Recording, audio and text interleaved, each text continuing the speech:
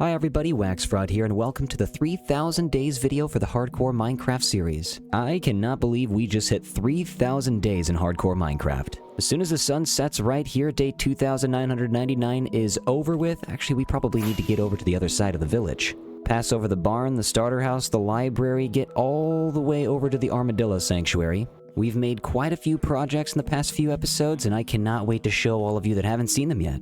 And for every 1000 day video, we do like to get at least one achievement done. Now, if you go into the achievements list, you can actually see there's a bunch of new trial chamber achievements that you can get. I promise I will be getting to one of those soon, but for right now, I wanted to focus on the armadillos. Isn't it cute? Get armadillo scutes from an armadillo using a brush. I didn't even know that was possible. Shouldn't be using rockets in here. That is how you get hurt. I believe the sun is gone. Nice, the borealis is out. The moon is out as well. It's time for us to sleep on the castle and hop on over here for real. Spent the last 1000 days making castles, and oh man, hold on. I'm seeing some armadillos are escaping. What are you guys? Goose, you need to be down here keeping the armadillos safe. Why are you letting these guys leave? Hold on. All right, do I have any leads? I do not, but I have spider eyes. Follow me, guys. Get back up here. They were supposed to not be able to jump over these slabs in the iron trapdoors, but I guess they can. Armadillos, I guess, are just basically superheroes. They can hop right up onto this. What do you know? We have a design flaw with the... Oh my god, I just saw him jump up right now. Okay, well, I guess we need to put slabs everywhere because they can still jump over a trapdoor on top of a block. It is day 3000, so let's just... You know what? Let's celebrate by getting a bunch of more baby armadillos up in here. Everybody eats. And now for the achievement. I've never got this before. I didn't even know this existed until today, but bam! You can just run up to an armadillo, use a brush, and get the scutes like that. I thought they just dropped them naturally, but you can just take them all yourself. I'm so excited to show you guys this recap. Thank you for watching the last few episodes, and thank you for keeping up on this series so far. I really do appreciate all the support. But for now, without further ado, let's get right into it. We have plenty to show you guys, so here's the recap from the last 1000 days. Hi everybody, WaxFraud here, and welcome back to episode 7 of the Hardcore Minecraft Let's Play series. We are in front of the giant barn and trading hall that we had made last episode, and the silo on the side over here, I completely forgot to put the grain in. I thought it'd be fun to place some sand down. Sand to me kind of just looks the most grainy out of any of the blocks, so I'm just going to place about a stack or two in here. Perfect. Now it looks like we have a huge stockpile of grain right next to the barn. Got some sand on the lower level that we'll put down here as well. I am in love with this new mud and deep slate pathway on the back side of the barn that leads us right into the trading hall, and I'm gonna go get some more golden carrots from my boy right over here. Thank you, dude. Appreciate the trade. Thank you for the carrots, and also thank you for the cake. This thing took a while to build, but it's kind of just because I decided to fit a trading hall right on top of the barn, but it was worth it. I think all of this looks nice, and especially the windmill on the side. I feel like it's not officially a barn unless you got a windmill attached to it. Now, the main thing I want to do today is build another trading hall, but first, I actually would really like to take care of one thing, and that is the dragon. We're going to go to the end right now, and we're going to beat the dragon. Place a little cake right there in case I get hungry on the way back. Also, this cow right here might be hungry. I'm going to place a cake right there. Recently on a YouTube stream, we actually built the pathway back up to the silo over here. It's officially done, so this actually just used to be an open space with a bunch of trees, but now we can finally put a building over here, and I'm not sure what's going to go here first. Maybe a villager breeder. I do have 2 villagers trapped right here. They've been here for a while. I don't know if we're going to start a trading hall, or maybe we could just start the villager breeder. And something that I think is hilarious is we have a cleric villager that he's stuck, and I don't think he knows how to get down. I'll try to push him. Just push him barely. Come on, buddy. Yeah, something about these mangrove trapdoors and campfires. He can't move. I'm going to get a name tag real quick, but first, what's going on, Rox? How you doing? And also, I just heard a bark. Benjamin, what's going on? You got your head on the table.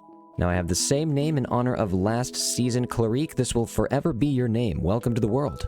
Still never getting tired of the Aurora Borealis when it pops out at night right over the library. It just looks great. I was hearing another villager over here, though. I'm pretty sure he is stuck. Yep, he's stuck right here. Where are you at? What are you doing? And how did you even get up here? It's absolutely insane. I don't think there's a way for him to jump up here, which means he probably fell from the top of the roof. I most definitely don't have a ladder over these trap doors. I don't think he could have climbed from the outside. Well, how did you do that? There's always new mysteries popping up in this world. I'm gonna go get some Eyes of Ender real quick so that we can find the end portal and get to the dragon. Last episode, we made a bunch of Ender... Wait, is there a cow stuck? What are you doing right here, buddy? You can't be stuck like that. Get out! Anyways, last episode we put ender chests everywhere, including the starter house, and right next to it we have a barrel filled up with the eyes of ender. I wonder which direction it's going to take us first. Let's just hop out into an open area in front of the house, and voila, where are we going? And oh, right back that way. What are you doing up there, bud? And we saved the first one. Perfect. So it seems like we're going to be heading in the direction of the meadow up here, where we actually went in episode 1. I think I need to put all of this cake back real quick. We have way too much cake on us. One last thing to do before we go, actually, is this bow. It needs to be mended, so let's actually just make a new bow real quick. I can go down to the spider farm, grab some string, and I keep hearing this zombie noise. There's got to be a zombie behind the wall somewhere. It's here somewhere. He's got to be, like, right on the other side of this wall somewhere. Looks okay, so he is right here, dude. Is he holding anything, though? Buddy, move your... Oh, he has an egg. So he's not going anywhere, actually. What we could do is... Well, do we have a torch? No. Let's put the cobblestone back in here. Put the barrels back where they belong. Get the cobblestone behind this guy. And we don't even have to name this guy. He's just always going to be there offering us an egg. I love that. That's a pretty fun addition to this room. And by the way, we did decorate the new rooms down here that lead to the spider farm. So just a small little holding area right here. Just nothing really too special. Just tried to use as many blocks as possible. But right into the spider farm we go. We got some spiders already. Get out of here. Big onsa. Let's just take a stack of the string real quick and let's make some bows. Well, actually, you know what? We only need one. The bow actually only took 9 points to mend all the way up. That's kind of nice. So let's get this party started. We have a long journey ahead of us. I always forget how much cowage there is up here, man. All of the cows that have ever left the village, they all congregate right here. Also, chicken, be gone. Running through the meadow here. Let's throw the eye up and see if it's in the same direction. And, oh, it is. Okay, perfect. Please come back to me. Do not break. Good to see this village again. I've already taken everything from it, but it would be pretty fun to actually customize another village. We could do this live on a few streams. No villager here has a job. Everybody's living a life with no work. Actually, it'd be pretty fun to revamp every village that's close to our house. Right over that meadow is where the starter house is and the other village, so we could connect them up and name each of the towns. Found me a beehive. I'm going to take this with me. Why not? And I'm never passing up on free alliums. I'm pretty sure right here is... And of course it's raining, but pretty sure right here is the first place we saw our cherry leaves. Oh my god, the thunder! Which way are we going? The rain is gone, and we are still going in this direction, and it's gone. Hey, right over the mountain we got ourselves an abandoned portal. Seems as if I actually already took everything from here, but not that block of gold and not the crying obsidian. On my way back, I'm definitely taking this stuff. Now, I don't necessarily... Oh, okay, that's a big area to fall into. That would have not been okay. Man, these caves are awesome. And there's a block of emerald down there, but all... Oh my god, there's more down there too. I'm gonna have to come back here. Creepers everywhere down here. I can't get over the cave generation. I still just love... I'm always amazed by it. And now onto the giant birch forest. This place is huge. Alright, where are we going? Still the same direction. This thing is going to pop out over the water. All the way down here. There we go. This stronghold is actually a lot farther than I thought it would be. And see, this right here is what I'm still talking about with that cave generation. Like, look at this open, lush cave right here. This is beautiful. Never gonna get tired of the infinite things you can discover while exploring. Okay, and actually here's something I haven't discovered yet. Right here, we got some mushrooms. Let's go. As soon as we get our hands on some end rods, I'll be able to make some mushroom lamps around town too for some decoration. I see some lily of the valleys. Don't mind if I do. Seems as if we've reached a giant lake. This place is pretty nice actually, but time to throw another Eye of Ender. Which way are we? It's still the same direction. Let's grab this guy and keep moving. Looks like some acacia trees are popping up, which means we're running into a savanna. So now I definitely want to come back here and make a custom savanna village as well. Okay, so we've gone pretty far. Looks like we're about to run into a field here. Which direction are we going? Oh, is it? Oh, it's backwards. Okay, we went a little bit too far, and it came back to us. So it might actually be right next to the savanna village that we just passed. No way, is this an armadillo? He just went and... No, it's an armadillo! I've never seen one of these before! I know exactly where to find this little fella. As soon as I get the elytra, I'm gonna fly back here and take you back home with me. These things are so cute. I cannot wait to make a sanctuary for these guys.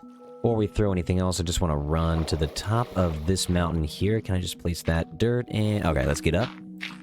Trying to get away from skellies like these guys down here. We're at the edge of the savanna. Let's throw one more Eye of Ender. Which way? Okay, we're still going back in the... I went way too far. I'm gonna blame this chicken right here.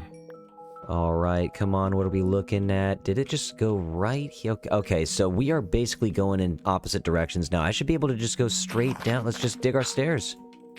Wonder how many levels we're gonna have to dig down to get there. Well, what do you know? We got some mossy stone bricks, we got the stronghold, we got the achievement. Okay, let's hop in, and there's definitely some skeletons that I hear. Get this place torched up just a little bit. Let's see what we got in the chest, or just some bread and some iron boots. I'll need those later, maybe. This cave is very, very much exposed, which means there's gonna be some creepers popping out of nowhere. Wait, hold on, I hear fish. Oh, there's silverfish. Let's go. Get out of here, bud. I'm gonna break this right here, and we found the end room immediately. Except, dude, there's no eyes already in here, which means I have to use all of my eyes of ender. 1, 2, 3. I almost want to go all the way back home to get one more just to get an ender chest, because I didn't bring an ender chest with me, and for some reason I thought I would have enough left over, but I do not. Let's make sure all this is lit up. I don't want anything spawning on me. Let's close this up to be safe. And now we have one more eye to place, and boom, it is time. I have a completely full inventory with 0 ender chest on me, and it's not my fault, it's your fault, chicken. Thank you. Just a quick little journey back home. Sir, you can't be here. Why are you here? Finally back with everything we need. Let's head down the spiral staircase we created and get down to the portal. I am ready to fight this dragon. Let's get over to the portal, and you know what? Here goes nothing. We are in. Okay, so we just need to move straight up this way. I can hear the dragon. Ooh, I cannot wait to make some buildings out of some end stone. And here goes nothing. There are endermen everywhere. There's the dragon. Yo, this is crazy. These shaders are making this look absolutely magnificent. Already shooting the dragon's breath at me. I brought a bunch of glass bottles though real quick. I'd like to take some of this home with me. Let's take you out.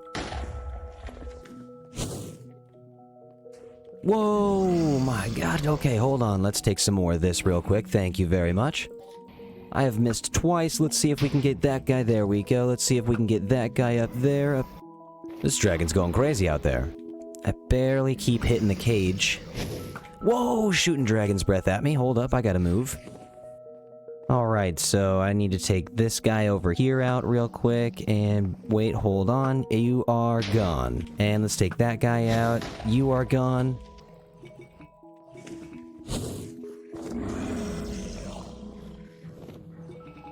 Let's see if we can hit this guy right here. Gotcha.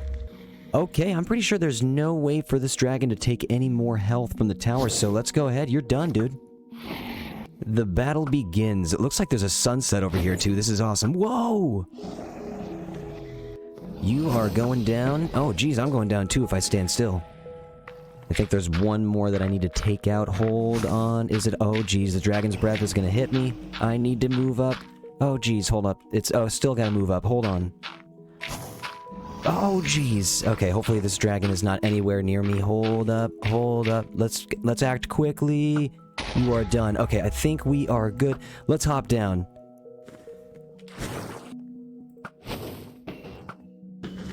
Okay, I think we are good to go.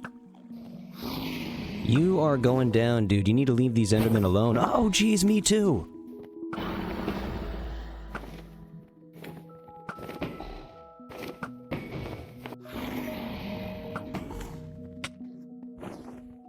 This dragon just keeps trying to smack me.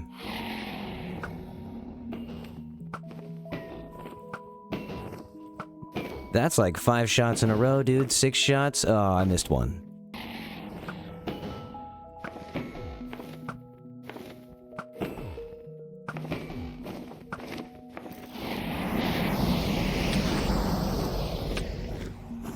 Let me smack your foot. Feel like we just need a couple more shots on this guy right here, and we are good to go. Leave the enderman alone! Oh, one more and we are good. Oh, let's go! Oh, he's about to explode. Get up there, dude. Get back down. Give me all the XP. Thank you very much.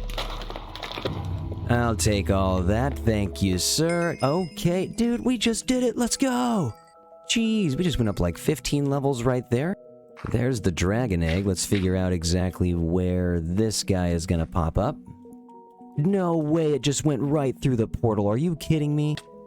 What? I just got slapped by an Enderman. Okay, now you gotta be kidding me. Hold on. Try to get me now, buddy. You're done. Get over here. I was simply trying to get the dragon egg, which I'm gonna go have to find now, that's great. This guy needs to leave me... This guy needs to leave me alone.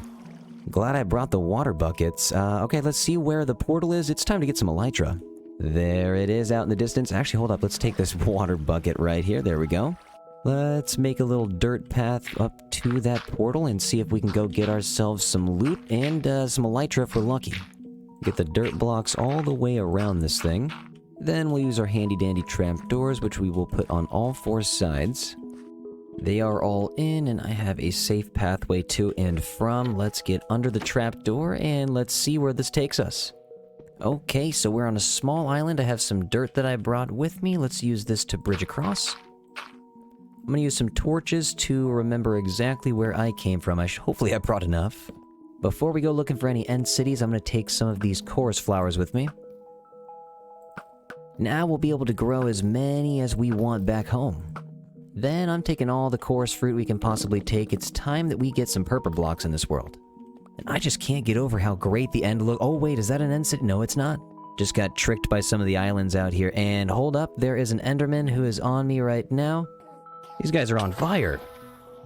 Those guys were a little annoying. Hopefully I don't run into any of those again. It looks like over here there's another portal that we can use too. These guys are just going to keep on popping up everywhere.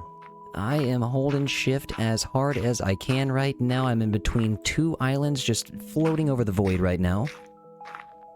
Let's connect this up right here. Okay, and bring the torches back. We are good to go. Let's keep exploring. An end city is about to pop up soon. I feel it. Preferably one with an end ship in the sky. Looks like we have another break in the road right here, but okay. Yeah, we're just gonna have to use more dirt. Gotta make sure to just mark each of the islands with some torches so we don't lose our way. Hopping from one island to the next over here, apparently. There are no end cities in sight. I'm about to run out of dirt, so now I have to collect end stone to bridge across with this, and man, I really hope we can find one soon. I feel like we've just been searching forever. I have yet to see anything. I don't even know if I'm ever gonna see anything. Lots of bridging, lots of hopping, but no results. Oh my god. Okay, so this is an end city right here. We have an end ship. Oh my god. Do I have enough end stone? I do. We should be able to tower right up there and get the elytra. I can hear the shulkers. Let's get over here. Oh, they're shooting something at me. Let's get over here real quick. And oh, I'm in. Let's go. Hold up. Is there anything in here? Yep, there's one right here. Leave me alone, buddy. Not today. See ya. I'll take the elytra. Thank you very much. I see him actually right here. Let's go. Boom. You done? You done? You done? And the other one is right over here. Oh, there's an end rod right here. Thank you. I'll take these instant health. Thank you. And then let's see what we got for the loot. Okay, some emeralds and some diamonds. This is nice. I think there's another shulker right up here. And yep, he's right here. Leave me alone, sir. Please stop shooting at me. Thank you. And I will take that shulker box. Potion of healing. I'll just drink that right now. Throw the glass bottle to create an extra inventory space. And let's take this end rod right here. Is there another shulker box right below me? Is there right here? Yep, he is right there. Be gone, sir. Now what I really want to do is get over here with the end stone. I want to take this dragon head home with me, and you're coming right here. Also, I cannot wait to take these end rods home. We're going to make some red mushroom lamps everywhere. Cool thing about the elytra is that we already brought some rockets with us. This is amazing. I'm going to try not to fly too much because we do not have Unbreaking 3 or Mending on it yet. So real quick, I'll just throw the chest plate back on. Let's get some of this end stone right here to block. We have so many shulker boxes in here. More diamonds everywhere and gold. This is awesome.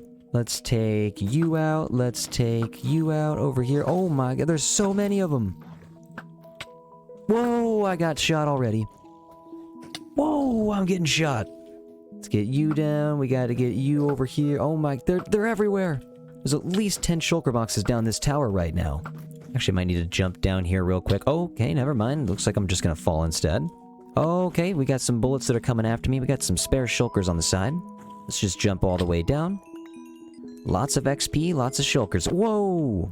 Looks like we got a shulker right here. Sir, I'm gonna land right on you. And you're done, and you done, you done. He disappeared at the last second. That was very lucky, sir. As soon as you open, you're gone. Got another fellow right here on the side. You're gone. These bullets are everywhere, dude. I just keep getting smacked up. All right, you're gone. Get out of here, please. Thank you. Oh, jeez. Okay, these bullets are just going to keep following me. And, oh, it's because of this guy down here, probably. If I can just fall... Hold on. Let's get that bullet right here. You're gone. You're gone. Get out of here, dude. Please leave me alone. And it's also this guy right here. You need to leave me alone as well, sir. Thank you very much for the shulker box. I see you hiding on the side over there, buddy. You are gone. Oh, never mind. He teleported. I'm just going to use the rocket. Let's go up to the tippy top of this one and see if we can get some good loot over here. Let's run in, and oh my god, we're getting shot already. Oh, just leave me alone, leave me alone. Alright, hold on, hold on. Stop, stop, stop, stop, stop, and hold on. What do we got? Some horse armor and some gold. Okay, well, I guess it was kind of worth it. But really, these shulker shells, you guys, that's what we're looking for. Thank you. Ouch. Thank you, though. Thank you, and thank you. You know what? I'm just gonna jump down. You're done. Thank you. And this guy up here, you are done, and you're done. Thank you.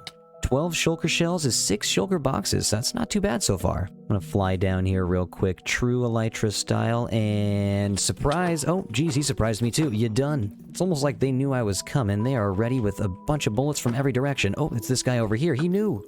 You, sir, you are gone. Thank you. I think there's one more guy over here. Thank you, sir. Yes, sir. Please stop shooting at me. There are actually a bunch of shulker boxes. Okay, sir, leave me alone. Thank you, thank you, thank you, thank you. I think there was a shulker shell that fell all the way down here, and there you are. There's also 2 shulker shells, usually at the entrance. There you are. See ya. Wait, leave me alone. See ya, see ya, see ya. Disappeared already? Well, let's jump up and see where this guy even went. Where'd you go, buddy? Oh, I see. He's hanging off the side right here. Can I get him? Looks like I'm gonna have to shoot directly up, and you're gone. Looks like there's another one hanging right here. One more shot, and you're gone. Okay, not bad. We have an elytra, and... Okay, you know what? I said I wasn't gonna, but let's celebrate. Let's go over to this other end city over here, and let's get some loot. There's plenty of durability on this thing. We should be totally fine. Let's just go all the way up here and land on the top. I believe there's one shulker box right here. Dude, leave me alone. I'm gonna get you. You're gone. Give me the shell. And he's gone. Boom. Boom. I'll take the end rods. Thank you. And actually, I do like to take these flags home. These are pretty fun to decorate your house with.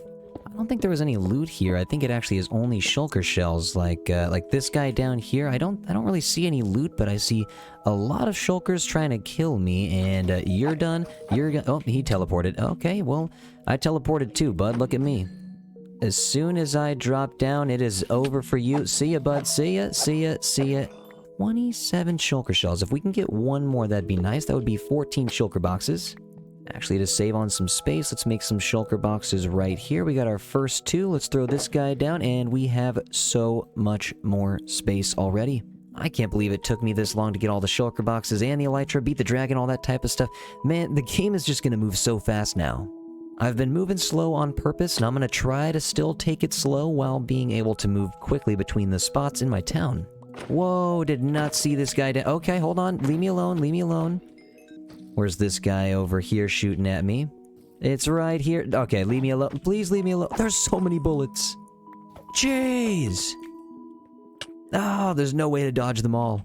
We're gonna have to go onto the side right here, and okay, I believe he's chilling right here. Let's go. There's no hiding, bud. I don't hear anybody in this end city anymore, which is nice. I don't think there's any more shulkers, but I think we're coming away with about 16, 17 shulker boxes, which is pretty cool. Before I fly back, though, I'm just going to take a couple more of these chorus flowers. These things are very nice for decoration. Jump down and take some of this chorus fruit as well. I think we did a number on this place. I even tore down some of the bottoms so that I could take some purple materials back with me. And, I mean, eventually we're going to get a purple block farm going so that we can get unlimited purple, but for now, this is a good starter. Let's throw the elytra on, eat a carrot for good measure. We can't be flying on an empty stomach, and where my rockets at, there they are. Let's take off. Let's go back home. We need to get Unbreaking 3 and Mending on this elytra right away. You can see everywhere that I was bridging and all of the little torch marks that I had made. Here's where we started from. I'm going to make a small end stone platform. Now we should be able to just kind of jump right in. And I feel like I spawned just a little bit too close to the dirt edge, so I'm gonna put some more endstone over here. I'm not taking any chances. Time to jump back through. Maybe we can find that dragon egg. We are back, and we spawned right on top of the iron farm. That's kind of funny. I guess I forgot to set my spawn at a bed, and so I guess we went all the way back to spawn. Not too much of a problem, though, because we can just throw our elytra on, and we can fly all the way back home, and oh man, look at that. We have our iron farm right here. We have all of the train tracks that take us back all the way home. The snow looks nice, but over here, of course, it's raining. It's always raining. Gonna take a quick stop over here at the library, because we need the Unbreaking 3 book and the Mending book. Believe it or not, I might already actually have them made, but which corner are they in? We have a bunch of books right here, and okay, there's Unbreaking, and there's Mending. Run up to the anvil real quick. Let's put these two books together at only 2 points. Let's go. Slap that on the elytra, and only 6. Okay, that is it. All right, we are good to go. We have officially created our elytra. First things first, now we can fly up here and pay a visit to Mendington. How do you do, Mendington? I hope you are still learning your lesson. He won't even look at me, which means I'm gonna go around the corner over here to make you look at me. What are you doing, Mendington? He's gonna live out his days up there until he learns his lesson. Okay, I'm pretty excited for this part right here. Let's hop into the air. Ooh, the ice spikes look good from the air, but over here... Oh, and we have a rainbow. There we have it. Here's our village. Here's our starter house. Here's the barn. Here's the farm. Here's the nether tree. Dude, oh my god, we're flying over our town right now. This is amazing. I love this. Hello, everybody. How you guys doing? I can fly. Well, how's it going, everybody? How you doing? You want to talk for a little bit? Well, that's too bad. I'm gone. This is amazing. We can go all the way from the starter house over to the barn in a matter of seconds. And now we can even get a big aerial view of what is about to come, like over here, specifically this area. This is where the Deep Slate Castle is about to go for the new Weaponsmith Trading Hall. On the last few Twitch streams, we have gathered a bunch of deep slate. We have a bunch of double chests down here. There they are, and they are completely filled. We have all the cobbled deep slate that we could ever imagine, and the deep slate tiles. I'm gonna throw those up here against the side of the mountain and create the biggest castle that I've ever made. And now that we have the elytra, we can finally take a step back every time we need to and get a good grasp of what we're building. And from this castle, we're gonna be able to look at the barn that we just built in the last episode. I have about 0 plans total for this build, so I'm going to get up close to the edge and just start building the castle and see what comes of it. There's probably going to be parts that I end up taking out, but I guess we'll start out with the giant base square. This one's going to be pretty big, so I'm thinking this first one's going to be about 50 by 50. I'm glad we've been digging for a lot of deep slate, because this is going to take out pretty much everything that we have. 50 by 50 might actually be a little bit too big. It might end up being about 30 by 30, but that's still going to be pretty large. We're going to add a couple more towers to the side with possibly some spruce roofs. I still don't know what the roofs are going to look like. I have a lot of cobbled deep slate for the roof and other parts of the towering structures, but for now, let's just start with all the deep slate tile. Honestly, this seems like a nice job for a Twitch stream, and by the way, it is twitch.tv/WaxFraud. Feel free to stop by anytime. We stream every single day.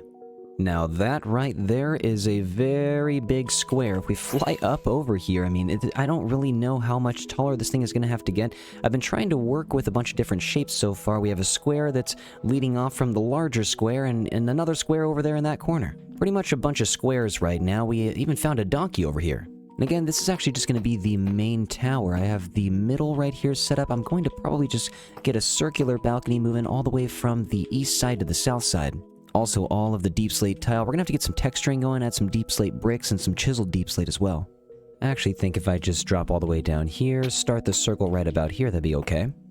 If my calculations are correct, we need to go about 39 blocks out, so we need to go 4, and then 3, then we need to go out 2, followed by a singular block 4 different times.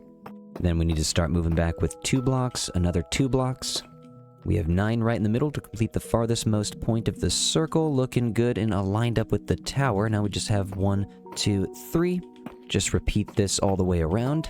We should be able to connect right about here, and that is right in the middle. Now we have a giant ring around here for a balcony, and I think this actually might be a good height to start with, but we just need to drop down to the bottom and build all the way up. We have a lot of deep slate to pick up. Trying to find a place to build up that's level. I think I might need to fill this trench back here up with some dirt. Let's find a spot lined up with the circle right here, and we'll start building. Now, obviously, scaffolding is nice for building, but we might not necessarily need to use it as much anymore because we have the elytra now and it feels good.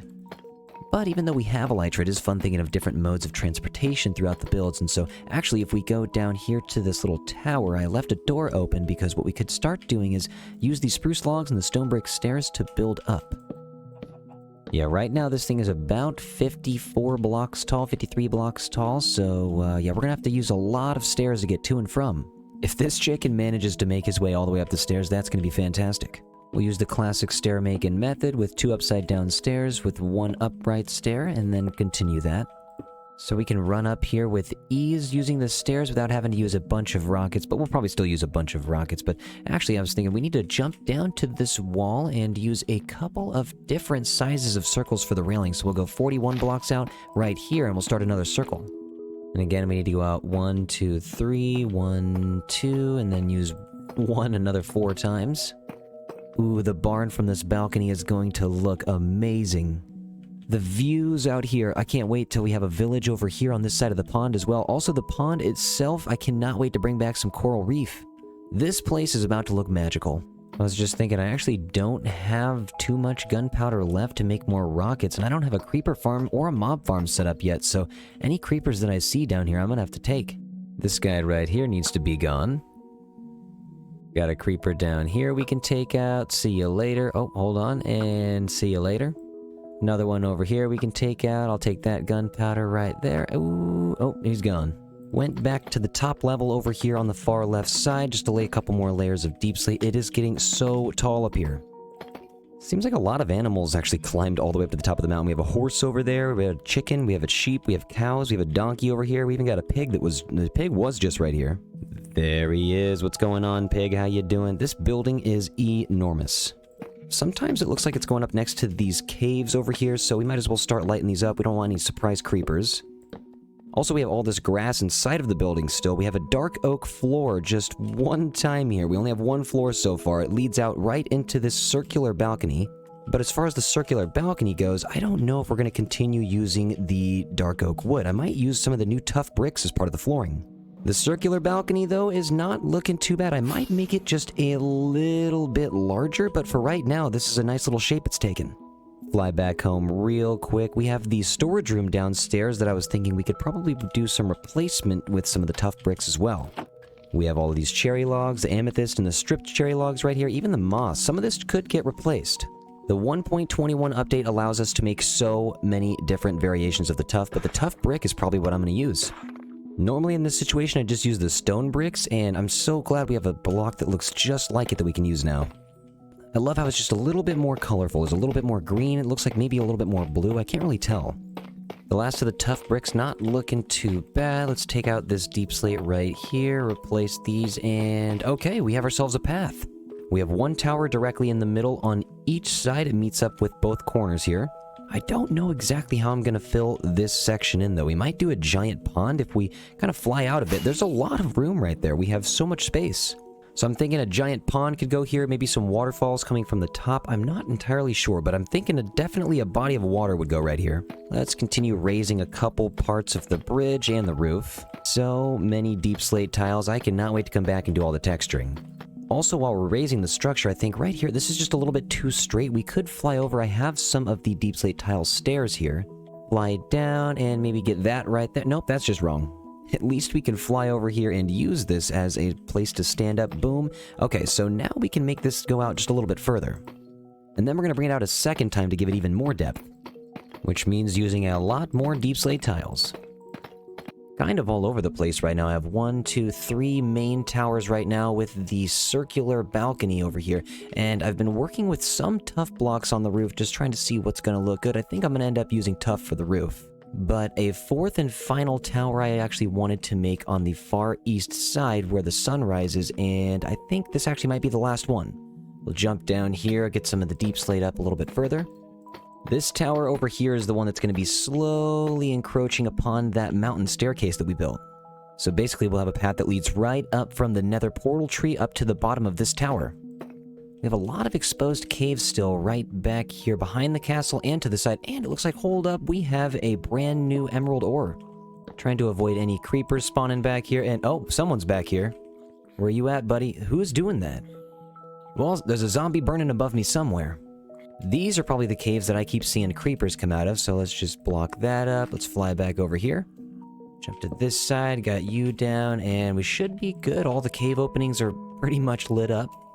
Love collecting these emerald ores, too. Oh, and we have a beehive up here. What's up, bees? How you doing? You know what? I'm gonna leave you guys up here. I always take them all out, but these ones can stay. Let's see how long these bees can last. Sometimes they naturally just fly away, so if they're still there by episode 10, I'll be pretty proud of them. There's always lingering creepers. I'm gonna get you, buddy. I see you before you see me. And thanks for the gunpowder. Sometimes you find yourself backtracking a little bit. Ooh, what's up, donkey? How you doing? We have donkeys everywhere here. I swear there's about like 5 or 6 of these donkeys over here. We could take a couple of them home and make a donkey sanctuary. We'd never made that in the previous series. We also have a bunch of the other animals that we need to take home too. We have the Arctic foxes that are back at the iron farm. Also that armadillo that we just saw right before we fought the dragon. And that reminds me, after we fought the dragon, where did that egg go? It's just kind of crazy to me that we can just lose an egg like that. And I mean, we'll find it eventually, but like, where is it? Let's get the stairs spiraled up on this new tower here. Then we can jump down. We have a small tough bridge that we need to make right here. This bridge is much larger, so we could have a column going right down the middle here, or we could just have some pretty large arches. Okay, so what are we looking at here? Let's fly over to the barn, turn around real quick, and okay, yeah, this tower could be a little bit taller than these other 3, and down here, actually, let's focus on this for just a moment. I'm gonna raise this by about maybe 2 blocks, then we'll use a row of deep slate stairs, but actually, let's just build up with the deep slate right here first. I love adding the stairs right here on this part of the castle, because it just adds a little bit of depth to the tower. That circular balcony's looking awesome from up here. I can't wait to build the little outposts over there, and let's get the stairs right here to build into the main part, and then I think I'm actually just gonna have to take out some of these tile stairs on the way back down. Close that up real quick, and grab at least a couple stacks here. We don't want to waste too much deep slate, otherwise I'm gonna have to go back down to the mines. Let's grab the rest of these real quick. Break out of this tower. It is, okay, perfect. It's going up twice, and now we gotta focus on the dirt. This is a lot of dirt on, oh, actually, let's cover this up real quick. A lot of dirt that is kind of just hovering over the main ground right here. We need to fill all of this in. It's gonna be a lot of work, actually, probably at least 20 stacks of dirt, but we could just tower up like this, or we could just bring it in slightly and maybe have like a little waterfall, maybe build a pond over here. I don't know, we have a little bit of terraforming done already, but so much work to be done. Let's just fly up into the corner and get this business started. Ooh, I see a skeleton already. Get out of here, dude. We got a creeper all the way down here is what, there you, oh my god, one shot. Let's start filling all this in and bring a little bit of dirt out so we can create an overhang. Not only are we going to have a waterfall, but we'll probably add a bunch of glowberries. We'll make it look nice and lush. Custom lush caves are some of my favorite things to build. We got to get every little crevice filled in here. I will not allow any creepers to spawn in this area. This is not going to be the easiest task, especially because we're going to keep running out of dirt with this project. We have a lot of dirt to place here, and I already ran out right now, yeah. Well, we have a bunch of dirt up in the main tower. We could just get over here and just excavate a little bit. All this stone's got to go over here, and all this grass right here. We could use this right now. It's time to reduce, reuse, and recycle. And I love this horse that got caught up in here. Let's give him some stairs, maybe with the dirt, so he can climb up. What's up, buddy? Well, see you later, then we didn't want you in here anyways. Let's start closing that guy out of here. I hear zombies everywhere burning outside. Oh, well, there he is. Get out of here. Oh, and there's a creeper. Dude, get out of here. Big on. We also have all of this stone over here that we need to just take out real quick. I'm going to use the moss and bone meal, all of this to take it all out real quick. Might as well get rid of the stone and get a lot of moss at the same time. Down to the last level where the moss needs to go. We just need to get a water bucket down there. Actually, it looks like 4 single blocks of the emerald ore were exposed, so I'm going to grab these. Jump down here and grab that guy and that guy. Use water buckets to flatten this out. We just got to get the dark oak here.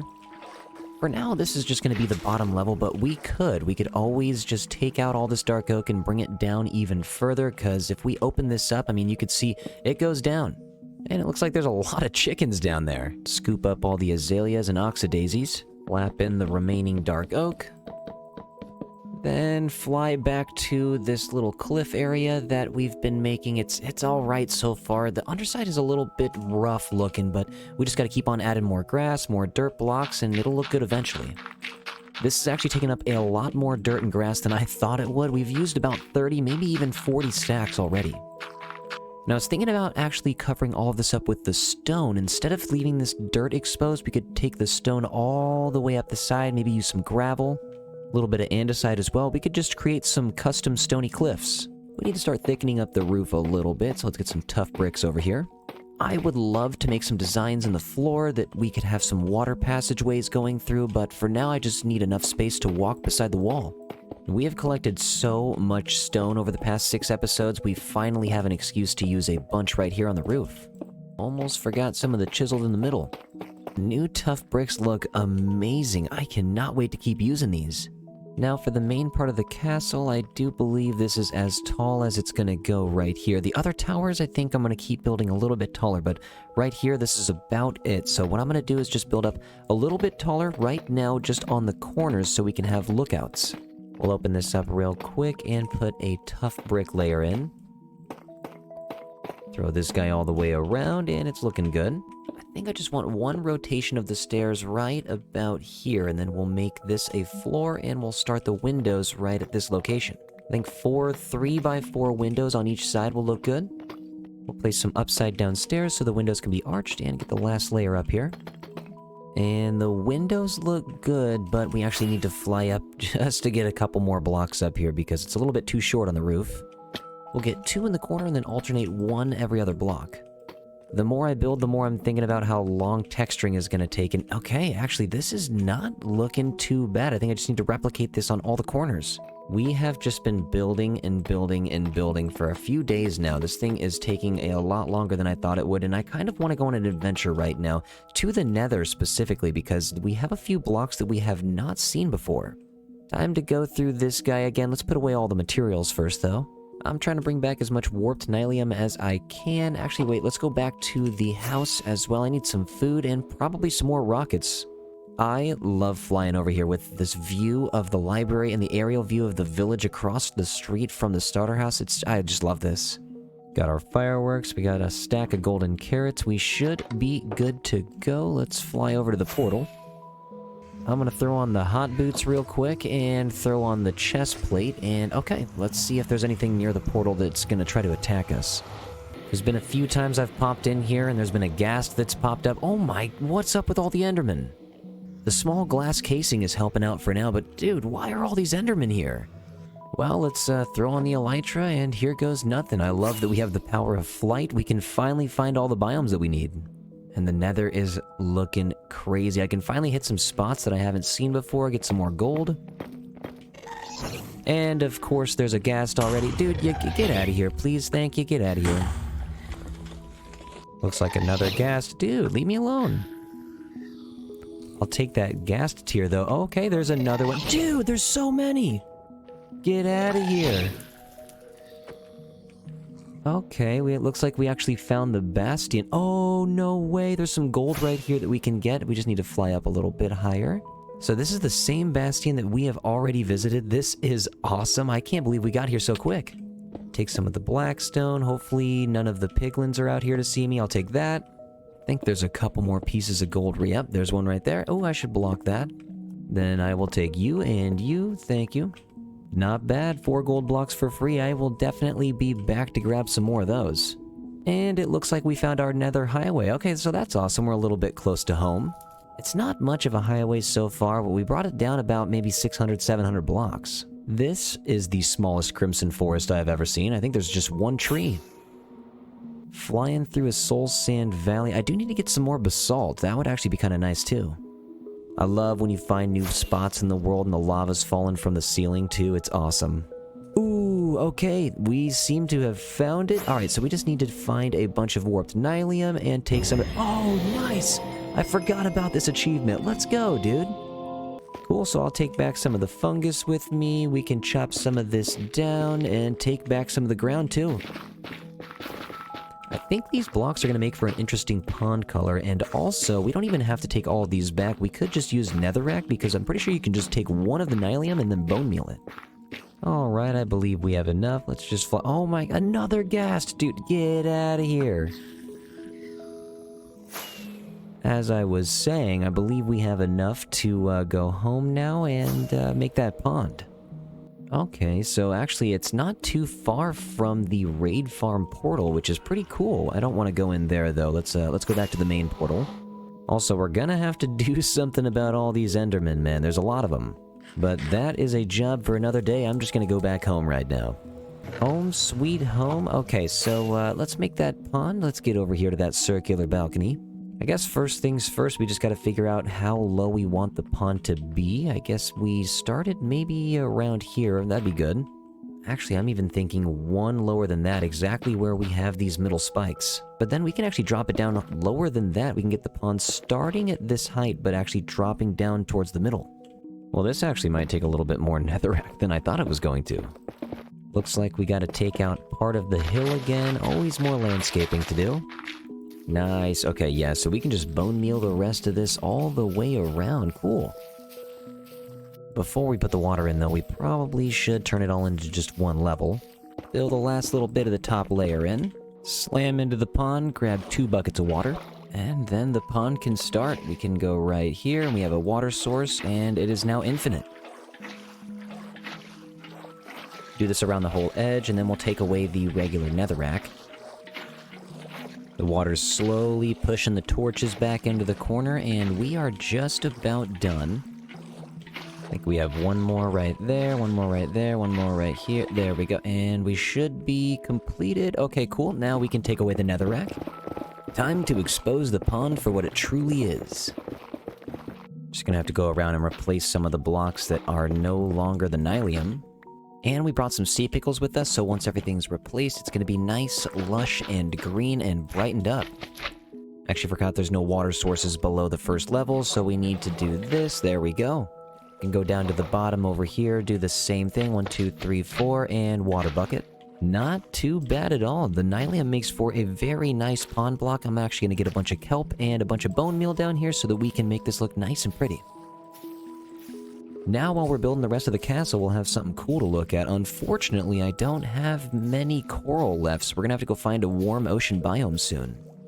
Luckily, we have elytra now to help us with that problem. Nice, the pond is looking super cool from up here, and now we can start to finally work on the side of the walls. Build up with the scaffolding here, and let's fly down. We have some deep slate bricks that I'm gonna be using for this, but we need to actually jump down a couple more levels. So we'll have 1, 2, and 3 rows. We have the stairs on that 5th row right here. Last one in on row 5, starting row 4. Polished deep slate walls on every other one for row 3, and of course it's raining, it's always raining. Row 4 is going to be level with the top row of the deep slate tile, and we have lightning. I'll just jump down to this new platform that we had made down here to keep us safe from creepers, and we're especially safe now since there's a lightning storm. There's gonna be extra mobs out right now. Lightning while we sleep. Kinda crazy, kinda ominous. But we do have a very nice rainbow. Look at all this. But we need to get right back to it. Let's get every other on the stairs. Then I'm gonna hop below. You can see I've already done the windows on this side, so I'm gonna take it out 1, 2, 3, and space them out by 3 blocks right here. So we'll jump out, but we need to do a line of bricks right here. We'll jump out again, and we'll go here. Okay, so we need to get the stairs right about here.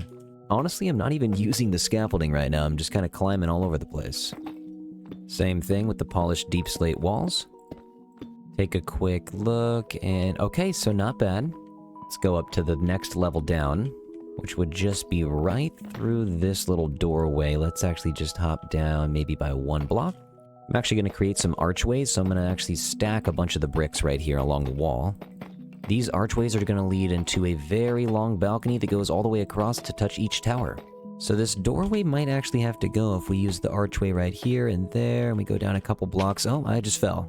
back to the top, and yes, so this right here, this arched doorway, it's kind of in the way. It might need to move, because we're going to want to put some of the stairs right here and leave the design like this. That way we can put more stairs right here and use the second block out here as a walkway. Actually, what I'm going to do is put some bricks down here along the side and use more polished walls. We'll get some iron bars in between all of the walls, and then also some trapdoors right on top to keep that neutral color out here. I was thinking about using spruce, but I don't know. I just think maybe just using some more of a gray color would work.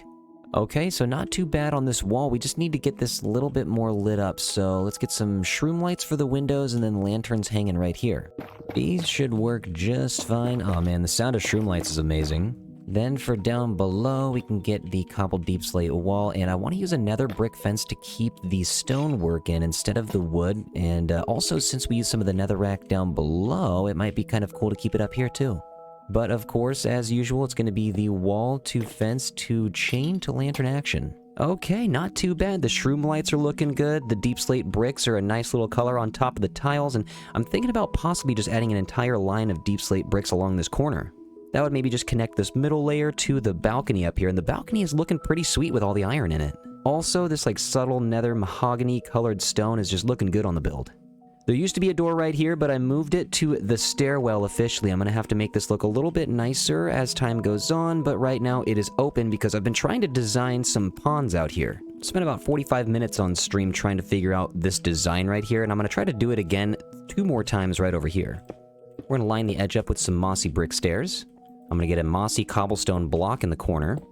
Next, we're going to put in some mossy cobblestone stairs. We'll start moving inward with the chiseled tough bricks. The tough bricks right here can be a little confusing because the pond wants to connect right here, but I don't know, all these stairs going in the opposite directions are a little strange. I need to connect it right here, I believe. There we go. Move some chiseled blocks to the corner here. Now time for the stone stairs in between all of the chiseleds, and I fell. Fly back down, and these ponds are looking pretty cool. I like this design on the roof. Now to finish it, let's throw some of the stairs in the middle right here, and I believe we just need some of the stone brick stairs too. One more stair right there, one more stair right... Oh, no, wait, hold on. And one more stair right there we go. Okay, so we have ourselves a pond, and we can make one more of them in that corner, and then start working on this door, and then start working on the lighting up here, too. I want to get this place all lit up, but there's one eyesore I want to get rid of, and that is this giant dirt mound right here. Fly up over here right now. Man, this meadow is huge. I mean, we can take a lot of this grass out and even use it for a lot of the landscaping that we've been doing down here. So let's just, let's take out this dirt before we do anything else. I've already taken out 3 rows here, and it's already just looking so much better. Having the tower exposed is definitely the move. Some of the walls of the interior of the castle are just going to be kind of enclosed by the inner parts of the mountain, but the top here, you know, we can do some landscaping. We have a lot of exposed stone left to take out, and then we can finally turn this into moss. We have a few more, and we can start making the deep slate brick part of the wall in the top row here, and then if we get all the way over to the other side, we can go down 1 right here. We got 1 row of the polished deep slate walls. Before we get the stairs over there, what I'm going to do is get the moss all the way grown this direction, because that way I don't have to have any exposed stone under there. If I didn't turn this to moss before I put the stairs in here, then I would just have a strip of gray stone under the deep slate. And where's the stairs? There we go. See, now I can do it. Then we can hop up here, finish the deep slate stairs, and finish the final parts of the pond. A couple more to go right here, and we can take out the scaffolding. A little bit more bone meal to use back here, though, behind the build. Let's get rid of all of the exposed stone that we can. And there we go. We have a stone right there that wasn't able to turn into moss, and that's why we got to get the moss in first. Get the moss going into the center of the build down here, too. In between the builds, we have a couple of towers that have a bunch of stone in between them, and yeah, we got to get rid of this. Slowly but surely, we're going to make our way down to the main level. The deep slate is going to pop so much more once we have moss all the way around. Slowly but surely heading down the hill with the rest of this moss. We are officially at the bottom, though, and okay, that's looking more colorful already. I want to fly back up here, though, because there's a little bit of deep slate that we need to get fixed. Extra scaffolding right here, and the deep slate is not touching the ground anymore, so we got to get it to do that.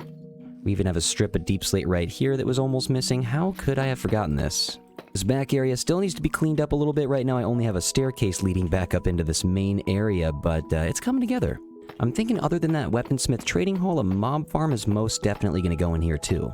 A couple of the towers are just perfect size for a mob farm. All of this moss is adding so much color down here. Even at night, it's looking so much more lush, and I'm just realizing along the top of the tower right here, it's so plain. I think we need to get some windows. Let's drop in real quick. Run up to the second level and take out 3 blocks from the middle. And we got a creeper out here next to that sheep. Please get that creeper for me. If he's a good sheep, he will listen. Let's first get this build started with like a little bit of deep slate walls and some of the deep slate brick stairs. Throw them on the bottom facing each other and also on the top facing each other. I have a deep slate brick slab to throw on top with an upside down stair with more of the walls. And we're going to connect those with another brick fence to keep the color consistent. Now I think we just need to raise this up 3 more times. Let's head up the stairs. Actually, probably only 2 times because we just went up very tall very quickly. We'll get this 3rd level done, upside down stair, get the fences on the side. Let's just float down real quick and okay, we got spiders and skellies, so I'm gonna have to get out of here fast, but those windows look nice. I want to run up here real quick and throw some iron bars in the window just to see what this looks like. Take 1 step back and ooh, okay, I like that. It's nice and neutral. Gives the same vibe as the balcony in the middle. Now, I do believe it is our job to replicate those windows on every single tower. Let's start right here and work our way around. Actually, I just remembered I have all of these water buckets on me. We need to use them to finish this pond like I said I was going to. Let's just do one thing at a time here. I am terrible at that. I'm all over the place when I'm building. Even in the long plays, you can see I can't really just do one thing at a time. I feel like it helps my brain because I don't get tired of building. I can just build forever and ever because I'm building so many different things. But, I mean, I feel like I would be more efficient if I finally just, focused. Look at this pond, though. This one is finally done and looking so blue when we get into the mountain biome. Got the water in. You know what? Let's jump up here real fast so I can get a good jump over to this window. Let's get the upside down stairs in so we can start the process. All of these deep slate brick stairs and cobbled deep slate walls that we're putting on are adding so much texture already. It's going to save me so much time. The windows on the side of the tower are not looking too bad. They bring out a lot of the detail. And let's jump over here to make sure everything is looking a-okay. This chicken has claimed this roof as his home and he's laying eggs. There are sets of 3 windows on each of the tower sides, except for this one right here with the door, which we made it look a little bit nicer than it did earlier. But now I'm thinking this super tall tower on the far east side, it really actually could use a 4th window at the top. Let's fly over there. And oh man, I don't even have enough. Hold up, let's get up there. Let's go 1, 2, 3, and 1, 2, 3. Bust through, and let's make a window.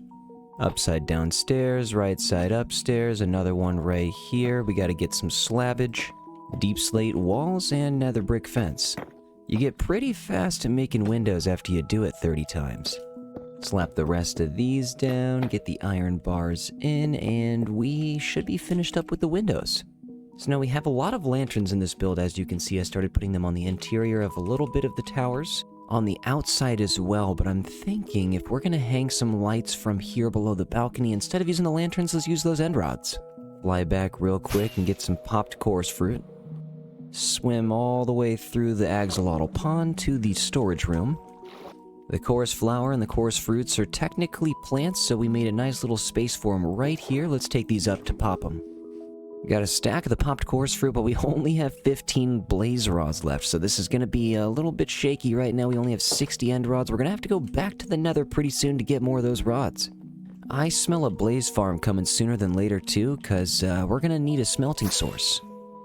Fly back in, and yeah, this is going to be so much brighter. Let's get 1 end rod right there, and a couple more on the other side. Take a step back through the valley into the sunset, and oh man, end rods are always looking nice. I'm gonna go land on this tree real quick. Yeah, I mean, this is looking very detailed on the towers. It's looking very well lit on the sides of the wall now, but this circular area down here, it's looking very dark. Could brighten it up with some of the deep slate bricks around the ring with a couple of wheels on the towers. I'd feel like that'd be pretty cool. Let's fly on over, sleep, and grab some materials. First things first, let's just drop down here and get a ring going. We'll get this to reach the other side, and whatever detailing we put on, we'll have to duplicate on the second ring that we put towards the bottom.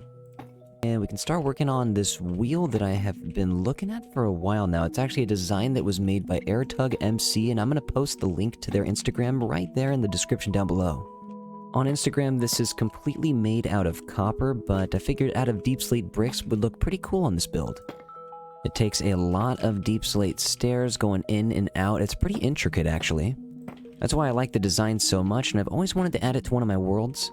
What's up, Skelly? How you doing down there? You watching me build the other wheel over here? Sometimes it gets a little bit difficult to remember the stairs and which direction they're supposed to face, so I believe this one goes right here, and we jump down, and boom. What do we got? Let's see the final result. Okay, not too bad. First, I want to try something real quick, though. Let's get some of the lighting on the wall, possibly. Let's get some of the nether brick fence. Slap that up there, and see if the end rods look good. They look good hanging along the balcony, so now let's see if they look good as spikes along the pond. Not too bad. We have it swooping up in the middle here, kind of like we did on the nether hub on the last series, but I'm going to have one in the overworld now. Just need to creep over here so I can use a little bit of the cobbled deep slate. We have 2 nether brick fences on each of these columns. Slap you down, and slap you down. Let's run back over here real quick, and okay, oh, and I fell. I really gotta stop falling. I made the wheel 2 layers thick, by the way, and this mirror effect is just, it's looking cool. I'm gonna slap some slabs down on every other block at the top of this balcony. And speaking of balconies, I should probably finish that one right there. This is gonna be fun to decorate. I think we should just go up about 2 blocks. Let's go stair, over 2, then let's go stair. Actually, right stair right there. Then we'll go over 2 again, while these top sections ease in just a little bit with the stairs too. And continue using the bricks on the border. Wrap around with some stairs. We have 2 upside down stairs on the end and have these connect into the top. We need 1 upside down stair right about there. Okay, perfect. And then we can go on the inside. 2 stairs to top that off right here, and we're good to go. Let's drop down here real quick. And okay, not too bad. And now I think just to finish off the edge here, we just need some polished walls and some iron bars, and okay. Now that is a nice view from this balcony. Look at the barn, we got the tree over there. Oh man, as soon as all of the town is over here. Actually, you know what? Some more parts of the castle might jut out just a little bit. And oh man, there's just so much to do. Look, this interior, there's this one and also 4 other towers. This is just crazy. We got rain going through because we don't have any light here. I'm gonna have to go, you know what? I think we're gonna break a bunch of copper, but I think what we want to do first is actually bring these stone bricks all the way down to the side. And of course it's always raining, but I'm gonna jump down here to this little corner and boom, let's get up with the deep slate bricks all the way. Take out this stair, go over here, boom, boom, boom, and okay, we're good. I'm also gonna take out these stairs right here, hop up, we'll take this out, that polished deep slate wall, boom, boom, boom, boom, boom. Jump down to the balcony, take out these stairs, and you know what, we're gonna do something like, yeah, let's actually just put these brick stairs right here. Which then gives me the idea, let's go 1, 2, and then 3 and 4. And while we're up here taking out all of these walls, we can actually think about the lighting up here too, possibly. I wonder if the end rods in between all the walls is going to look good. Well, there's only one way to find out. And actually, we could go back to this side of the wall. It's a little bit dark back here. We could use some of the end rods back here. We go boom, boom, boom. Honestly, we might not need the light right here, but it sure does look cool having the end rods right there. We need to get some lighting up on the side. Let's go up here with the scaffolding out about 6. Oh, there goes 1 scaffolding. We need to get the chains up here and the end rods. I'm leaving all of the lanterns inside over here and all of the end rods outside. I think the change is actually pretty nice. And by the way, this looks nice too. I love the end rods in between the walls. Now I'm wondering if something else is going to look good. Let's get down to the windows over here. Let's plant 1 iron trapdoor right there on each side. Drop down. 1 chain on each side, and then 1 end rod, and there's only 1 way to see if that looks good. Just need to fly out and take a look back. Not too bad. You know what? Let's just put that on every window. We have so many windows, though. This is going to take a while. Probably going to have to do this on another live stream. As I'm lighting up this side of the tower, I'm noticing that this little empty space right here, there's no doors, no windows, no nothing, so we could have a small river that actually fills up the pond. We just need to fly over and get the deep slate bricks in here on the side quick. We also got to make sure that we do this to every single corner. I don't know if we're going to leave a permanent opening here, but I should open it up right now if we're going to make a bridge out with the water. Going down one block will give me a little bit of room to build up a bit and get some details going. Actually, you know what? 7 isn't really enough blocks, so let's get out a couple more. I was thinking we could have it hooked up to the side of the build and tower up like this as well. I actually had a quick idea, and I thought we should replace some of these deep slate bricks with some of the warped nylium. Move out about 7 more blocks towards the pond. Y'all gotta get replaced. The water's gonna look so blue because we're up in the mountain biome, and I can't wait for this. The warped nylium and the stuff just really helps out quite a bit. I really do have a strong feeling I'm gonna see it a lot this season.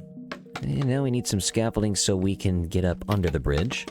We'll start connecting this deep slate and use it to give some support to the nylium. Also, I'm doing this because just in case I break a nylium, I don't want any water to fall and break any foliage that I place on purpose, and in case I fall as well. Actually, while I'm up here, I forgot we had this exposed emerald block right here when we were turning everything into moss. Might as well take that with me. Let's hop back up the scaffolding, get back to work. We have plenty of deep slate to add still. I actually think it would be pretty cool if we took the pond and extended it over this way. That would mean a lot of landscaping though, because we would have to take out all the grass and all the stone. We probably would need a beacon to do that first. Which means finding some wither skeletons and taking them down. Can't forget to get this on the side over here. Also, I've been using so much paper that I had to expand my sugarcane operations all the way down here. I definitely need to get a sugarcane farm going too. It's very possible we could get a sugarcane farm in one of these towers, but that's probably something we should save for spawn. I think we need to line up exactly where the deep slate drops down and start creating some towers. So let's go boom right here and make our way up. This is at least going to make it seem like this aqueduct-looking bridge has a little bit of support. Let's drop down right here as well. Actually, hold on. We need to not drop down that far. It'd be right here. That drop would have been a little bit too far, and I do not have full health. I probably would have popped a totem. By the way, we haven't popped a totem yet in this world. We're going strong. The day is going to come, though. Just me talking about it right now is jinxing it. We just got to play it safe and stay careful. For now, let's cut these out and make a solid 9 block of nylium to start out. And we will create our water source right here. We'll go one right there, and hold up. It does hold up. We need to go here real quick. Okay, there we go. Now we can have infinite water.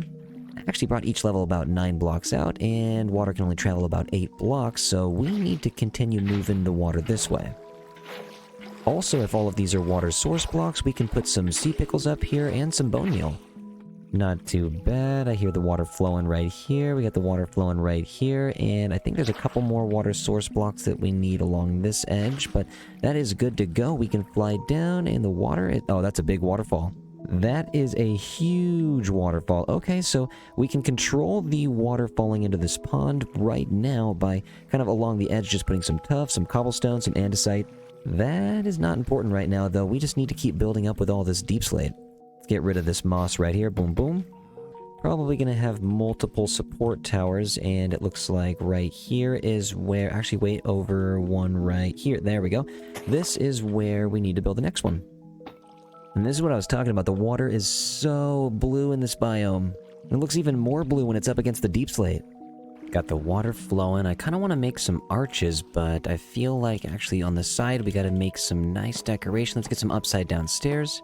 And to finish this arch, I think maybe just nothing too special. Let's grab the slabs. We'll go barely up here just a little bit. That is actually not too bad. I'm actually going to extend this waterfall out by about 2 more blocks so it's not touching the deep slate. I'm going to take out the water for the moment, jump down here, and we have a little bit of building to do. So I just got to mark this as the center. We can jump all the way down. So we got right here as the center. We'll go 1, 2, 3, 4, 5, 6, 7, 8. Now we can build just about halfway up. It is going to feel so immersive once all the water's floating into the pond. Then in the middle, we're going to move up with some deep slate tile stairs. The pillar's getting a tad bit skinnier now.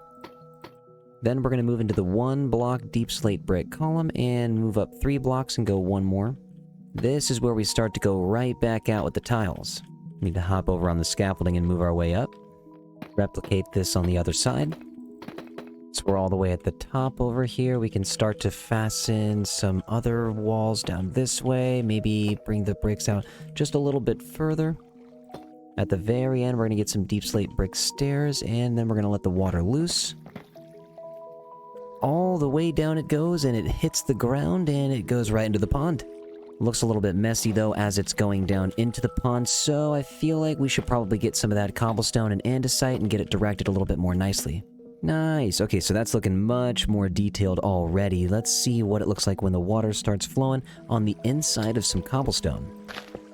Just gonna place it in a couple spots, and we'll probably do a little bit of editing, but I just want to see what it looks like when we do a custom river. Place some regular stone down, place some of these stone brick slabs.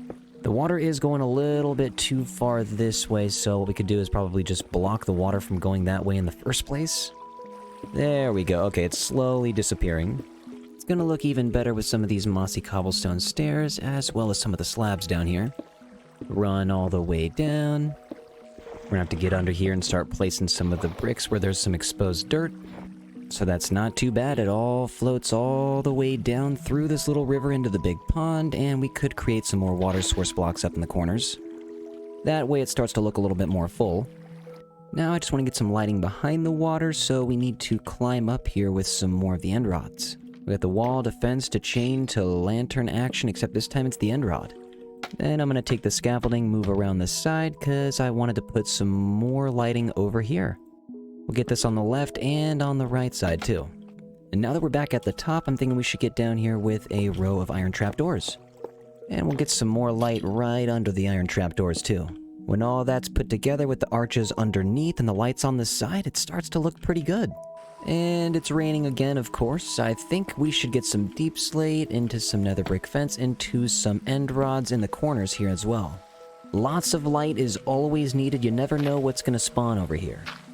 We'll get a bing, we'll get a bang, we'll get a boom, and we'll get a bop. We need to replace these torches with end rods. Replicated the same style bridge to go right under the wheel and out the other side of the tower, but now we're going to have some go diagonal. We'll open up this right here for some water flow, and then we'll place some more deep slate on the outside. This is actually going to allow us to place some upside down stairs on every other block. Once we get out about 9 blocks, we just need to get down and make a support beam. We'll do the classic star shape again, but I'm not entirely sure exactly how tall we're going to have to make it. Using the deep slate tile stairs and then building up. Deep slate tile stair, 1, 2, 3, boom. Then we go iron trap door on every block. Just slap these in and slap this behind so it makes it seem like the water is still coming from the netherrack. We also have a spot now to lay some more light, so we'll get some more nether fence, we'll get some chains, and we'll get some end rods. Now we gotta get some bricks under the netherrack. We'll kind of mirror exactly what we did to the pond, but just a little bit... Oh, and I fell. I love that nice sloping effect that we have going on with the lights. I need to make an arch that goes diagonal, and I don't know if I've ever done that before. I'm gonna have one of the stairs just facing towards these lights. Let's try this. 1, 2, 3. We'll get a stair right here, and we'll get a stair right here. So it's a small arch leading over to this area where we need to make an even larger arch. I feel like we just need some stairs to kind of lead up right into the top like this. We'll have another stair facing this direction, and I believe we are good to go. A couple stairs in the middle and one facing this direction.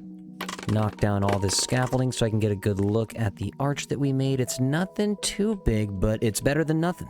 Now we need to move down another level so the water can move out a little bit closer towards this pond. I was thinking, how are we going to make this go diagonally, but the slabs are working pretty nicely around these corners. Jump down real quick. Can we hang some end rods? Nope. We'll go right here and there. Not too bad. We can take the torch away. I'm also noticing right now that the corners here, they kind of look a little dark. So you know what? Let's fly over there real quick and do a little bit of fixing.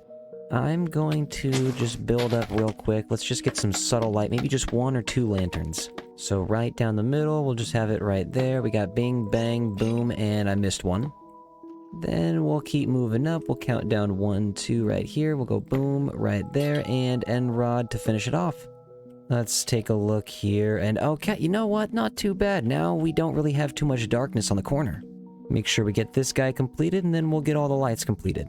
Decided we might as well have a small river coming down the left side of the build as well. Hop down here real fast. We can get an end rod right there and one right there. Then all we have to do... Actually, wait, let's create some water source blocks first. We're gonna have to go boom and boom just to create that, so we can go right there. Okay, now it's gonna start overflowing. We can take out the slabs. Let's just bring the water source blocks all the way down. And okay, perfect. The water's floating through these 2 blocks. All the way down to the bottom. Let's just take this out and this out right here. See you later, bud. Now just a small ramp and wall for the Nylium to descend the water upon us. We can actually just put torches on the inside here, and then we'll get water right there to create some source blocks. Boom, boom, and away we go. As you can see right behind this small aqueduct over here, we have a giant mossy cobblestone and mossy brick wall. This water is just leading down into the current river. Well, I'll have to get some more water source blocks so it actually reaches that far. But I also wanted it to be directed this way. Now that we see where the water is flowing, we can kind of give it more of a direction over to this main pond, and this is going to be a huge project of its own. So much land to work with down here. We could have another waterfall coming from the backside, but this wall also, you know what? We do have some glowberries on us, and this wall could use some glowberries. Let's fly over here. Boom. Let's move up with the scaffolding. The occasional glowberry never hurt nobody. Let's place a couple more down every once in a while. Make sure we shears these two. I actually don't really want them to grow. I just want them to be 1 block. Let's make ourselves a new pond, a brand new river right here. It's going to flow down. This is going to be a whole project of its own because, I mean, if we fly over here, we have a whole cave that the river could flow into as well, and all the way down the side of this ridge back into the river. But like I said, that's probably going to have to be a project of its own because it's a huge project. Let's just get everything connected until every block in here is covered with water.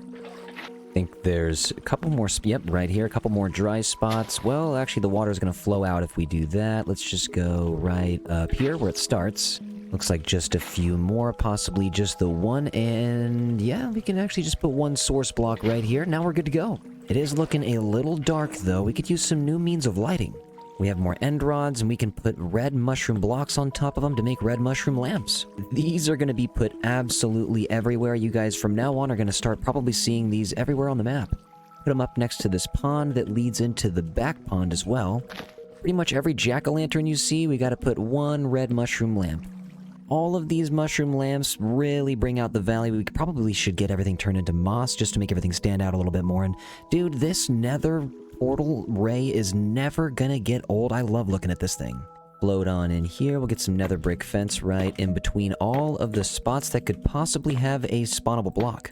Then in the corners, we'll just slap some end rods right on top.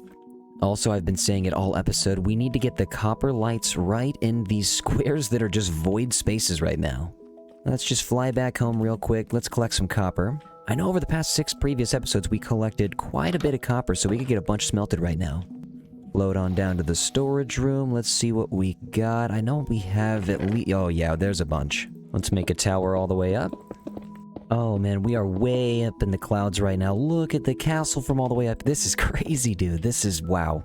I have never once made a structure this large. You can't even see the other tower. Let's use our fortune pickaxe to go all the way back down. There's going to be stacks on stacks of copper. Now that we're all the way up here, I'm thinking over a long play that we can do on YouTube, we should, or actually we could do it over a live stream too, but we should get a path going from the nether portal tree, or at least down by the beach from the farm all the way up to the nether castle. Can't believe I just called it a nether castle. It's just a regular castle. It's just made out of deep slate. We do have some nether bricks on it, but it is just a deep slate castle. Now we can make as much copper as we want, but we can't really make as many honeycombs as we want. It's not really an unlimited resource. But I do have enough right here all the way in the back that we can use to make some waxed copper blocks. Eventually we'll have a giant and absurdly huge bee farm. We're just waxing all these right now because I'd rather use the regular copper color than the oxidized color. Also, what's going on, Daniel? How you doing? Oh, and Daniel's friend, how you doing? Looks like we have a few blaze rods left over and some redstone dust, so now we can... Where's the bulb at? We can go right here. Waxed copper bulbs. Let's make a couple. 48 will do. 52 will do. Let's go upstairs. I think we have... Yeah, we have plenty of levers right there. Alright, well here it goes. Nothing. The sun is setting. Let's fly over to the castle. Since the night is falling, now's a pretty good time to get these lights in. Let's get right up here. Let's go 1, 2, 3, 4. Get the lever in and boom. Take you out and one by one we'll get these guys lit up. Want to run over to the center of the pond. There we go. Let's get some light. There we go. I also wanted to fly down to this first balcony so we don't have to use torches anymore. Let's get some of these wax bulbs in the windows. Now we don't need these guys. The sea pickles around the pond are looking good. All of the mushroom lamps are looking good. And the copper bulbs, okay, those are making some good windows.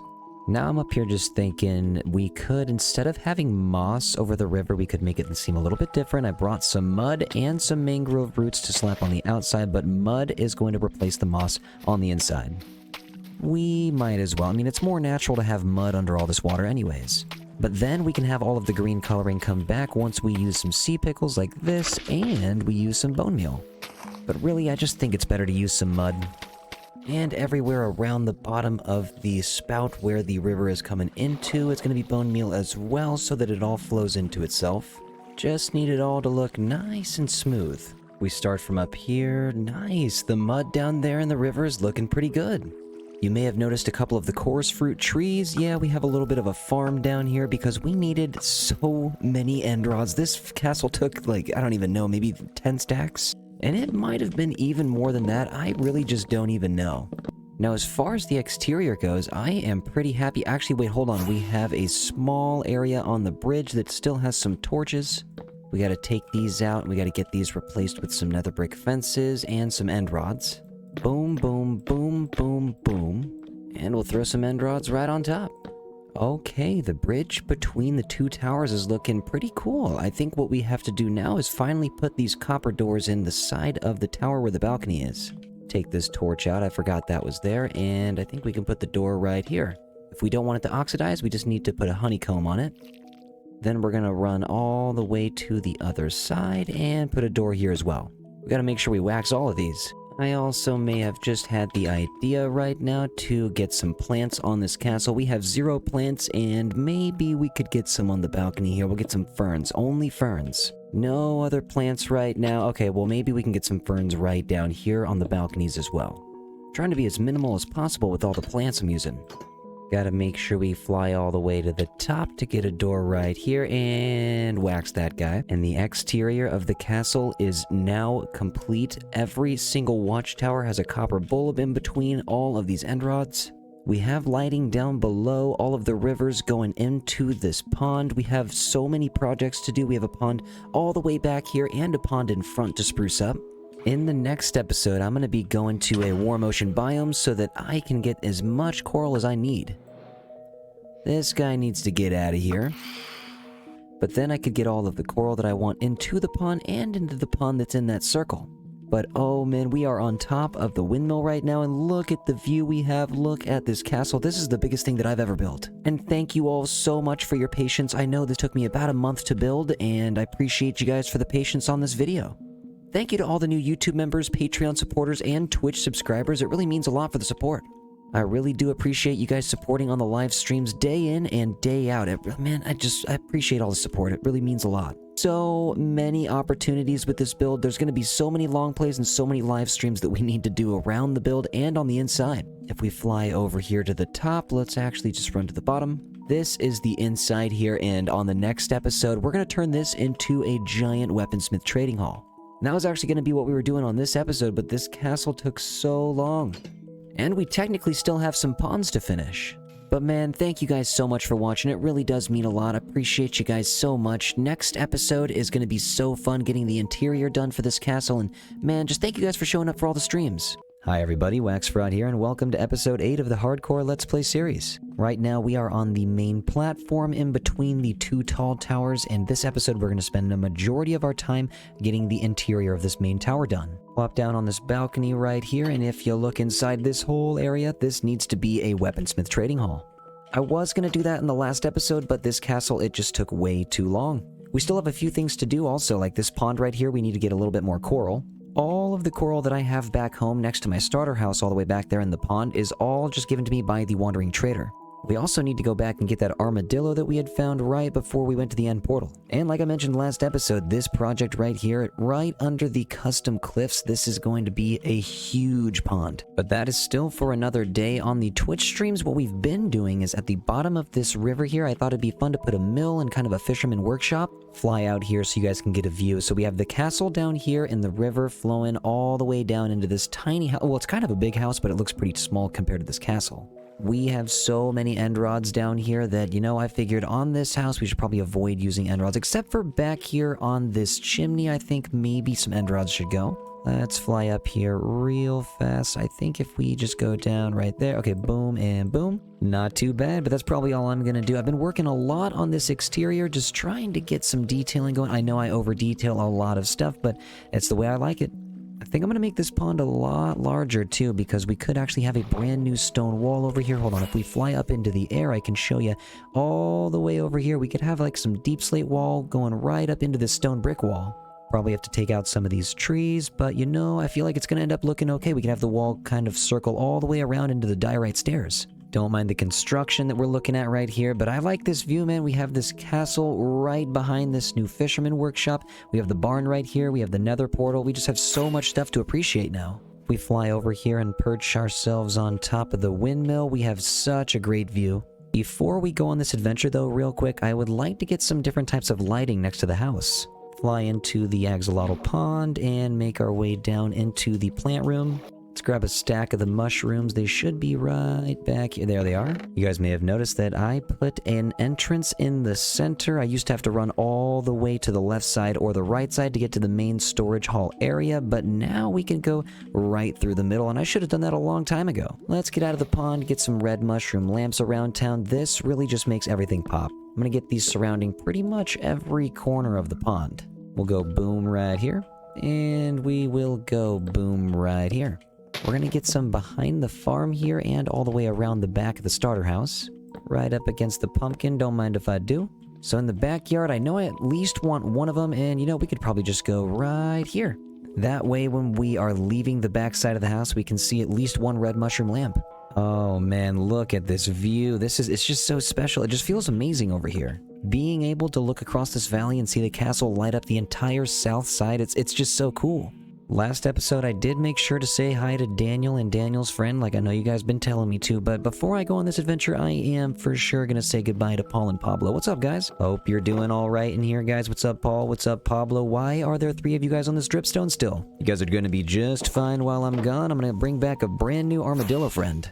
Also, we have a couple shulker boxes, because I feel like we should stop and get some coral if we happen to find a warm ocean. Got an aerial view of this village that we're thinking about revamping on the way to the end portal, and there's that first cherry tree that we found. We have a bunch of snow over here, and dude, whoa, wait, actually, there's a village back here, but I also see some goats. Okay, I see a goat sanctuary coming pretty soon. But today we are still focusing on that weaponsmith trading hall. Also back here, what? Whoa, okay, wait, whoa, hold on. I see a fox. We have a fox. What's going on, dude? Don't move. I'm going to place this ender chest right here. I'm going to grab some leads and gotcha. I'm just going to tie you up right here. You're not going anywhere, bud. You stay right there. That was way easier than I thought it would be. They always run away.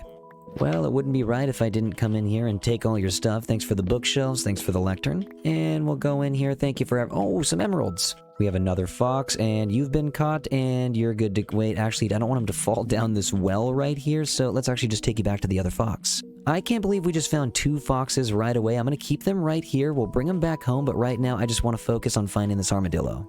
You guys stay right here.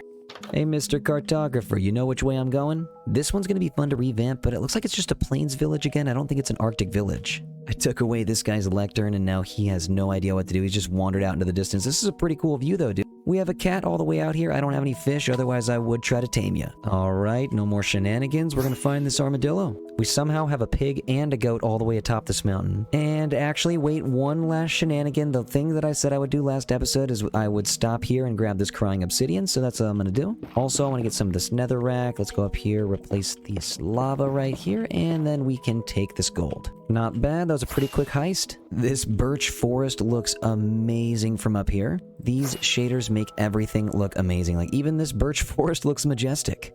This pond over here looks familiar. So actually right here, yep, right here are the torches. This is where the end portal is. This is where I started digging down, which means the armadillo is going to be right up over this hill. I wish I could just transport this guy back home, but we're probably going to have to walk with him all the way back. This is definitely where I saw him, but I'm going to have to look for him. Okay, looks like we have 3 of them right here. Wait, is that a scute that I see that one of them dropped? Hold on, buddy. Wait, I don't want this guy to fall too far, so wait, let's just take you on the lead, let's take you and you on the leads, and what happens if we just drop down? Be careful! Hold on, guys, let's get... Oh, be careful! Hold on, oh, be careful! Let's go this way. Stop jumping! Alright, guys, we got 3 of you. Let's be safe, let's be sound, let's try to stay out of traffic. For a second there, I thought I didn't bring a bed, and that was going to be such a hassle. Also, these guys make the weirdest little noises. They're always making these little grunting sounds. Probably gonna be a bit faster. Instead of going over the mountain, I'm just gonna go around through the river. The way these guys run is hilarious. And the way that they swim is just so hectic. Why are you guys looking like this? It's not that crazy. You guys don't have to be acting like this. Just a little bit further through the pond and we'll be alright. I think if we just head up this mountain right here, we will be at that first plains village that we saw and we'll be almost home. Come on now, guys. I see the abandoned nether portal out there. Donkey, how do you do? Dude, I feel like we are just... Oh, dude, that guy just made me... Okay, buddy, what do you got? Lily pads? I got you... Okay, I'll take some lily pads. Get some of these right here, and thank you, sir. Pleasure doing business with you. These guys must drop scutes like crazy, because I already have 5 of them. We are home, popping through the cherry trees. I can see the castle. We are right behind the barn.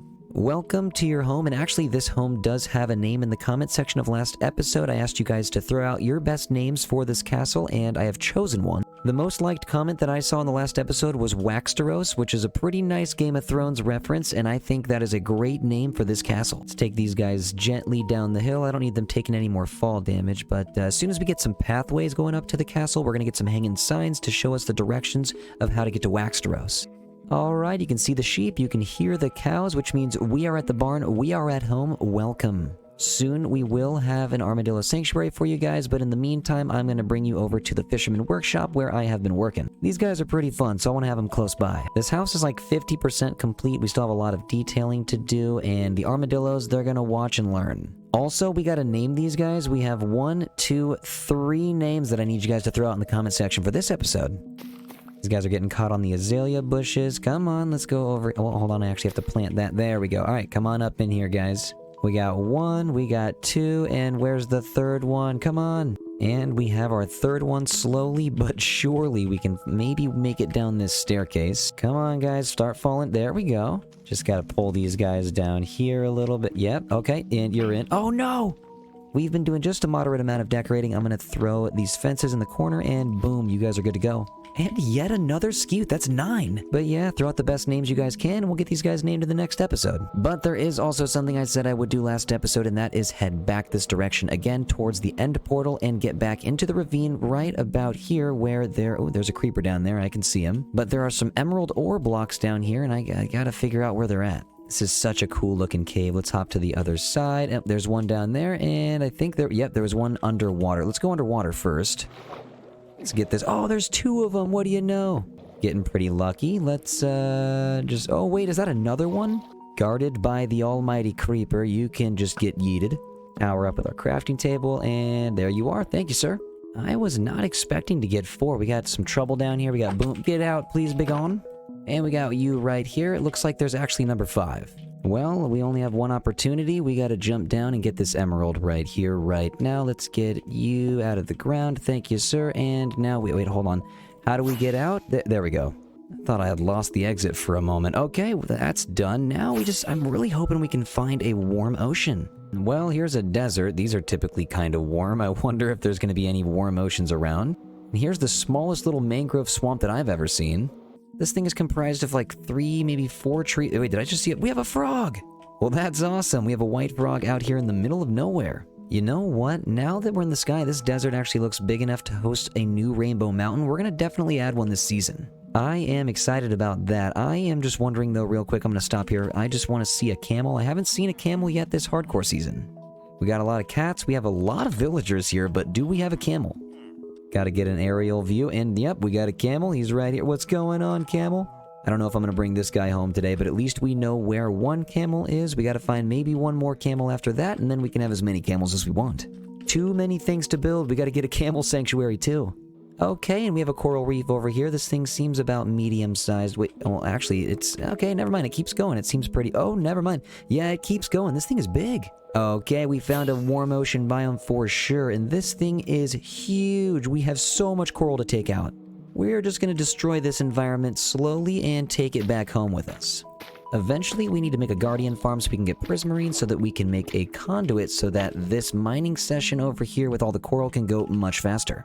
These coral reefs are so beautiful, by the way. I just love swimming throughout all this stuff. So majestic. It'd be cool if there was like little crabs and eels and stuff in here too. Gotta be careful not to break the blocks before we get all of these little corals though. Give me the yellow, give me the blue, give me the bubble coral. Oh man, I forgot actually, if you use your fortune pickaxe, it just turns it immediately into a dead coral block. Which actually can be cool and useful for building. It's just a completely different textured gray block that could fit in with some stone. But I am gonna quickly run out of space if I don't keep on using my silk touch pickaxe. Right now, just gonna focus on all the colored blocks, but eventually using that dead coral block, it would be fun to use it in a build. I'm gonna pull out my ender chest, grab the brush, because I just spotted right next to us, right here, right now, we have a little bit of an ocean ruins. We're definitely in a warm ocean biome right now, so we have to be... Oh, there's a nautilus shell. I'll take that from you, sir, thank you, but there's gotta be some sort of sniffer egg down here. Sweeping edge, not that bad. I'll just take everything from the chest. Right now, we are on the search for some suspicious sand. We need these sniffer eggs. Just gotta start taking away slowly. Oh, wait, actually, I see one right here. Hold on. Come on, please give me a sniffer egg. That's most definitely not a sniffer egg. That is an iron axe. There's gonna be some more, like this one right here that we just found. Is this a sniffer? Oh my god, our second one, we got a sniffer egg. Let's go. Yes! Perfect. We can get torch flowers now. We can get pitcher plants. This is amazing. And we are gonna have so much loot when we go home because we just found a sunken ship right next to us also with a little bit of extra stuff. Honestly, right now, since I don't have the creeper farm or any type of mob farm made, that gunpowder is very valuable. Okay, we are sitting good right now. Okay, here's another suspicious sand. Let's see what we can get. Is this a wooden hoe? Dude, I swear I get wooden hoes every time. Since we don't have that guardian farm set up, I'm gonna take these sea lanterns right here. These are coming home with me. Actually, hold on, the suspicious... It's too much fun to uncover some stuff. Also, we might get some pottery sherds, which would be pretty cool. Another wooden hoe? No, dude, hold on. Alright, what do we got right here? I'll take the emerald, at least it's not another wooden hoe. Give me some of the purple. Pick up the last of this right here. One more sea pickle will do. You know what? Let's fly home. I got some ponds to create. Actually, I'm flying the wrong way. We need to go back over this village right here. And I actually see another village right next to it, which means we could get 2 camels and bring them back at the same time. Just gonna fly down here real fast because I see an exposed gold block. That's mine, thank you. And now we're off back home. Yeah, this desert is pretty big. It seems very well suited for the next Rainbow Mountain. Good to see you again, village. Can't wait to revamp ya. Let's fly over this way. We probably are going to start seeing the castle pretty soon. I see the barn starting to fade its way in, and there's the castle. Look at it. Oh, in all its glory, here it is. I am just never going to get over this. I've never made anything this large in my life in this game, and so it's going to take me a while to get over it, and also it's going to take me a while to top this build. I'm going to have to think of something else large to make too. Brought back quite a bit of the coral. We should be able to spruce up this little area right here. Let's make a nice little pond. Found a stray scaffolding. Get out of there, bud. And now for the fun part. I really do like how this little horn coral looks, all of the fire coral, and all of the tube coral. Like, all of this stuff just looks good on top of the coral and on top of the ground. The fan coral, I'm going to put all over the walls. We'll get it on the coral too, but we got to make sure this entire pond looks like a nice little colorful area. Make sure to place a couple of them by the castle and even on the castle. Climb up the stairs in the tower real quick just so we can get a little bit of a view, and we have ourselves a nice and colorful pond. Finally, you know what we could do is slowly but surely move all of the coral that we take from that warm ocean biome and move them to this pond. That's going to take a very, very long time though, so I'm thinking we probably do that over a couple of streams or a long play or two. Nestled right on the edge of that river down there with the mossy bricks. I love that. But let's fly down here real quick, and boom, you are in. Boom, you're boom, boom, and boom. We got 2 salmon to even it out. This place is looking nice and lively now. I love having fish swimming around everywhere. And they always end up grouping together like this in a big school. They're all in the corner like they're trying to leave. Like, what's going on? Glad to have finally got this done. There's something else that's been on my mind since last episode, though, and that is also something that I know that's been on your guys' mind because you guys keep commenting on the last video. Where did the dragon egg go? I'll show you right now because a lot of people say that it was at spawn. But I'm telling you, man, it went through the end portal, and I checked at spawn, and it wasn't there. And I'll show you why it's probably not there and why it probably despawned. This ice spikes biome is so cool. And this ocean monument, we are going to conquer you one day. But for now, we move to the iron farm and show you guys exactly where spawn is. So spawn is right in the middle here, right in the middle. And I don't know, it's possible it dropped into the water where all the iron is getting collected, but most likely not. What's going on, guys? How you doing? What's up, Juan? What's up, Don? What's up, Ron? What's up, Rascal?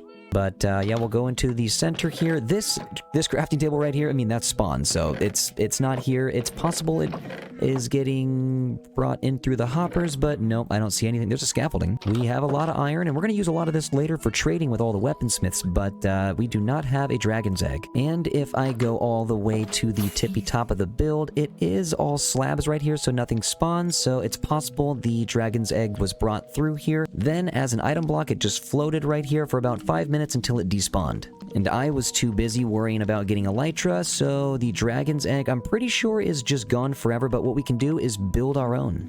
We have another dog and another cat out here, which reminds me, we have to find the other colored dogs. There's a couple areas by the starter house that we really haven't traveled too far past, like the southwest area past the starter house. It's not really explored too much. What's up, polar bears? How you doing? I'm probably just going to go home, grab some bones, and let's look for some dogs. I think it'd be kind of nice to have the multiple colors. Plus, since we are not trying to find a trial chambers at the moment, that will come eventually, by the way, for the people that are wondering. I do want to find a trial chambers and run through it. I think it'd be super fun.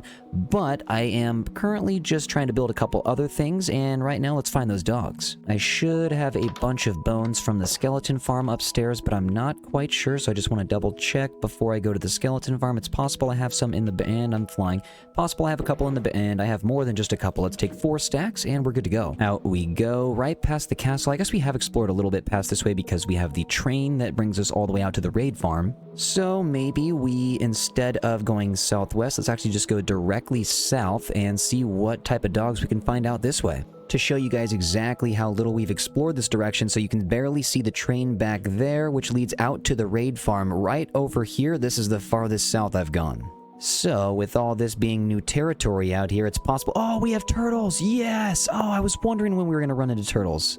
Okay, well now we know a fun place to come look for some turtle eggs. These guys are slowly but surely crawling towards the water. You guys got it.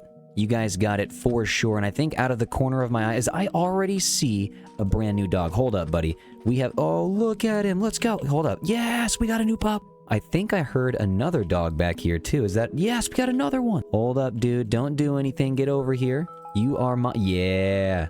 So that's 1 dog. We got 2 dogs right here. And I feel like a 3rd dog might be in this direction. That's a cow and that's a bee. Those are not dogs. And this down here is an abandoned nether portal. What do we got going on? Curse of Binding, Respiration 2, Curse of Vanishing, and the Flint and Steel. Well, I'm just going to take this because it's kind of fun. And we got Crying Obsidian right here. Let's go. I don't think I see any more dogs, but I do see some Lily of the Valley, and I'm never going to pass these up. Anytime I see these, I'm going to take them. I thought I had seen another dog over here, but it's possible we're only coming away with 2 at the moment, but these guys are super cute. Guys, if you have names, throw them in the comment section. I want to name these 2 pups. We have a lot of stuff to name, and I love hearing every single suggestion you guys have. It gets a little difficult naming all these mobs, so it's fun having your guys' help. I'm just gonna have to island hop my way back so the puppies don't get lost. On my way home, and I see another abandoned portal. It's a lucky day. Gotta keep the pups away from the magma blocks and any potential lava. These guys are just running all over the place, all over the netherrack. There could be lava here, guys. You gotta be careful. Looks like we got 1 more Crying Obsidian right here. Let's go. And now we swim. I can already see the train again, which means we are right next to home.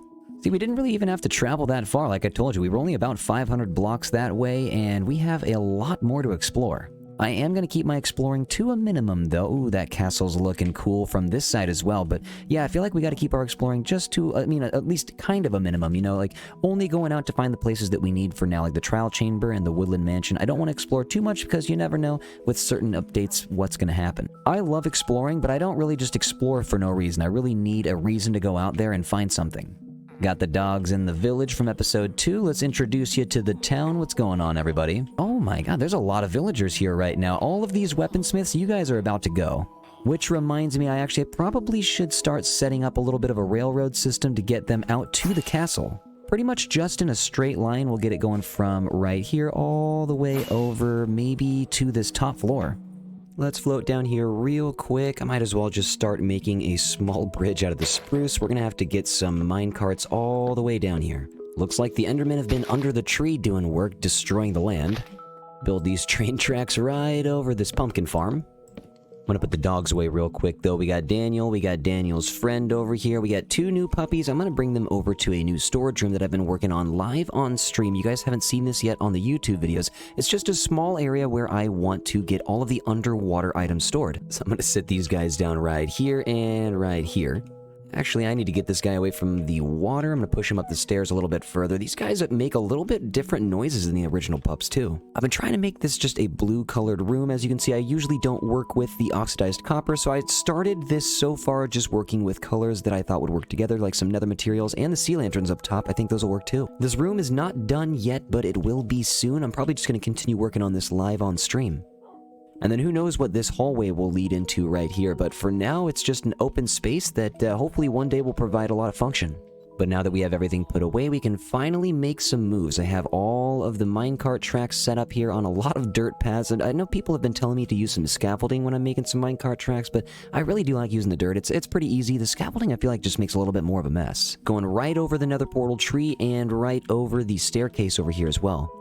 Should be a smooth ride. I tested it out once. I don't think there's going to be any issues unless... I don't know how this guy got over the wall. Unless anybody's going to get onto the minecart track, there shouldn't be any obstructions. The donkey somehow got into the cow and sheep and chicken pen over here. That's interesting. And that chicken is in the water. But I'm going to take all the villagers from here except for the master traders of other types of trades, like this fisherman and this butcher right here. Grab a couple of minecarts. I basically just need to... Actually, hold on. This guy is right next... Wait, there's a little guy already. Well, I guess this village is just a thriving village already. I did put a bunch of beds over here, so that probably just prompted them to make more villagers. I'm really trying to start getting some of these guys on the minecart tracks, though. I need them to get a little bit closer. This guy is actually right next to the track. This guy is, and he's in. Alright, so nope, you go this way right here. Hopefully no one stops you. And you got stopped already. I need to go over here. Well, wait, no, yeah, looks like you did get stopped. I'm just gonna push you this way, and then I'm gonna push you up onto this new track.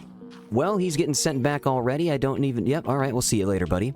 I don't even know how that happened. I think there's just too many villagers here. Let's just start taking these villagers from the front, like some of these farmers. You, sir, you are just a little bit too close for comfort. I'm gonna get you in the minecart. And no, please don't go that way. Alright, dude, hopefully you lose your job. I will see you later at the castle.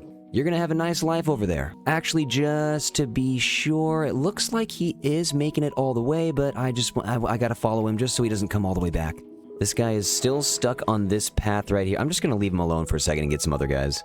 This guy immediately lost his job all the way in the back by the farm over here. So you, sir, you're one of my favorites already. Let's get you moving as fast as you can. And, oh, almost got stopped. Gonna have to transfer you to the next train. And all right, we're on our way. Just gonna have to babysit this guy. Yep, exactly. These guys can never make it all the way because someone's always standing on the train track. And he's off. Okay, see you later, bud. This guy is so close. All I have to do is just push him like right here into the minecart. Dude, come on. You're so close. Oh, he's in. We'll see you later too, bud. You have a good life up there. So we have a couple librarians up there. We have like 4 or 5 guys up there already. Oh man, I'm just realizing right now we have so many iron golems back here. Look at all these shiny heads. All of them just glimmering in the sunlight. I'm going to take care of you guys in just a moment. We got to get a couple more of these villagers on some minecarts. Actually, just get you right here and send this past. It might... no, is it... nope, no one's going to get in. Cool. All right, we got one more librarian in a minecart. Get one right here to set as a trap, and you know what? Let's start taking out some of these iron golems. There's just way too many of them back here. They're definitely causing a little bit of lag. Sorry, buddy, I had to do it to you, but it's the name of the game. We got some more over here just chilling in the pond. Yep, see you later, bud. This guy down here is at the bottom of the pond. Oh, he's mad now. He's coming slowly. Sorry, buddy, not today. I don't know what you're doing on the other side of that dock, dude, but it really isn't helping you out. We have a bunch more iron golems right here as well. What's up with all these guys? Looks like these guys are stuck right here too. I'm just gonna stand here, keep shooting you with my bow. Caught a fisherman in the trap. Let's send you on the way, buddy. Well, he went the wrong way, so I'm gonna have to go push him the other way again. I'm thinking we gotta get at least about 20 villagers. This is gonna be a big trading hall. We have a lot of space to work with. Connected on the second train, and this guy is off. Hopefully no one obstructs the pathway, and okay, perfect. See you later, buddy. We got a weaponsmith right here I'm gonna send, and then we got one more weaponsmith all the way in the back. He's just hiding, but sir, you're going to the trading hall too. We have a bunch of guys now. Actually, I want to go double check to see how many we have. First, I gotta babysit this guy all the way out of the village. Okay, he's on his way, and so am I. The other guy is already making his way up here too. Let's see, how many do we have so far? We gotta have at least 10. The last guy's rolling on in. Hello, Buster, what's going on? Okay, so we have plenty of dudes up here. I'm gonna leave them all in their minecarts. I just need to get them off the track so they stop kind of bouncing around. They're all just gonna keep pushing each other back and forth until the momentum slowly stops, because this guy's just gonna keep getting pushed back, and these guys are gonna keep bouncing off these guys. But we have plenty of dudes. Some of these guys need to lose their jobs. We got some farmers, librarians, and fishermen that are just, they're still holding on to that feeling of their old job, and you need to get rid of that. But what we're gonna do is start focusing on some of the interior as well. We slowly gotta start focusing on the main point of the episode, and that is this entire space. The villagers are gonna spend a lot of time around the edge, most likely, where I'm gonna set them up in their stations, but the middle is where we're gonna spend a lot of time decorating. And so I thought we could actually start off by putting some more dark oak around the corners, almost turning this into a circular shape if I do this kind of shape on every single side. But here's kind of something that I wanted to try out real quick. So I have some of these end stone walls, and I wanted to try putting these up here with some mangrove trap doors. I thought it'd be kind of fun to make a different kind of wall. I'm going to do some trial and error for sure, but I think those colors are going to pop quite a bit, and I just need to do this on every level. Also, I was just thinking we could get back up here and extend this row right about 1 block, and then we can have a little bit more space. Extend the circle out a little bit too. I might even bring the blocks in a little bit further to make a smaller circle. I'm not sure, but we might have some bridges going across as well. It's not necessary to have all of these levels be the exact same now that I'm thinking about it. I'm gonna put some of this down, and let's just get a perimeter of this end stone. We gotta start somewhere. Also, somehow this cow is still chilling in here. I don't know what you're doing, dude, but, I mean, you can go back outside. The doors are open. Well, not that door, actually, but that door down there, that door's open. Also, there's a door right there. This one's huge. There's even a water slide on the other side of that door, actually. If you fly over here, cow, I'm showing you the way to go. You could literally jump right over here, and you're out. This is the most fun way to leave the building. You can float down the water slide, get over to the barn, easy peasy, dude. There's really, I mean, are you listening?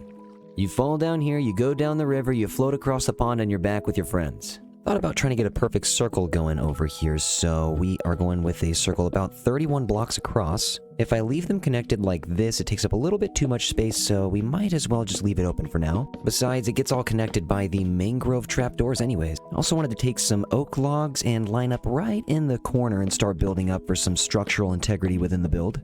Build up towards the ceiling, but actually not all the way. I think I'm gonna have it kind of branch out with some stone. I have the pond areas up top going down about 3 blocks from the ceiling. Get all these guys stripped real quick. Then we'll line it up and go to the other side right here.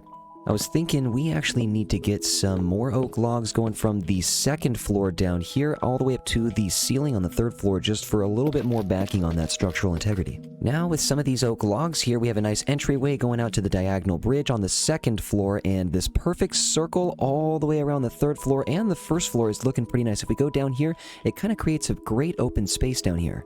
Feel like we have a lot of room even with these oak logs in the corners. We still have an incredible amount of work to do. Whoa, we got some lightning. Okay, so I have my bed right here. Let's sleep.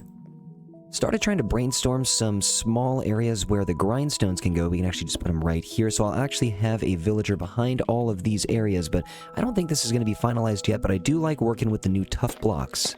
We got chiseled tuff going into the chiseled stone with chiseled tuff on top. Then we'll use these stone brick stairs on each side. And then we'll close it off with some of the tough brick slabs. And that right now is just going to create one station on this singular level right here. And we do have some iron bars actually that I should use to finish this wall. I didn't want to just use end stone on this layer, so I thought iron bars would look pretty good in between. And on top of all of the iron bars, we can place some heavy-weighted pressure plates. After taking a small amount of time away from building, I was thinking we should keep it just tough. Let's use this chiseled tuff right on top of the chiseled tuff bricks. I don't want the villager stations to be too tall because I need a little bit more space for the ceiling to drop down. Then each station is going to get one iron trapdoor with a lantern hanging there because it's going to block any of the villagers from leaving. Now we can start to put some blocks in the ceiling. I want to use blackstone because I like the purple tint to it, and it's going to make the ceiling pop a lot.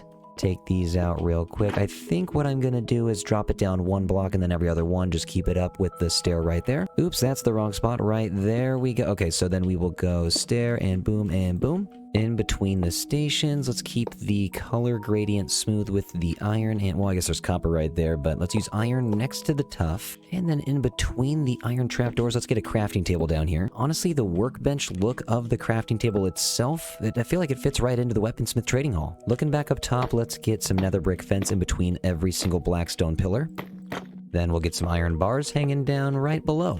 Next in the corner, I do want to use one end rod, at least one on this level. Let's get one nether brick fence with a chain and end rod. There we go. Bring a little bit of the outside of the castle on the inside. It does get a little repetitive though, so maybe we take these out and let's just get a glowberry right there and boom, not too bad. We'll get these glowberries in every other and we'll get them alternated. Then in the middle, actually, let's get some stairs moving this way. We'll get some stairs moving that way and boom. Not looking too bad, but I feel like we could get some more green in here, so let's get some deco pots first. Regular pots on top of these, and let's fix some flowering azaleas into them. Got some flowering azalea leaves right on top, and all of a sudden we got a jungle. The exterior of the castle doesn't really have any green, but I mean the interior, who's to say it can't be different? Let's get some grindstones placed down so we can see what everything's going to look like. Not looking too bad, but I do want to get some amethyst clusters in the middle because the copper bulbs, it's a little bit too much light. They're great on the outside if we go out here. This is perfect. That's the reason that the copper bulbs are here because you can see them from really far away, but when they're on the inside, it's just a little bit too much. We are out of amethyst clusters though, so I do need to go down to my deep slate tunnel and just get a couple more. There's only one geode down there, and I'm going to have to go fly to it right now. Got to move down through the Axolotl Pond, hop out of here real quick. Gotta run past here. What's going on, dude? How you doing? Kind of almost too many chickens roaming around in this basement. We got eggs all over the place. This guy's holding an egg now. Go into the transport room that goes in through the spider farm. And then we will go down to the deep slate. So we have 4 tunnels down here at Y negative level 53. And I'm pretty sure that the amethyst clusters are going to be this way. We still have a lot of ores to take, got a lot of redstone, got a lot of diamonds, there's some gold, and there's iron down here too. Just a couple of rockets away. Okay, never mind, it's actually right here. It's been a while since we've been here, so we have quite a few clusters to take, so this should actually complete the job. One of my new favorite sounds is the opening and closing of all the copper trapdoors and doors, but every time I go back to these amethyst cluster farms, man, these are just amazing. Always one of the top sounds in the game. We have over a half stack, and that should do for now. Let's get back to the castle. Back through the spider farm, except this time we can actually just go up the bubble elevator and get right to our wheat and carrot farm. But of course, it's nighttime. We probably should sleep. It's been a while since we slept, so we're gonna have some phantoms coming out. See if we can hop over to the fisherman workshop real quick, and perfect. Let's sleep. Armadillos are still here, making the scutes all day. Oh my god, that's a lot of scutes. These guys have been just non-stop producing those, and so we have 33, over a half stack already. That's crazy. And then I think in the middle it'd be fun to get one more copper bulb in. We gotta turn that on. So it's not looking too bad. We already have 24 spots open for weaponsmiths on this first floor. Now all we have to do is look up, and we're gonna need some oak stairs leading in from these columns. I don't want to make it seem like this oak is coming out of nowhere, so I'm trying to, and I fell. So I just want to make it blend in with the environment. We're going to use some oak trapdoors to help the oak stairs just ease into that dark oak wood a little bit more. And then I'm actually thinking right below the stairs, let's use some jungle trapdoors. I was thinking about using more of the nether brick fences right here, but I have a quick idea. Let's go home real fast. Hop over the bridge, fly over the water, over the fisherman workshop, through the kitchen, and if we walk over here, we have a little bit of nether wart that we can use. We've been smelting a lot of the nether bricks. We just have some ready already. I really wish we could make red nether brick fences, but right now it looks like it's only allowing for the red nether brick wall, but you know, it is what it is. This might work. I want to keep this hallway open by at least 2 blocks, so I can't really put anything here because then that really kind of closes this off. So I guess if we wanted to, we could put some of the red nether brick walls right here, because then it still leaves open about 2 blocks, maybe a block and a half of space. And on the sides to even it out, what I'm going to do is put an end stone right there. Then we can move back to the nether brick fences while putting the blue candles on the top and the light blue candles on the side. We'll get these lit up here, and dude, I'm pretty sure I hear the minecart moving back and forth. Come up to the middle of this tower right here, and it looks like the Enderman's been around placing some grass blocks. Let's get out this front of the door where all of the villagers are placed, and we have an iron golem. We have over 20 of these guys, and some of them still haven't lost their jobs. I'm not sure why, but it is taking a while. I'm sure once they start getting directed with the water just a little bit, they'll lose their jobs and become weaponsmiths, no problem. Night is on its way. The iron golem will keep these guys safe for now, but I'm gonna go back into the tower here on the east side. Jump back in on the first floor where the tough is going to be meeting this oak log, but I think if we start to use some spruce right here, that kind of pops a little bit. See if we can angle it the right way right here. Get this last guy in here, and boom, not too bad. Then below the levers, we'll get some oak trapdoors. This level right here I might leave open because I might end up using some note blocks or maybe some chiseled bookshelves. But some note blocks I definitely think should go right down the center of this pathway. Let's pop these bad boys in one by one. Actually, let's do a big change. Let's take out all of the edge of this dark oak right here and replace it like we did at the beginning of the path with the note blocks. This is going to add a lot of color to the center of the build, and I'm thinking actually we could have a chandelier coming from the top, and if we drop down, we could have a chandelier coming from the center of this bridge. They're just ideas for now. We just got to get everything built, and then we can work on the chandeliers. Probably one of the last things we'll do. It's possible this is something I take out later, but for now I'm just going to actually make that note block ring like I said I was going to, and I fell again. But I feel like it's actually going to look pretty good instead of the dark oak planks on the end. And if it doesn't look good, it's pretty easy to take out. Now we can kind of fly under here real quick and maybe just give it a little bit more structural integrity with the oak logs. Let's bring it out to the deep slate wall. We'll get these stripped real quick, and then we'll throw an oak stair under here, and that's not too bad. It might be kind of cool to have the lightning rods poking from the top and bottom underneath the nether brick fence to hold it up a bit. And since all the candles are here, we don't need this torch anymore. Well, actually, no, that's pretty dark. We might need the torch for a little bit. Until I get more lighting on the center of this bridge, the torches remain. Now we just need to repeat everything in all four corners. Let's get the chiseled tuff with the tuff stairs, and get the trapdoors under these as well. And I know we might have enough light up here on the top layer with all of the shroom lights and the copper bulbs. And by the way, we need to get these shroom lights covered up. It's a little bit too bright right there. That's why in the front we have the oak trapdoors, but over here is going to come a little bit more light just in a moment. Let's get some of this right here. Then we got the nether brick fence followed by some chains. Then we're going to put on some end rods right here that are going to be hanging from the ceiling.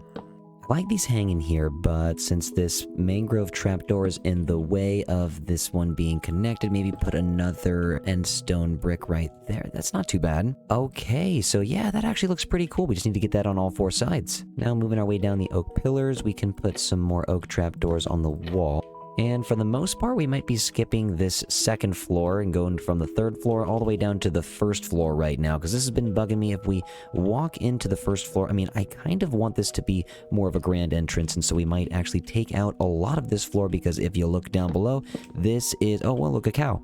We got chickens down here too, it looks like. But yeah, removing this and then adding a staircase coming from each of the main doorways while keeping a hallway around the corners, because we do have these staircases. So let's count out 1, 2, 3, 4, and then we'll start right here. And this is going to be the beginning of the overhang that connects to the stairs that are probably going to go right about here. Let's make them about 3 wide right outside the door. I should be collecting a lot of this dark oak wood, but I don't really have much in my inventory for space right now. I guess I have a lot of the black stone polished bricks here, so we could do the same thing that we did up on the third floor. It's not very well lit on the sides, but we can bring it down with some of the glowberries and everything like that. Let's make our way down to the other entrance. Wow, we got a lot of dark oak down here. Let's build up from here real quick. I would like to actually just get this dark oak staircase started. Move this way just a little bit. I bet we will probably have to place some more dark oak under these stairs. Move down another level. Boom, boom, boom, boom, boom, boom. I'm gonna have to take down all of these stairs that I'm placing the wrong way, but it's okay. Probably have the stairs go just about right here, and then we'll have a small platform. I'm not sure exactly what that bottom layer is going to be, but we could just start it off with using the dark oak planks, and I'm gone. I'm not sure how far I want these stairs to go into the middle. This might be a little bit too far, but the only way to tell is to get all the stairs from each of the 4 sides. Pop down here and get a bing, bang, boom, and bop. Here comes a lot more landscaping. Hopefully there's a lot of dirt here because I have to replenish my inventory. I used so much in the last episode at the waterfall area. Gotta make sure this place stays very well lit though. We don't want any surprise creepers. Probably going down just about 2 levels, and then we'll work in the smooth basalt with some of the regular polished basalt, and then actually, wait, let's just pillar over this way. We're gonna get a basalt pillar right next to the oak pillars. This is gonna get a little bit more color over here. On the wall, I was thinking about using some more note blocks, but instead, I kind of want to use some upside down pistons. Oh, actually, those pistons are not upside down. We might have to break this real quick and then go boom. Wait, there we go. Now they're upside down, and that's looking a little bit better. Let's go here as well. Wrap around the corner. And I think furnaces actually do make a good texture for the wall, so those are going to go right under the pistons. And what we could do is put a piston right below them as well to meet the furnace right in the middle. Get these right here, and then we'll join the basalt pillar up. With the smooth basalt down and the polished basalt on the side, I want to start using the tough brick stairs to start bringing it down a little bit more. Then we can start joining up the slabs over to the side that we were working on stream. Then what I want to do is wrap this little platform up with a little bit of deep slate brick. Run the stairs up this way, get the bricks going over all the way to the other side. You know, I'm thinking we should actually replace some of this real quick with a little bit of the slabbage. Now I actually just want to leave through the front door. Alright, so now let's pretend... Alright, so we're going to go down here. Alright, so we have a lot of the pistons looking good. The tough stairs are looking good. We have some pistons rolling over into the other side over this way. Okay, not too bad. I like all of the colors of the different stone. I feel like eventually under the deep slate we could fit a big furnace, but I really need to start working all the way around. We're going to have a main platform, probably only go about this far down. Also got to make sure we're not missing these small details. Let's get the basalt right here. It's gonna be a lot of trial and error, but I mean, we're just gonna have to see what works with what. Alright, here's what I'm thinking. I'm taking these furnaces out. We're actually going to replace these with some copper bulbs, and these are gonna oxidize and turn into a nice turquoise color. Having a nice blue color on the sides will definitely make it pop. And for these in-between tough bridges here, I feel like some polished blackstone walls with some copper trapdoors that will eventually oxidize right on top. I feel like this would look pretty good. Now I'll have some oxidation in the walls and some oxidation on the bridge. Now in order to make this place feel a little bit more industrial, what I'm going to do is have some pipes coming out of the wall, so I'm going to have to remove some of this blackstone. First we'll start with some chiseled tuff, about 2 blocks apart, then some stripped acacia logs with some waxed cut copper stairs. Bring the chiseled tuff bricks down, and then we will actually use the decorated pots as a means of a pipeline. I think it looks pretty good because this top opening is missing, and you can actually double it up like this to make a longer pipe, but for now we're going to use the chiseled tough bricks, and we will cover all of those up with the acacia trapdoors. Now this is going to give it a kind of steampunk factory feel. Gotta make sure to get these guys on the ceiling.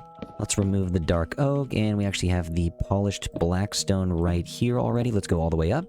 Get some polished blackstone stairs, and right behind those with the waxed cut copper stairs.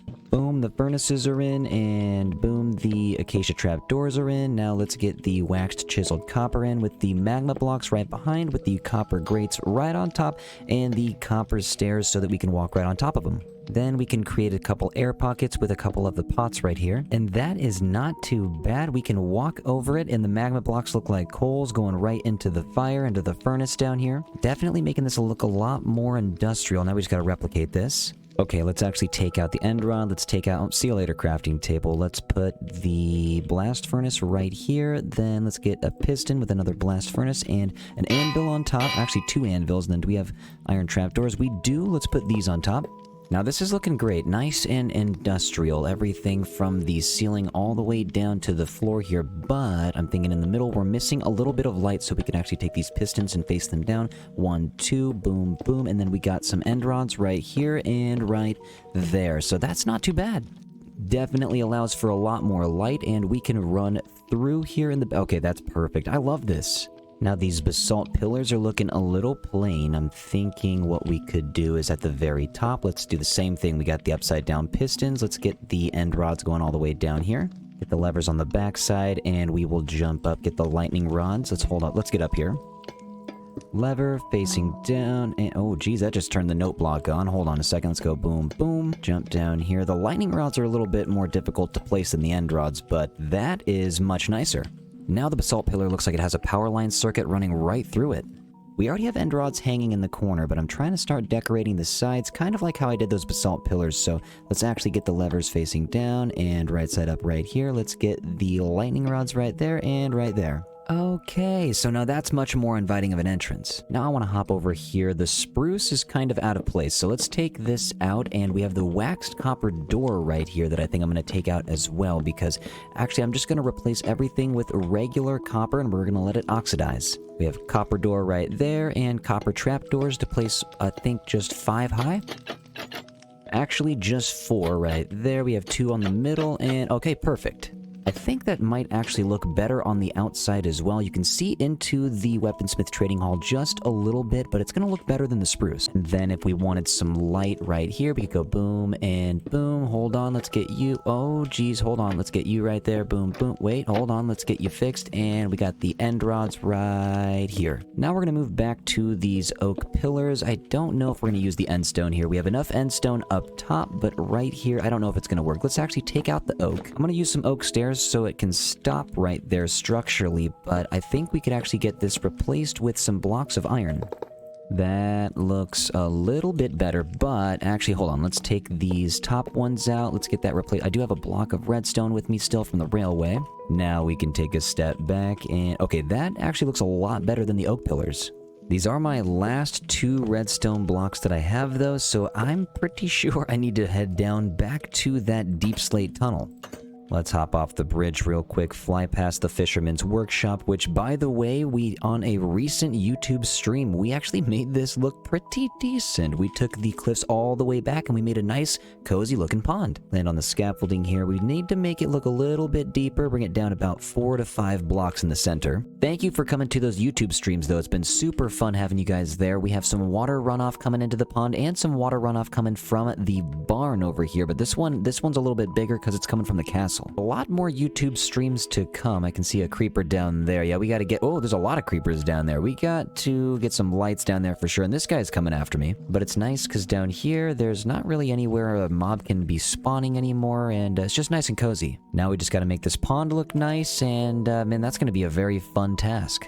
It's been a while since I've needed any redstone. I feel like let's just... yeah, let's head down this way. I feel like there's going to be quite a bit. Let's see if we can come away with a stack of redstone, and then we will go right back up to the surface. Might as well take these diamonds out while we're here, and the rest of the ores too. We have plenty of diamonds down here to take out.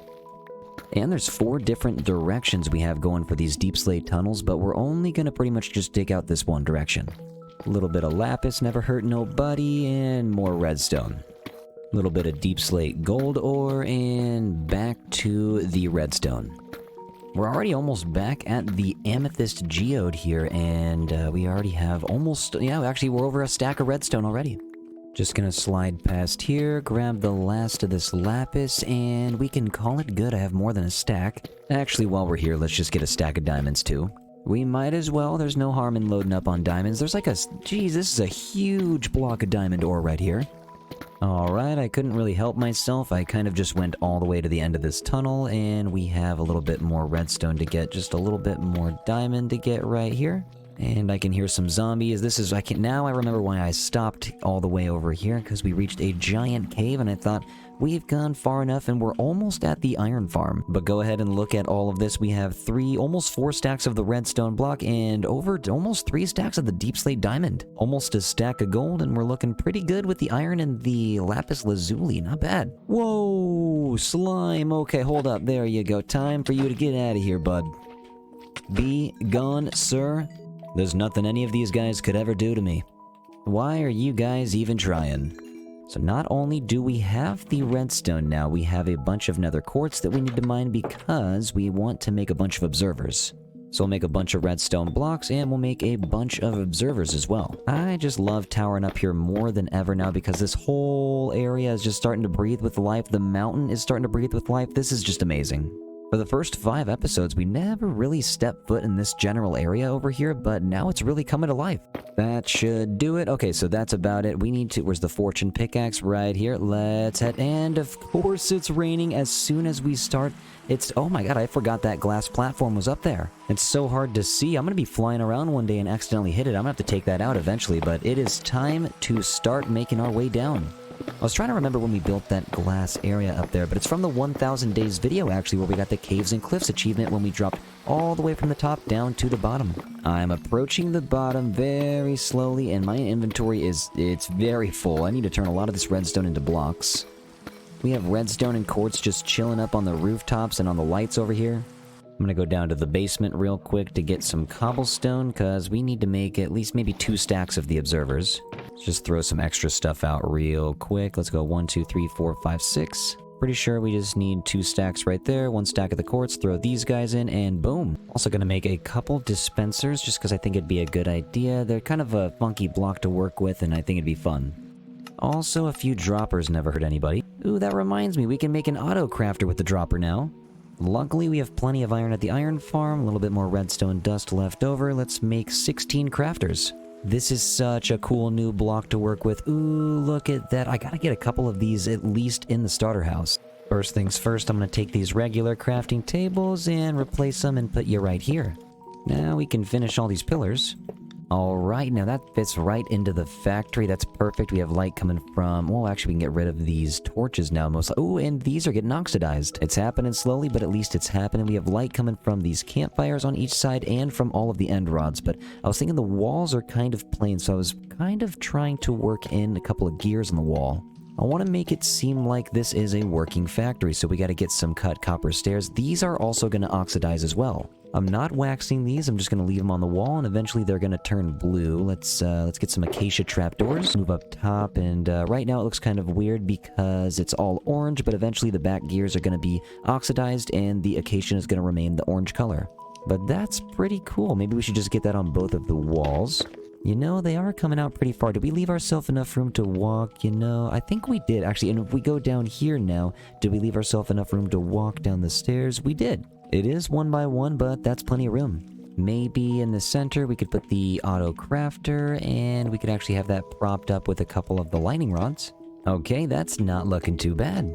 Now we just need to focus a little bit more on how we're going to get to the middle and exactly what we're going to put in the middle once we get down there. I started to work with a little bit more black stone once we get to the center, and somehow the chickens made it up. Most of the chickens are actually still all the way down at the bottom, but there is an escape route. Only one has managed to make it all the way in here. But I was thinking instead of using some stairs like we have for the rest of the build, we could use a couple of bubble columns if we go all the way down here.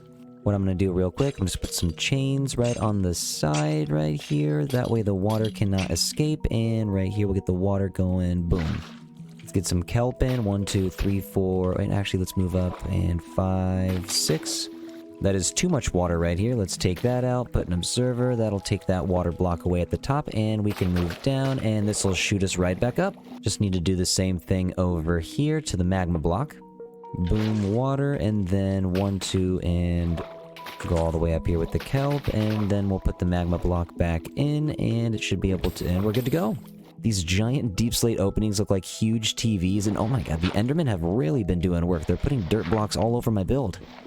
Let's continue our floor here and trap the chickens down there. We're going to use the polished blackstone and the chiseled blackstone. Gotta get some observers here. And, okay, that's the wrong way. Gotta get some observers facing the direction so that the face is outward right here. Hop over here. Make sure we do that on every side. Next, I wanted to bring a block in that we haven't used yet, and this is still technically a stone. I wanted to use all of the types of stone that I could, and we're going to bring some quartz in now for the layer that blocks the face of the observer, but still leaves in that top texture. We can always take stuff out. I don't know if I'm going to enjoy the quartz being here, but for right now, I do like it. I think the next layer down, I'm going to bring some daylight detectors in. Then if we right-click all of these, it brings a blue shade to them, and I think that actually works out pretty well. It kind of matches the black stone over here. I want the floor to be kind of shiny, so I'm going to start off using the iron blocks. What this area looks like is kind of going to depend on the chandelier, and we might not even have a chandelier because we could have an end rod and lightning rod tower in the center. I think it's officially time to close this up. See you later, chickens. I hope to see you soon. I'll come back eventually. Now we just got to brainstorm what's going to go in the center here, and now I'm actually thinking the dark oak wood is catching my eye. I don't know if it really belongs on this floor. Let's go over here real quick. I mean, we could leave the stairs here in the center, but I mean, it's not very industrial to have a bunch of wood on your floor. Let's see, what do we have here real quick? We could use some smooth stone. Let's actually try taking some of the wood out and just keeping the perimeter out with the smooth stone. If we don't like it, we'll change it back to the wood, but if we don't try it, we're never going to know what it looks like.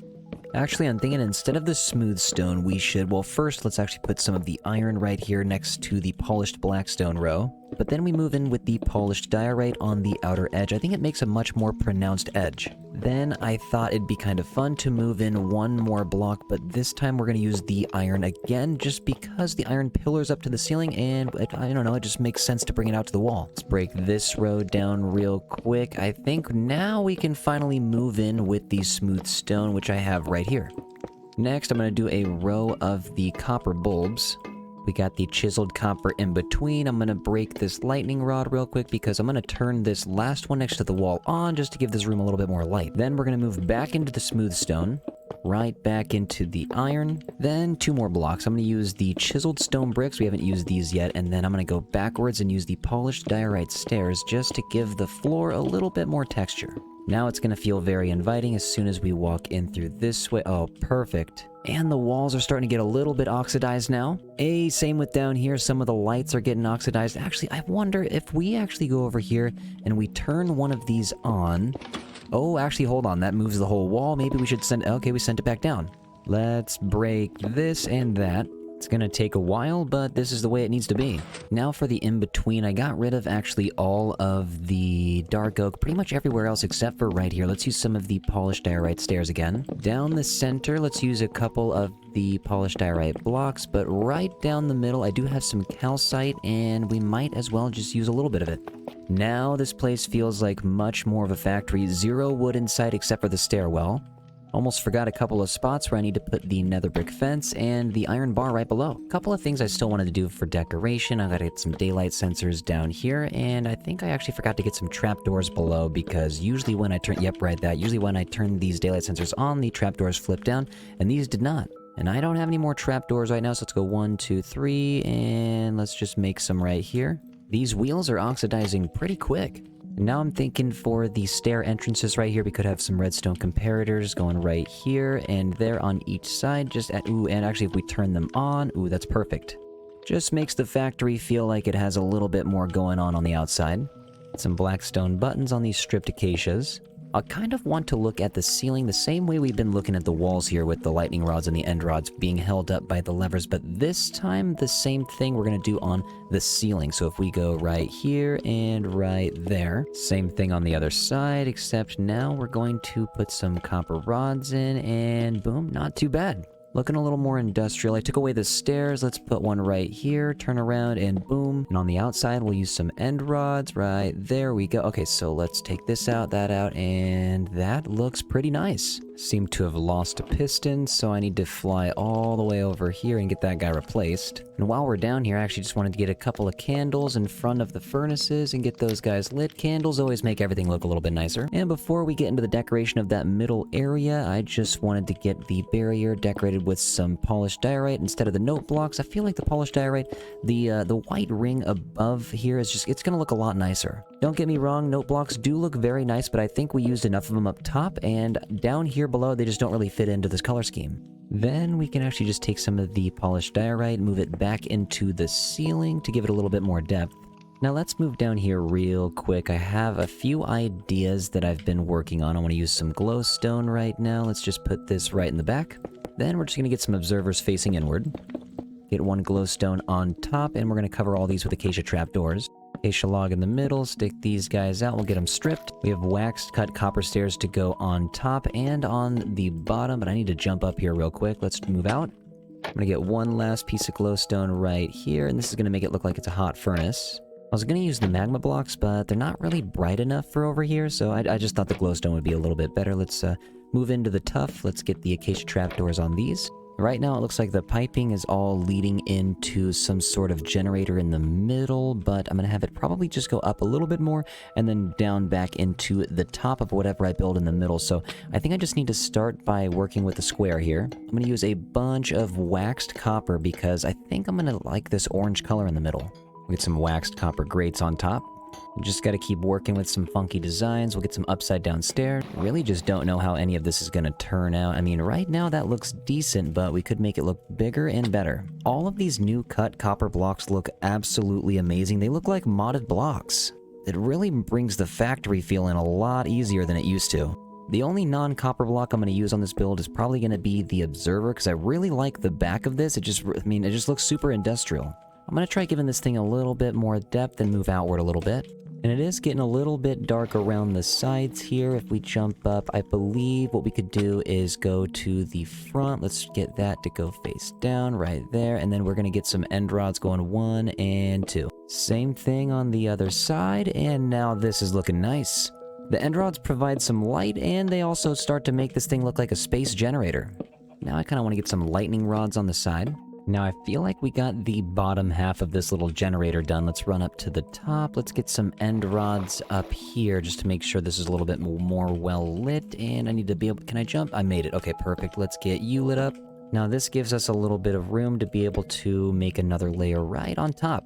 And then I gotta figure out how to get these pipelines to meet right in the middle. Let's bring it over with some more tuff, get some of the acacia trapdoors running. Stripped acacia back into the tuff. Now I don't know if these colors are going to work, but I'm going to put some bricks here on the corners where these pipelines are meeting and where the acacia is touching, because I don't know, it looks like it might work. Let's actually break this top down right here and add some waxed cut copper. Okay, and since we have some chiseled tuff on the outside, let's go ahead and get that covered up right here too with the acacia. Take a step back real quick and just look at this power generator. Not too bad. Okay, so we have the pipes running all the way to the center, and if we jump in here, it's kind of empty in the middle for sure. I kind of maybe want some lava running through so it can be bright all the way down to the bottom, because we can see through it with the grates. Real quick, I'm going to fly down next to the observers, and let's get some of the trapdoors right on top.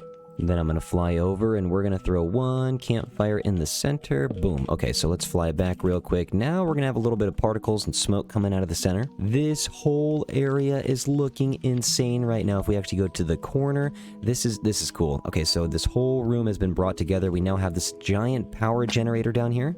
It looks almost like a reactor, especially now that we have the glowstone in the middle. We have the end rods on the outside providing light, and the glowstone on the inside providing light. Now, there's going to be a lot of stuff to decorate still down here, but I'm going to step away for a moment. I'm going to let the floor oxidize down here, and then I'm going to actually go step back onto the second floor and that top floor to get these decorations finished.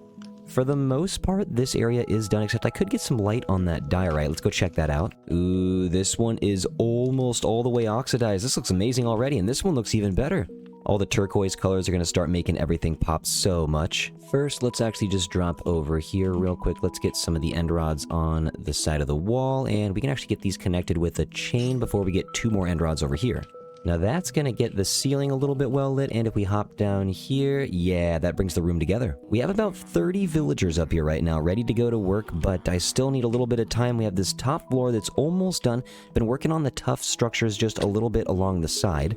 So we could have a villager go into each individual spot up here, but that's going to be 12 on each side, which is quite a bit, and if we go down here, we have 12 on each side as well. Actually, this is just 6 on each side, my mistake. But then we fly down here, we don't really have anything to do, so actually, you know what, let's go right down the center, let's do this right here. We'll move outward with the chiseled tough bricks, get the stairs right there and the stairs right there to make it seem like the tuff is connected all the way through. Then we can create 2 stations. I'm actually just going to make the stair go right here and the stair go right here. We'll get some waxed copper trapdoors up here. We'll just go about 3 tall, and then I can make a small area like this. I do have some lanterns. We could actually just throw a lantern right there, take this guy out, throw a lantern right there, and we have 2 more stations already. Now the door over here is going to oxidize, but these will not. These are going to remain waxed. Also, I was thinking it would be kind of nice to have a little bit more walking room over here, so I'm going to take this out. Do I have my axe on me? It's right here. Perfect. Okay, so let's take all these mangrove trapdoors out. Let's take all of the end stone out, and let's just replace it with some iron bars real quick. I know it's going to not really look as fancy or look really as decorative, but it gives us a little bit more walking space. Put more deco pots with some azaleas leading into some flowering azalea leaves, but the remaining pots that are going to be hanging from the ceiling, I think I'm going to leave these empty for now until we get some torch flowers. And we do have 1 sniffer egg. I'm going to fly down here real quick. We'll get that thing planted. We'll get some fences around it. We'll get a little sniffer sanctuary going, just a mini one. The armadillos are still doing all right. How you guys doing? Ooh, more scutes. Put these away. We have 47 scutes already. All right, we got some sniffer eggs. Let's get some fencing so we can lock this guy in. As you can see right here, I did extend these stairs a little bit on the side of this fisherman's house. It's all kind of coming together. I have a small house extension in the back. We have a small backyard, and I'm going to start decorating it a little bit more, but it's just slowly but surely coming together. I've been spending a lot of time on the weaponsmith trading hall and not too much on this side here.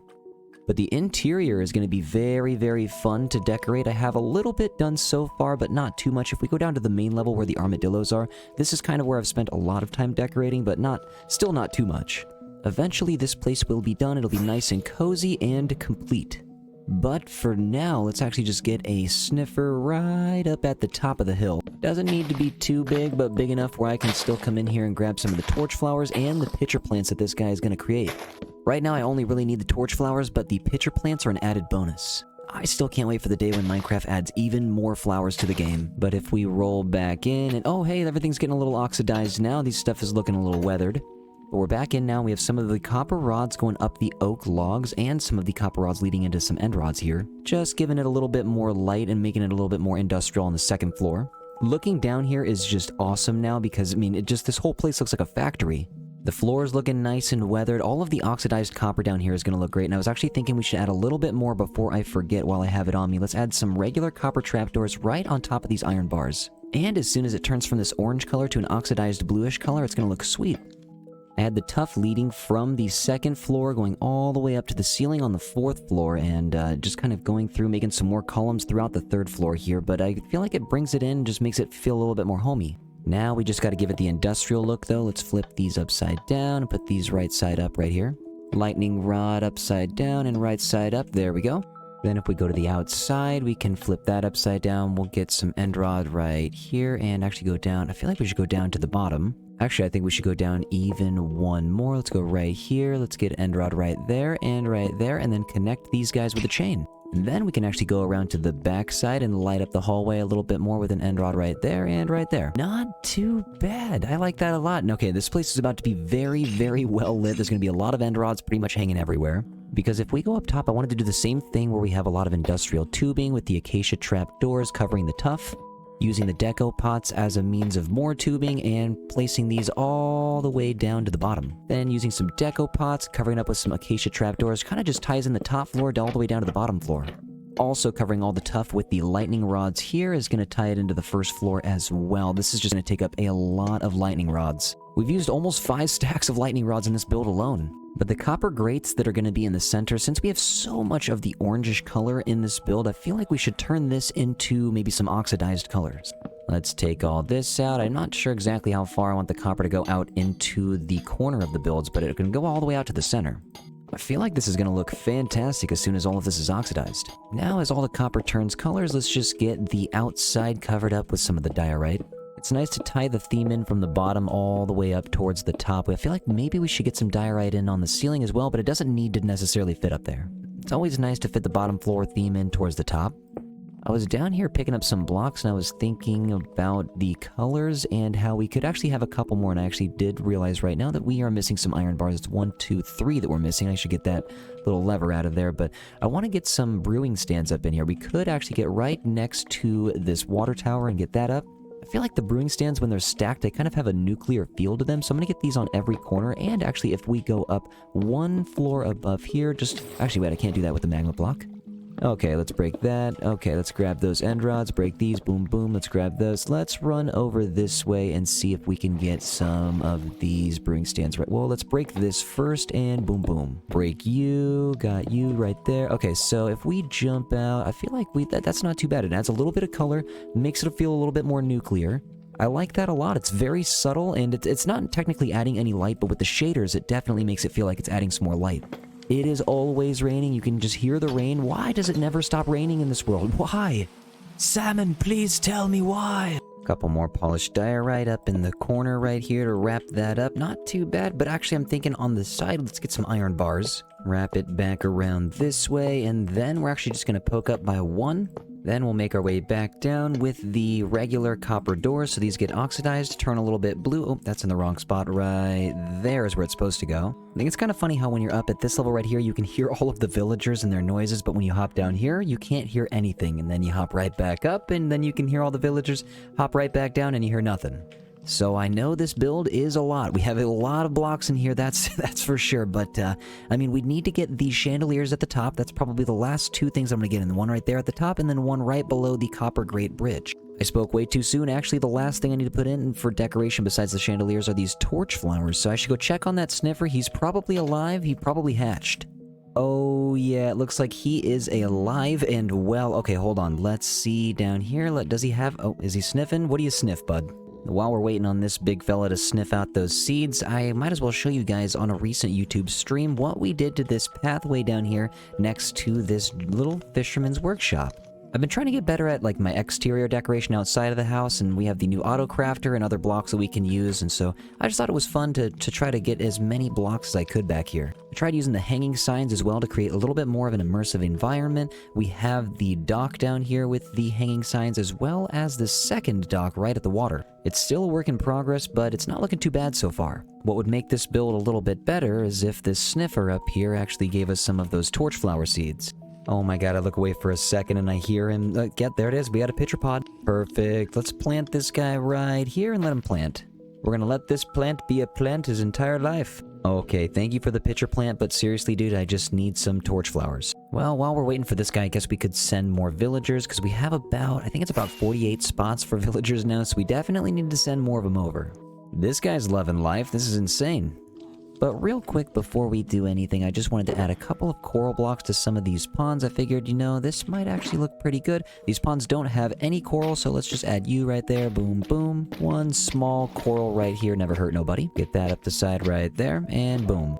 Couple of brain corals right here, and gotcha. Get some fan corals on the side right there, and some tube coral right at the bottom, maybe one more right on the coral right here. And yeah, we haven't even used that much coral and it's already come so much more to life. I have a couple of mine carts ready. Let's see, there's a couple of novices that are here. The villagers have been doing a lot of breeding, so there's a lot of new guys. Like this guy right here, he is a novice. Okay, so I just need him to kind of get close to these train tracks right here. We also have a couple guys down here, and this iron golem's loving life right now, but there's another couple guys down here that we could try to get back to. Like, oh, no, actually, he's a master. We have another guy right here. He is an apprentice. Okay, and there's a chicken. Sometimes these guys get real spread out. It also doesn't help that I have rails everywhere just blocking their pathways. We got a new guy right here, and he's in. Okay, hold on. You're going to get pushed a little bit. Oh, God, I hope this... Oh, he's having a great time again. Let's push you this way, buddy, and I will see you later. Peace out, dude. There's always somebody that I accidentally send back to the back of the village, but this guy's gonna get sent all the way to the castle. Sometimes I gotta come up and make sure no one's gonna get sent back, but this guy's on his way. I am never getting over this view. The sunset with the barn, plus the nether portal, plus the castle. This is, I mean, this is awesome. I forgot we also have this cow down here. He's been stuck since like since like episode 4, dude. He's been here forever. You know you can leave, right? He's on a moss carpet right now, so I don't know. I'm not even gonna touch him. He can get out on his own accord. Actually, let's head home right... Oh my gosh, I just got a huge jump in the air, but oh, that was quick. We're gonna get home so fast now. Let's get home real quick and actually get a name tag for that guy. You know, actually, we should get a couple more name tags for the zombies that we're about to use to zombify all these villagers, because we're definitely gonna have to do that. I have the perfect name for you, buddy. Your name is Clark. Clark is now your name, and your name will forever be Clark. Every once in a while, we'll make sure to stop by and say hello to Clark, because I'm pretty sure he's not going anywhere. This guy is just, he's always going to be right here.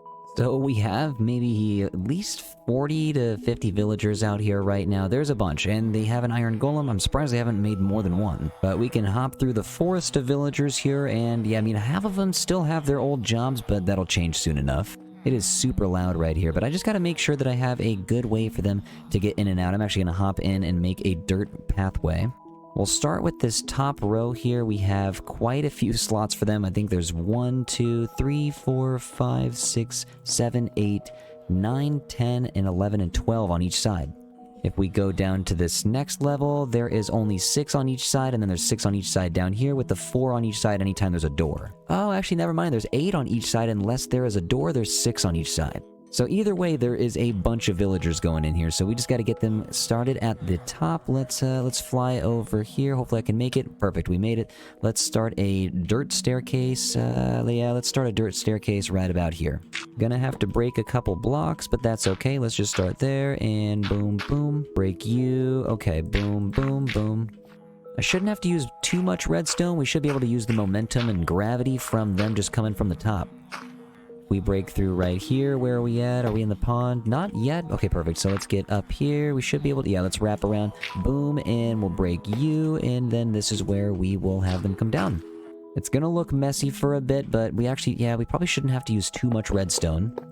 Get the first guy locked in right here, and then we will have him just come down this nice little slide. Get this set up over here, and I should be able to just push any of these guys onto the track and into place. And okay, first guy, you're in. Let's see where he goes. Is he going right in? I sure hope so, and boom. So then we can break this, and you're in. Okay, and then we can go boom, boom, boom, boom. Then we can come back and slap a grindstone into place, and my guy is already a farmer. Why did you hold on, buddy? Why are you doing that? I didn't even think about this.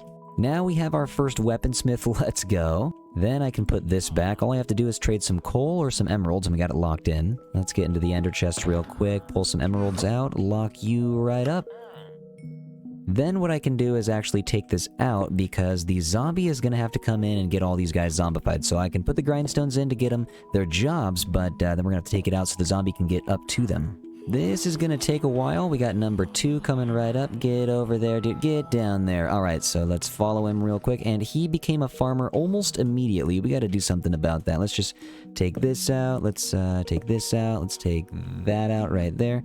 And okay, perfect. So then we can remove the rail and add a grindstone right there. Well, you know what? That's fine, buddy. You don't have to take your job right away. We have more people coming, and you have the entire rest of your life. Let's get someone down there who's already a master weaponsmith. Let's get you on the track and sent down. Okay, perfect. You are in slot number 3. Now we pretty much just need to replicate this about 40 more times up here and then move down to that next level. This guy right here is already a farmer. You are... Dude, you gotta get over this thing where you think you're gonna be a farmer. You are a weaponsmith. You've meant to be a weaponsmith your entire life. Take this out right here, and you know what? You're gonna have a grindstone in front of you until you change jobs. And you know, I don't know if this is gonna look good, but just for some decoration, let's get some of the cut copper trapdoors right here. They're not gonna be waxed, they're gonna oxidize so that we have a little bit of extra color up here, but I don't know, I thought that'd be alright. I think the oxidized copper trapdoors might be my new favorite trapdoors. These guys all the way down here, yeah, they just look magnificent. Looks like this guy became a weaponsmith, by the way. Let's lock in the trade, and you're done. Okay, we already got like 10 guys down there, and there's so many villagers still here, but I was thinking it is nighttime, so there's already 2 zombies all the way out there. We could actually use this time to get a couple of the zombies, so I'm gonna make a quick platform that allows the zombies to get up here. Little bit of dirt this way, never hurt nobody, but actually wait, before we do this, we might want to get rid of the iron golem. Sorry, dude, I will see you later. I think this guy's actually stuck on the village. Oh, sorry, buddy.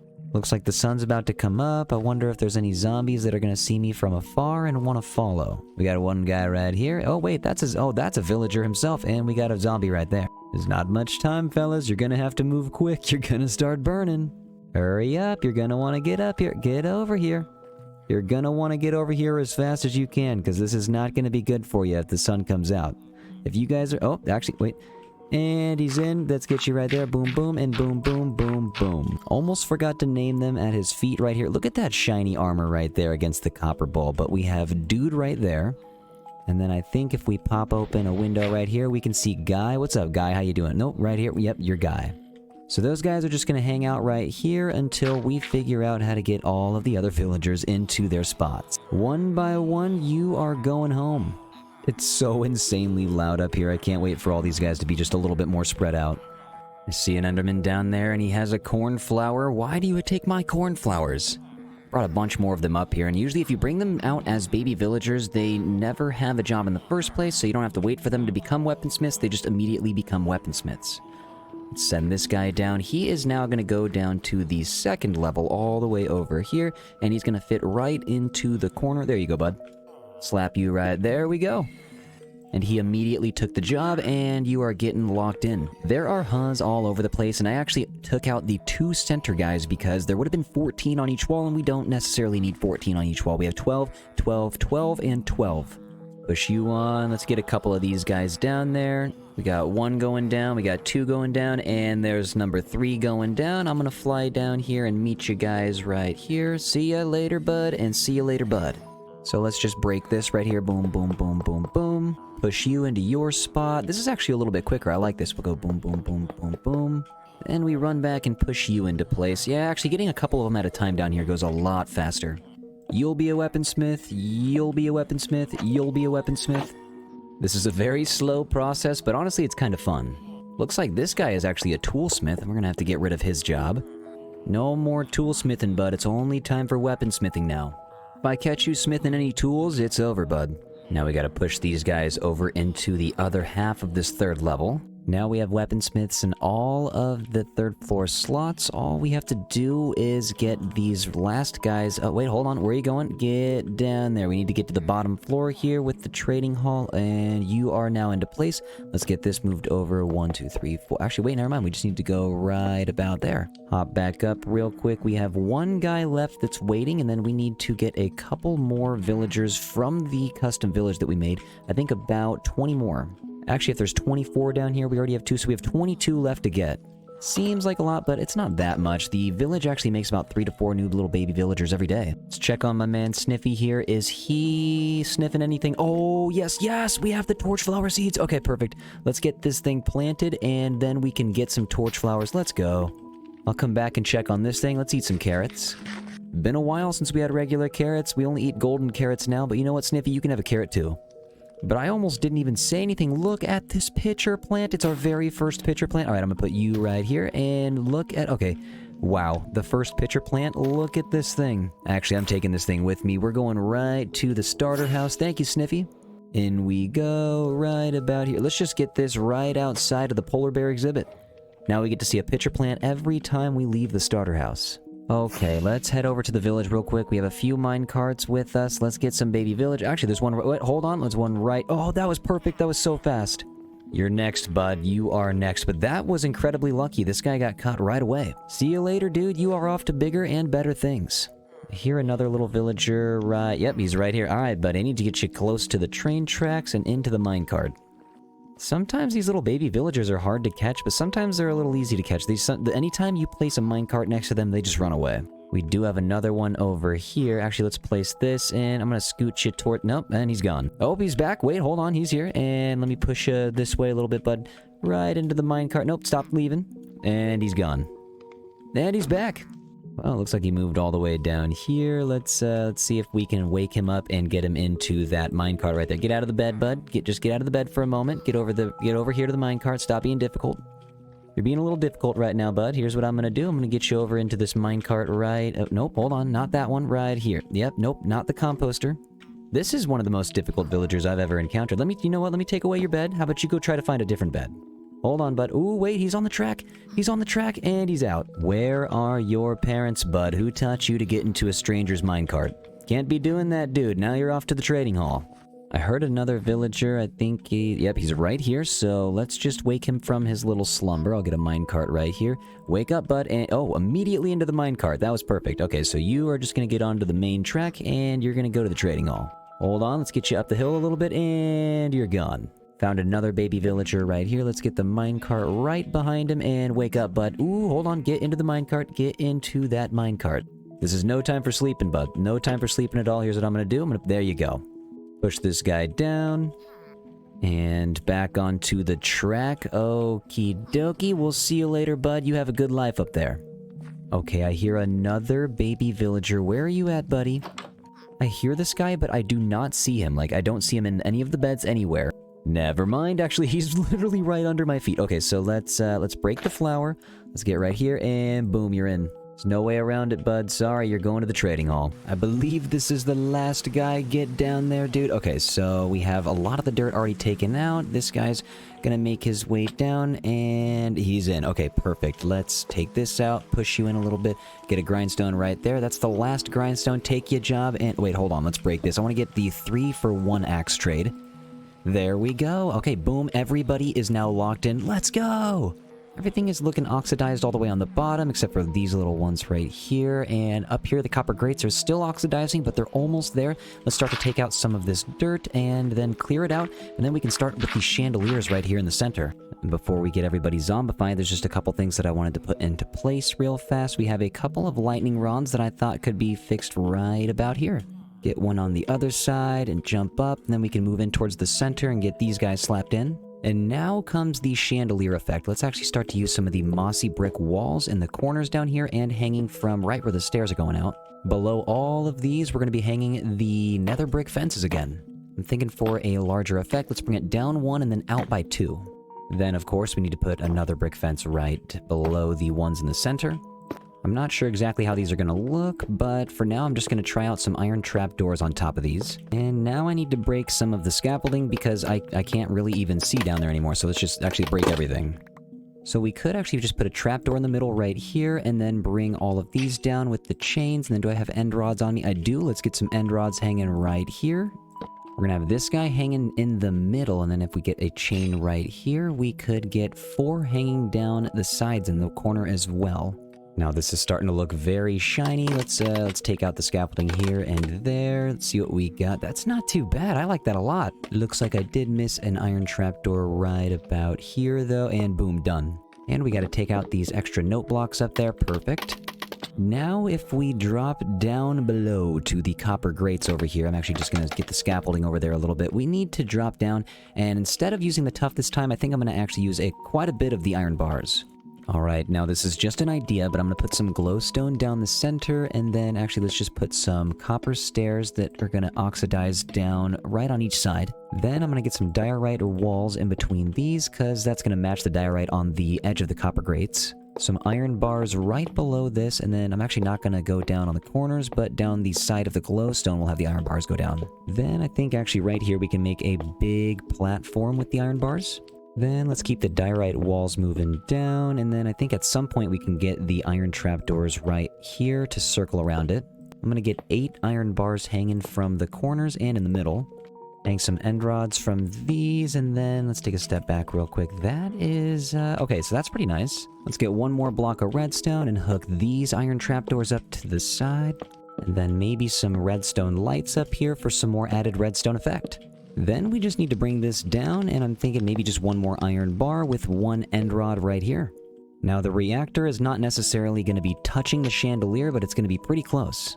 Okay, let's take a step back onto the first floor. We have the chandelier up top. Oh, I got some extra scaffolding that's missing, but we have the chandelier down bottom as well, and this place is looking nice and decorated. The gears back here are almost all the way oxidized, and these are all the way oxidized. Everything. Oh, the reactor is looking cool.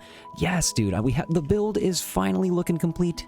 Now there is one more thing, and that is those torch flowers, and we're going to get those in. The sniffer, we only have 1 right now, and that's going to take a little bit. We could, while the sniffer is working on getting those torch flowers, we could get these zombies in here as well. So in order for the zombies to be able to get right up on these guys, I'm going to have to take out the grindstones real quick. There is just noise constantly being made in here. 96 villagers, the audio really adds up. Now we're just going to zigzag our way through here. I don't know if I'm going to have to push the zombie myself or if I will be able to use any redstone, but we'll see what happens. First things first, let's just get all the rails in place. I'm thinking if we place the powered rails down in between the villagers, then the minecart would stop if there's no power right in between the villagers and be able to zombify them both at the same time. We still have these guys in the dirt. They're ready to go. Oh, geez, yeah, they're definitely ready to go. I'm going to hop in the minecart just to see if this is going to work real fast, and we are... Okay, yep, we did stop right about in the middle, too, so these guys... First, are going to get zombified, and then we'll push the guy over one by one. This might take a while, but it's going to be worth it. Let's just break this real quick, and then put you right here. Hop in the minecart, buddy. Trying to get a rail down right there as well, so that the minecart can be pushed a little bit. Oh, okay. Well, I accidentally just went in. That was not successful. Let's try this again. My guy literally hopped in immediately and just went right down. Okay, so that one was so fast. I didn't even see him go in the minecart the second time. So, let's see. We have, as soon as I get out of sight, then he will start smacking up the villagers. Let's see if I jump up here. What are we, actually, hold on. I need to break this. What are we gonna hear if I go right here? Yep. Oh, yep. They're getting smacked up. Sorry about that, dude. Looks like we might have our first zombie villager, and we do. Ouch. Okay, hold on. Ouch, dude. I wonder if I can break this and then just put a regular minecart right back in there. This guy has a big punch radius. I'm gonna go right here and push the minecart right there. Hold on, you're going too far, too far, too far. Now he's just gonna punch that guy. I need to get out of here and let him do his thing. Well, I just heard him get punched many of times. Sorry, dude. Yep, sorry that had to happen to you like that. I'm gonna eat my carrots. And then I'm gonna get right here. Stop smacking me, please. Ouch, ouch, ouch. I'm just trying to push the minecart. Just trying to push the minecart. This is gonna be a little difficult, because this guy's just gonna keep smacking me, but I really just gotta go right. Come on, just get... There you go. This guy is finally starting to get zombified. He just got punched. Okay, perfect. So I can put this back. Finally, this is starting to take a little bit less time. It's starting to get worked out. I think those powered rails were kind of an issue. All we have to do is kind of just send him back. We'll push him with the rails and then just kind of break the rails as we go down the line. I need to break this and get that back right there. Let's push you, bud. Get over here. It would be pretty convenient if this guy actually just kept moving this slow. He is inching along, and actually, wait. Yep, oh, he might be coming to a stop, actually. Oh, thank you for smacking me. But what I'm going to do is there's two guys that he missed right here, so I'm just going to send him. I'm going to break this right here. And now he's in the spot, and I'm going to leave, and he can punch that guy. Right now, violence is the only answer. Then, everywhere that we pass, what I'm going to do is I'm going to break the rail, and I will put the grindstone in, and then I will actually take the minecart back because they can't get out. This guy wants to punch me so bad, but I'm not going to let him. I'm just going to go right here. Keep moving. Keep going. And he is perfectly in the right spot. I'm going to hide behind the pole. And now the punching begins. Okay, so now we have the first set of zombified villagers right here. Boom, you are good to go. Now I can... Oh, dude, don't do that. Now I just need to push him this way. Ow, dude. This guy is relentless, dude. All right, get back that way. Thank you. I think I've got the hang of this now. Ouch, dude. Stop punching me, please. I'm not even trying to do anything. All right, let's go right here. And then we will fix that as soon as you stop and punch this next guy. This is most likely all going to be done on live Twitch stream, so if you want to stop by, feel free. I should probably eat before I get knocked out. Still haven't popped a totem, and I don't plan to in this episode. I am now thinking, though, since we don't have the torch flowers for that bottom area right there, we do need some. There's 4 torch flowers, 5 and 6 that would be in frame if we had them. But I'm thinking maybe we just need another sniffer, so I kind of want to go back to that warm ocean biome and look for another sniffer egg real quick, because if we can just get 2 sniffers, then we have unlimited sniffers. I'm going to send this guy around slowly but surely, and maybe he'll get some more zombified villagers while we're gone. In my ender chest, I have the brush right... Actually, let's just take the whole ender chest with us. I'm gonna leave you guys alone. I actually need to make some splash potions of weakness too, but I'll be back. I'm off for 1 sniffer, and I should probably make about, I don't know, like at least 3-4 shulker boxes worth of the splash potions, because we have 96 villagers. Let's head out. We gotta go get that sniffer egg. Okay, I'm actually glad I brought the ender chest. I might have to stop here and grab some extra materials. We have 1 pillager outpost that we found, and we could actually make another raid farm here. What do we got? And, oh, we have a goat horn. What does this one make? That noise is insane. Let's just take all of this, and what is that? Bottle of enchanting. You are gone. Thank you, pillagers. I appreciate the loot. Let's get out of here. Back to the desert, which means we are very close to that coral reef. Back at the coral reef, and I believe that's sunk... Oh, actually, yep, that right here. We still have a bunch of sand that we left. So we're at the structure now, which means I bet there is a few of the suspicious sand that we had left. Like this one right here that just happens to be right out in the open. And what do we get? Is this just some coal? Not the worst thing in the world to get. We got another suspicious sand immediately. This is just a golden nugget. Okay, we can't even pick that up. Let's throw the potatoes. Another suspicious sand. Give me a sniffer egg. This is a pottery sherd.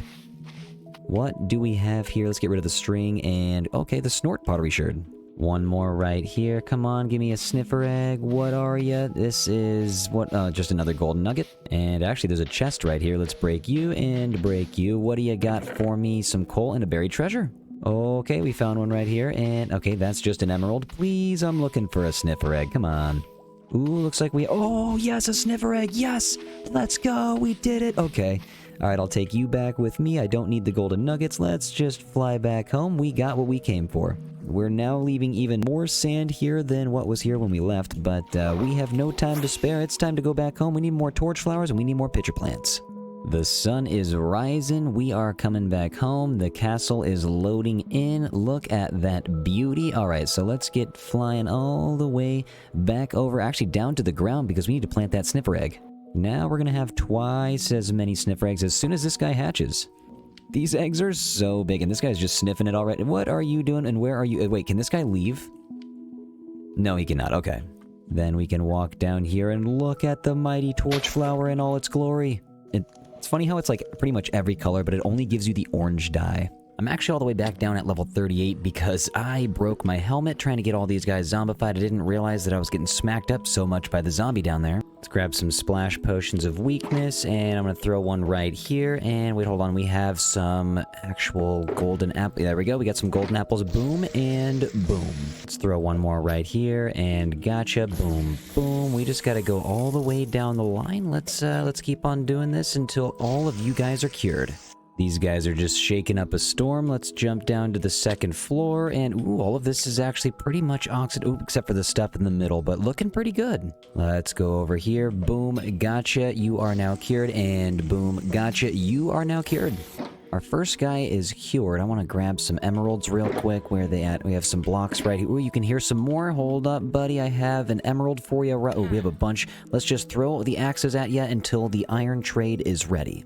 One more, that should be it, and hold up, and we have a 1-for-1 iron trade. Let's go. Now that right there was the ultimate goal. I think we just have a couple more guys over here. We can get you, boom, and boom. We have dude right here, but we're gonna, we're gonna get rid of him as soon as we make sure that everybody is cured. Ran out of the splash potion of weakness. I gotta throw some more gunpowder in here to make some more. Couple potions that should get us to the end, and actually the sniffers have been giving us quite a few of the torch flower seeds. I have a small little redstone system that I've been setting up. I'll show you here. This was something that we set up on stream real fast, and it has been getting us quite a few. If we jump all the way over here, we can collect some of the torch flowers that we have planted. Jump down to this bottom floor, hold up, the torch flowers go right here, and there we go. Hold on, just a few more. Dude, please stop hitting me, and that's the last one. Perfect, it looks great in here. Okay, we've officially done it. They've all been cured or are on their way to being cured, and we have an official brand new weaponsmith trading hall. Everything you see in here is something that you're going to see often because we're going to be doing some frequent iron trading in here. All of these 1-for-1 iron trades are so worth it. I'm glad we spent all of this time getting the factory looking cool down here. We can go up and down. All of this looks so industrial, and guys, thank you so much for watching. I really do appreciate it. Thank you to all of the new Patreon supporters, all the new YouTube members, and all the Twitch subscribers. It means so much having you guys for all the live streams, and oh geez, I almost got stuck there in the reactor. I just can't thank you guys enough. I really do appreciate all the support. I cannot wait to show you what we have in store for the next episode. We have to name those sniffers, and we also have a few more shenanigans. Hi everybody, WaxFraud here, and welcome to episode 9 of the Hardcore Minecraft Let's Play series. We are currently standing right next to the reactor, which probably can't be too safe, but this is the large weaponsmith trading hall that we built in the last episode. I'm back over here right now because I need to do quite a bit of trading to get my tools mended. Let's head through the stairs real quick. We have 96 villagers up here that are just ready to be traded with nonstop. At any moment's notice, all of these guys are ready to take some iron and give me some XP and some emeralds. Interior designing in this was so much fun. We used a lot of tuff that we hadn't used before and a lot of the copper blocks too. But now I feel like we should probably eat, and let's get some of these tools mended. Also, we have some of these guys named already after some of the Twitch chatters. Thank you guys for stopping by the streams, by the way. I do appreciate it. We do stream every single day at twitch.tv/waxfraud. I know I say it every episode, but there's quite a few people that still don't know that we stream daily. Like I said, there's 96 weaponsmiths in this trading hall, so it's pretty loud, but we do get XP pretty quickly.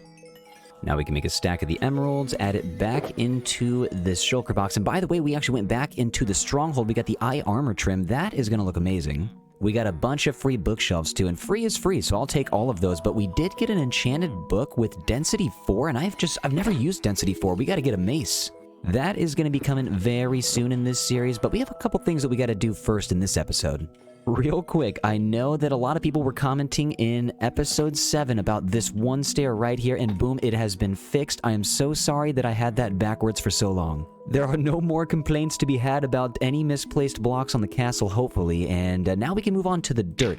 We had one more zombie right here. What's up, dude? I don't really know. Actually, wait, this is not dude, this is guy. Sorry, guy, you're gonna have to go. See ya, buddy, and goodbye. Because, yeah, I just want to get rid of this dirt so we can have a fully decorated castle build. Pick all this up, let's get the rails out of here, and boom, we're back to being done. You guys might remember from last episode the 2 sniffers all the way down there. These guys have been giving us plenty of pitcher plants and plenty of torch flowers, but we don't have any names for them, so I have 2 name tags right here, and these were actually names that many people on the Twitch streams came up with. Right now we have Sniffy, and over here we have Hot Dog. Thank you guys for all the name ideas. It's just hilarious. We can run over here. Let's grab some of the torch flowers. I need to put these around town, and same with the pitcher plants. There's a few spots next to the starter house where we do not have any torch flowers planted, and I've been actually saving them, but we do have a small field right here where we've been planting them, and it just becomes the most colorful part of any farm. But let's fly over here real quick. Since episode 1, I have been waiting. Ouch, that was a bamboo right there. I should have seen it. But since episode 1, I've been waiting 1, 2, and 3 torch flowers finally. Also, I forgot if we fly right back over this direction, the fisherman workshop that we've been working on slowly over here on stream. I had a few pots on the roof, and I wanted to put some torch flowers in here too, and that looks amazing. We just got to keep growing more. Let's get more of the torch flower seeds from down below in the farm from Sniffy and Hot Dog. Thank you guys. Oh, wow. Yeah, thank you guys for all these. I should show you guys real quick. I've been trying to work on my interior design skills, so live on the Twitch streams and the YouTube streams, we've been slowly pecking away at these rooms. I've been trying to get as much color in here as possible and trying to use as many blocks as I can to make it seem like it's a functional living house. Not like a smart house, but you know, like a place where people can live and work. But this is technically the first or the second floor. If we go up to the attic, I finally finished the other day this room up top. This is the tallest room in the house, and it's nice to have it look nice and cozy. My interior design skills are a little bit shaky, but I'm trying my best to improve them, so I mean, all it takes is practice. We can get down to the first floor over here, down the spiral staircase. I have the mill outside that's being run by the water, or powered by the water, and kind of just giving power to this kitchen in here. But I've been trying to use all of the blocks possible in here, except, I mean, this is kind of a plain, just library bookshelf wall, but it is what it is. I think sometimes you just need a bookshelf wall. Okay, move over to the last room. This might be my favorite room, just because, I don't know, there's a little bit more space. I've tried some new shelving units that I'd never really built before. I don't know, this is just a fun place to be. I still have this giant scaffolding right here, though, because I don't think I'm done. I mean, I have a lot to work on with this pond right here. Obviously, it's not fully colored and decorated. Also, the roof still needs more torch flowers. But this has been a pretty fun house to make. It's nice to have a starter house away from home. I will say, though, after defeating the dragon a few episodes ago, there's one thing that I've been meaning to do decoration-wise, and that is actually get the dragon's head on a wall. We could just put it right here and right there, and boom. The 2 dogs that we had caught last episode also need to be named, since we did just name those 2 sniffers, so I'm actually running back to the starter house. Let's go back to the storage room downstairs, and boom, now we are here. The dogs are all the way over here. Well, not these dogs. We're right here. We got Daniel and Daniel's friend. What's going on, guys? You guys keep on taking care of yourself. We have 2 more friends right here. We have Goose, and we also have Duck. Duck and Goose, you guys come on over here. You know what? You guys can just hang out with Daniel's friend and Daniel for the moment. Until we get a nice puppy sanctuary going, you guys are just gonna chill. Now, something I want to do real quick. Oh, what's going on, Benjamin? I forgot you were up here. You know what? Actually, we should get you downstairs with all the other dogs. And Rox, you keep staying on that cake. But we have all of these armadillo scutes chilling up in the barrel right here. We can make some wolf armor. I believe it just goes like this. 1 and then 2. Let's get 3 and 4. I've never held this in my inventory. It's such a strange item. Let's head down to the storage room and one of the many entrances. There's just infinite entrances. We got Duck, let's get you suited up. Nice. And Daniel's friend, let's get you suited up. And we got 2 more wolf armors right here. Oh, Benjamin, let's get you suited up. And we got Daniel. That means I need 1 more for Goose. Got 1 more wolf armor. Goose, there you go. Actually, you know what, Goose? You come with me real quick. Let's go back to that house. We gotta get the armadillos named. What I'm going to do, actually, since the sun is popping up over the horizon next to that library, look at that, that's magnificent, but let's walk this way. Goose, follow me. I'm going to show you guys the landscaping on the way to the armadillos. Live on stream, we have been doing a lot of work, as you can see right here. We have been terracing the land, getting everything flat. It used to actually just stroll all the way down, kind of in a rugged landscape, but we made it look very nice and smooth. Actually, Goose, I'm going to sit you down real quick. Let's get a rocket up into the air. I want to show you guys a lot of the landscaping we've been doing On the YouTube streams as well, we've been getting around the starter house. Look at how flat all of this looks. It looks so smooth. It is just, it used to all just look like this mountain right here going gradually all the way to the water, but now we finally have some space to kind of map out some housing. We have the rail system all the way over here too. This is just, oh man. Oh, you know what? We actually need to get some torch flowers in this too. This takes us all the way to the iron farm. We only have the ferns in. I gotta go back real quick. Let's get the armadillos named. We have some names that you guys had actually put in the comment section of the last video, and I love all of these names that you guys have. You have the best name ideas. Let's fly over the torch flower field real quick. Let's grab you and you. Actually, you know what? Let's grab all of the pitcher plants and all the torch flowers from here, and then we'll replant them all.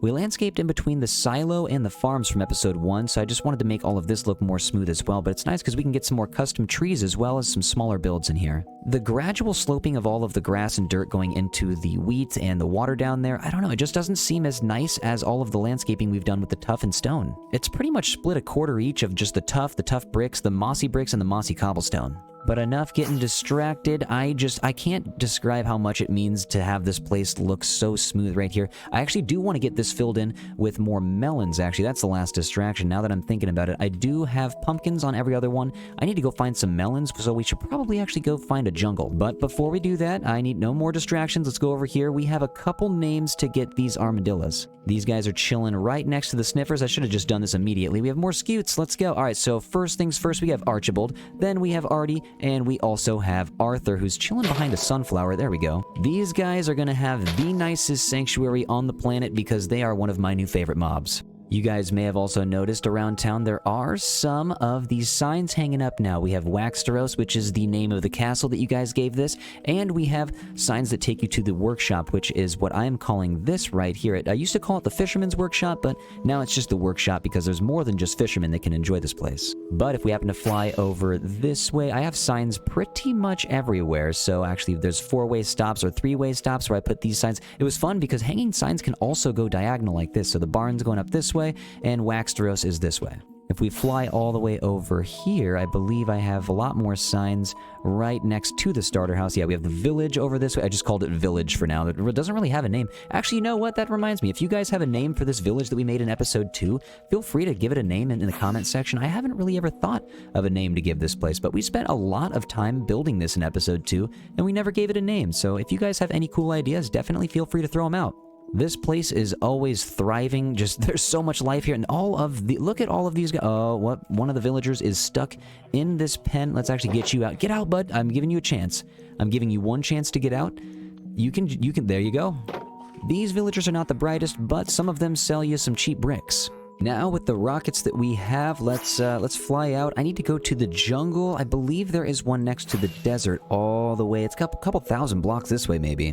I did have one melon. I planted it, and I don't know why, but I accidentally broke it, and now I don't have a melon. So that's why we're on our way to get one more melon. The town's going to look a lot nicer with the alternating pumpkin and melon farms. Eventually, we got the goats right here. What's going on? How you doing? But eventually, I'd like to get an automatic melon and pumpkin farm that feeds right into the farm so we could get a nice trading system going and make it nice and easy. Oh, no, I completely forgot about llamas. We have an entire herd of llamas right here. I gotta take all these guys home eventually, too.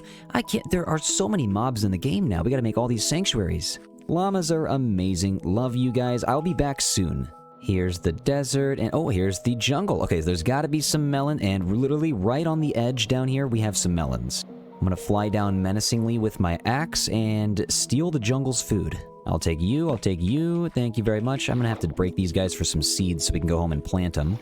I love the drastic color change, too, from the jungle biome to the plains biome. It's kind of wild. In my last hardcore series, the starter house was in the jungle biome. I did forget how green the grass was. There's bound to be a couple more melons. I am going to grab this crying obsidian, though. I'm not going to skip out on this ever. And what do we have over here? Oh my, what? Have I been here before? Okay, I had to have been here, but I had to have been here before this. Okay, that's wild.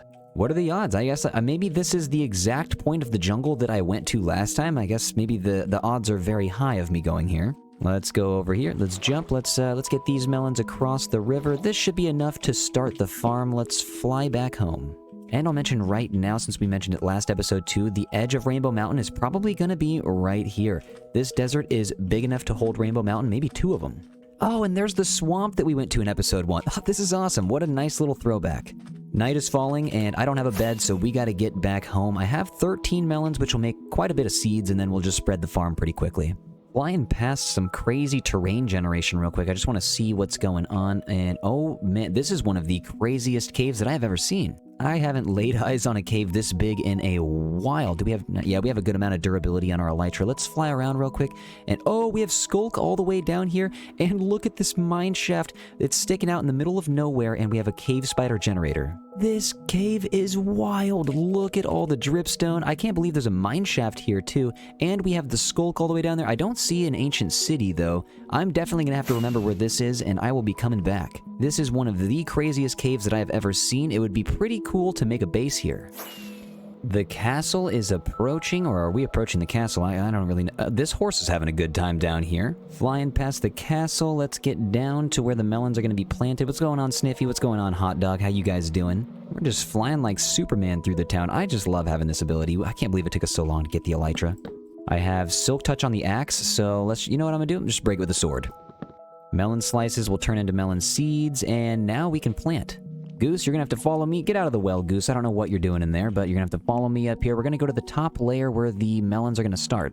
Take the seeds right here, and 1, 2, and boom, boom. The melons have been planted. We've officially started our melon farm.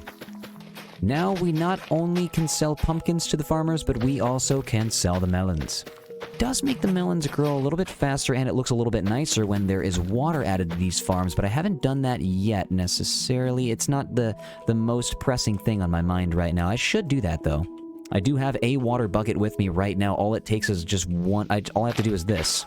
And now stuff is going to start growing faster. Goose loves this farm, except I feel like he's going to break some of the pumpkins, so what I'm going to do... Let's get out of here, Goose. You got to get off the farmland. Hopping back home real quick, just because we have a couple of the goals on the goal board. Well, we can take this guy out real quick. The Weaponsmith Trading Hall, it's done. I'm going to throw you here. The Toolsmith Trading Hall is basically the same thing, and I just added 96 villagers to the Weaponsmith Trading Hall. So I'm going to take this guy out, and I think we should do Armadillo Sanctuary. I don't even know why I'm typing this out, because I'm probably just going to do the Armadillo Sanctuary right now, because I want to give those guys a home. I was thinking before we go landscape anything, I'm going to color my shulker boxes. These guys they need some character. They were all of the same color for way too long, and now I can finally tell the difference. Feels good to have a nice fleet of colored shulker boxes in your inventory. Let's fly high up into the sky real quick and see which part of the area needs a little bit of love. We're doing more landscaping over here. The melon and pumpkin farm is going to go up top over here for sure. The Armadillo Sanctuary could be leveled up on this part. Oh my goodness, look at all the cow. What? How did all of these guys get over? Jeez. I did not expect to see this many mobs over on this side of the mountain. They've all just been slowly migrating over here. And we have a couple pigs down here. We still don't have a pig pen. We have a house for all of the regular mobs except for the pigs. This is a nice majestic horse up here too. I guess looking down over this valley is pretty cool. It would be fun to have the armadillos all the way up here, but let's just look over on the other side real quick. I love being able to fly up above Waxteros and the whole rest of the village. So I'm thinking next to the library over here, we have a nice open field where I've been planting some bamboo. We don't have a bamboo farm yet also, as you can tell, but there's a big field right here, and it is kind of, it's open for some use. We just need to raise some of the grass over here in some spots, and maybe actually take down one more layer altogether. I'm also thinking, since we used so much deep slate and tuff when we were building the Waxteros castle, I might actually just go back to the roots of Minecraft, get with some of the stone, the mossy stone, maybe some of the cracked stone. It's gonna feel nice to take out this layer though. We do need a lot of grass after we got rid of pretty much everything when we were terracing that side of the mountain next to the starter house. My favorite type of landscaping is actually what we have been doing live on the streams. It's where you add some of the grass back in instead of taking some of it out. I mean, this is fun. I like collecting all the grass and flattening out land, but once you kind of build up a wall and bring up the grass about 4 levels and just make everything nice and flat, it looks nice. I've broken through to the other side, but honestly, we might have to take out maybe one more level. I don't know if this one layer is enough. And we have reached the stone, so we're probably gonna have to start converting this to some moss, just to make the landscaping process a little bit easier. Actually, this is going to take a while, so I'm probably going to have to do most of this work live with all of you guys here on stream. I mean, this is at least going to take us a couple of hours. Kind of underestimated how big this field was. Let's fly up in the air real quick. I just want to get a good look at the landscape. Okay, it's kind of straight over here. We'll probably get this connected to the back side of the village, but we have made this about 30 to 40% larger. There's still a lot of stone that needs to be covered up with the moss. Let's just land right here. Let's just go moss block, and boom. It has begun. Let's get rid of all of this right here. Alright, so this is pretty much all taken care of right where we're going to get the build started. I do want to cover this hole up real quick, and the reason why I didn't actually fill everything in was because, well, I mean, look at all this. This was going to take a lot of grass and a lot of time, and I just decided, no, let's save some resources and just put the grass on this one level. I think we have left ourselves plenty of space considering the 30% size increase. We can actually just turn around real quick and actually go over here. I'll show you the wall that I probably should maybe get like some moss and some tuff over here to make the wall look a little bit nicer up against this lake. But over on this side, I'm not sure how flat I'm going to make. We could have the land just gradually slope down right here as well to make it seem a little natural, because over here is very flat and I cannot sprint because I need to eat. Now I got a full belly. There we go. Yeah, so this up here, it is very, very flat. I do understand that, but I just wanted enough space to make a giant city area for these armadillos. My shovel is at 8 durability right now. I really got to get this thing mended. It is wild how low it is, but we got the stone, the cobblestone, mossy stone bricks, chiseled stone bricks, and the cracked stone bricks that I'm going to use to make this build. I'm going to fly up in the sky real quick just to kind of outline for myself and for you guys real quick, but there's going to be a diagonal staircase moving up to a staircase going south and a staircase going east. And then that will eventually turn into 2 giant towers that are going to be similar size to Waxeros over here. Maybe not as small as this one tower right here, but if the bigger tower, I think in the center, I think we could do 2 of them similar size to that over here. There's only one way to find out how big this thing is going to actually be, so let's just go right here. Let's start the first square, and you know what? Let's just start building. There is going to be quite a bit of texturing going on here. I'm going to use as many blocks as I can for this castle. Now, I bet these 2 towers would look pretty good from far away, super textured like this, if we ended up making it about 50 by 50 blocks, which is pretty large, but I think it's going to make it look pretty nice. The armadillos definitely don't need that much space, but, you know, we're going to take care of them. The textured wall starts to look pretty nice once you have like 20 blocks stacked up. Actually, I think it's about maybe 30 high.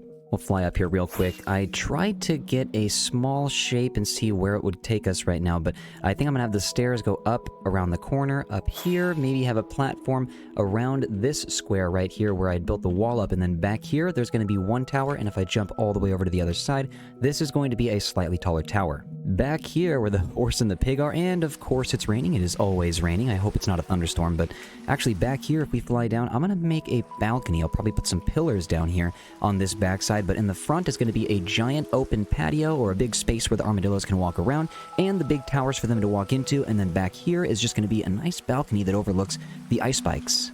At least the sun's about to go down so we can get this rain out of here. I tried to make these blocks right here 7 blocks apart, and 7 blocks apart on the inside once they turn the corner and round up, but I think we're going to have to use something that is a little bit of a different color than all of these stone blocks, so I did bring over some mud and some packed mud.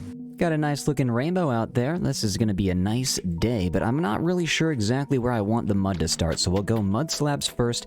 Every other one will have a couple of the packed mud in here just to make it look a little bit more interesting. It is entirely possible that I'm going to have to take this down though, because I don't really know if the slabs are starting in the right spot, but I'm going to work my way up. Maybe I should just start by building only on the side here.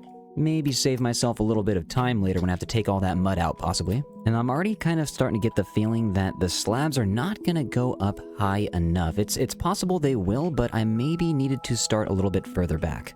Thinking right here we'll do this will raise it by about 2 more blocks once it gets to the center, but I just fell under it. But I just wanted this main part right here to be raised a little bit further. We'll take these out real quick because we're not going to use the layer down below, but if we get the packed mud right here, that's okay, that's good. Let's actually get some more packed mud up top. This is a nice layer. It's a nice height for the first one, but let's actually just wrap it around real quick. We'll replace a lot of the packed mud with some more mud bricks. But real quick, I just want to see how high these slabs are going to take us and if we need to switch over to the stairs. Okay, so I'm already actually going up a little bit higher than the wall that I had built, so I guess we'll have to start going up from here. Maybe, actually, yeah, you know what? Let's just get a little bit higher. Slap some of the packed mud over this way. Okay, so, I mean, this is a nice platform. We go down the stairs. It's a nice smooth entrance back to the ground. We can get some more packed mud right here so we can walk on it. And, okay, you know what? I like this. This is not too bad. Just need to bring all of this out by 7 blocks, and that probably means we need to go make some more mud because we're going to run out pretty quickly here. We're going to run out of mud pretty quickly though, so actually let's just fly back home real fast. Let's go to the storage room. Let's get some mud. We made a lot of mud in this back pond the other day on stream. We're going to go through the back side oh, there's a fence right there. We're going to go through the back right here. There we go. Let's go to the mud on the right side. Fly on over. There we go. Okay, boom. Let's take these. Then we are going to need some more wheat. We are out, so let's run into the wheat field. I got some more pitcher plants in here. We need some extra of those as well to get more color around town, but here comes the wheat. We got to make as much packed mud as we can. Probably going to end up taking out this whole farm. It is beautiful, though. Once you get a stack of each, boom, stack of packed mud. And when you're down here on the farms now, actually, it looks like this bee is stuck. Are you okay? There's 2 bees that are stuck right here. There you go. Let me push you. And this guy does not want to leave the dripstone. Hold on, buddy. Let's get you out of here. And you know what? You can just stay right there. What I was going to say, though, is that the back walls are starting to make this place look a lot more cozy. I'm trying to admire the walls here, but I'm only thinking about how this bee is just stuck for eternity. Dude, you gotta help me help you, you know? You gotta help yourself sometimes. What if I just get rid of this dripstone? Boom, and now you're set. Be free, bee. Just be free. Is he stuck on the lantern? Nope. Okay, never mind. He's good. Bees these days, man. I also like farming over and looking at this direction now because we have this giant wall. These 2 guys over here were supposed to be part of a villager breeder that I was going to make a long time ago, but we have not made it yet. I just love this area now because when we're farming over here or walking out the back side of the house, we have a giant wall that we can look at. Forces us to go all the way up the stairs to hop all the way onto this first level. And I think eventually I'd like to make a tunnel where this path right here leads. No more distractions though, let's get some wheat. We have the small wall that is raised up about 11 blocks high, and I don't know if we're going to have another balcony down below it. I mean, 11 blocks is pretty tall for the entrance. We're probably going to have some pathways moving from the library and from the back side of the village that we made in episode 2. We're going to move it right through here. I might cover up this little mini pond and have the pathway move right through here. Is that actually a lightning? Is there a lightning rod? Yeah. I placed this thing so long ago, I don't remember putting it there, but once the path gets all the way up here, we'll be able to move up the stairs nice and gradually. We have a nice first platform here to build on. This thing is pretty large, and I'm going to add some jungle planks here later, but once we walk up the stairs again, the tower up here is now finally starting to get a little bit larger. The armadillos are going to be able to hang out on the grass area, not right down there, but probably on this level. We'll make a big door on that tower and on this tower right here. The only problem is this tower off to the right side probably needs to be about 30 blocks taller, and the tower on this side over here, we still have so many blocks to add to it. The texturing is taking a while, but we've been able to get a lot done on the live streams. And the moon coming up over the ice spikes is looking amazing. The walls are getting pretty tall if we actually fly all the way up here. The 2 towers are finally starting to get some height. I went ahead, if you fly down here real quick, you can see the wall is now up here. We have it nice and textured, but I need to make some columns. But I think if we start at the bottom columns down here, it would make it easier up top. On this corner, we're going to make it a 3x3, so we're going to go boom, and I'm actually just going to copy all of these blocks. Everything on the inside, we're going to take out so that we don't waste all the blocks. I'm going to randomize the one on the corner, and this should make all of the edges look a little bit more beefy. Alright, and let's get the cobblestone up top, and let's actually just make a small square on the end. If we drop down, this is going to start bringing a lot more depth immediately. What we're going to have to do is take out some of these slabs. We'll count by 3 again right here. We got 1, 2, 3. We'll take out this slab. Oop, gotcha. And then we'll move in like this. We got bing, we got bang, we got boom, we got bop. Get this done on the other side too, and the walls start to have so much more depth. The shadows in between them just bring the build out so much more. And actually right here, we need to start taking this out. So we'll go boom, boom, and boom. Again, moving up the stairs, we have another platform. This is going to be a little strange, but we'll just move you in and you in. Actually, we'll take you out.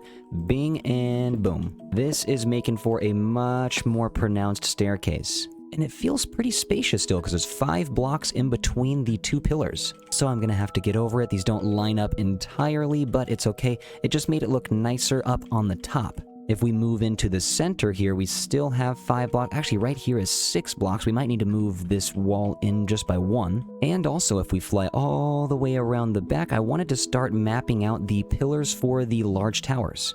We have a 7x7 square right here. I tried to map it out on the back, but I'll show you again what I was trying to work with. We have 1, 2. We'll go out again. We'll take this torch out. Boom, 2, and actually, let's go here. And then we have 5 across. We'll split it up by 3 again, but this time I think we're going to make a 7x7 square again right in the middle.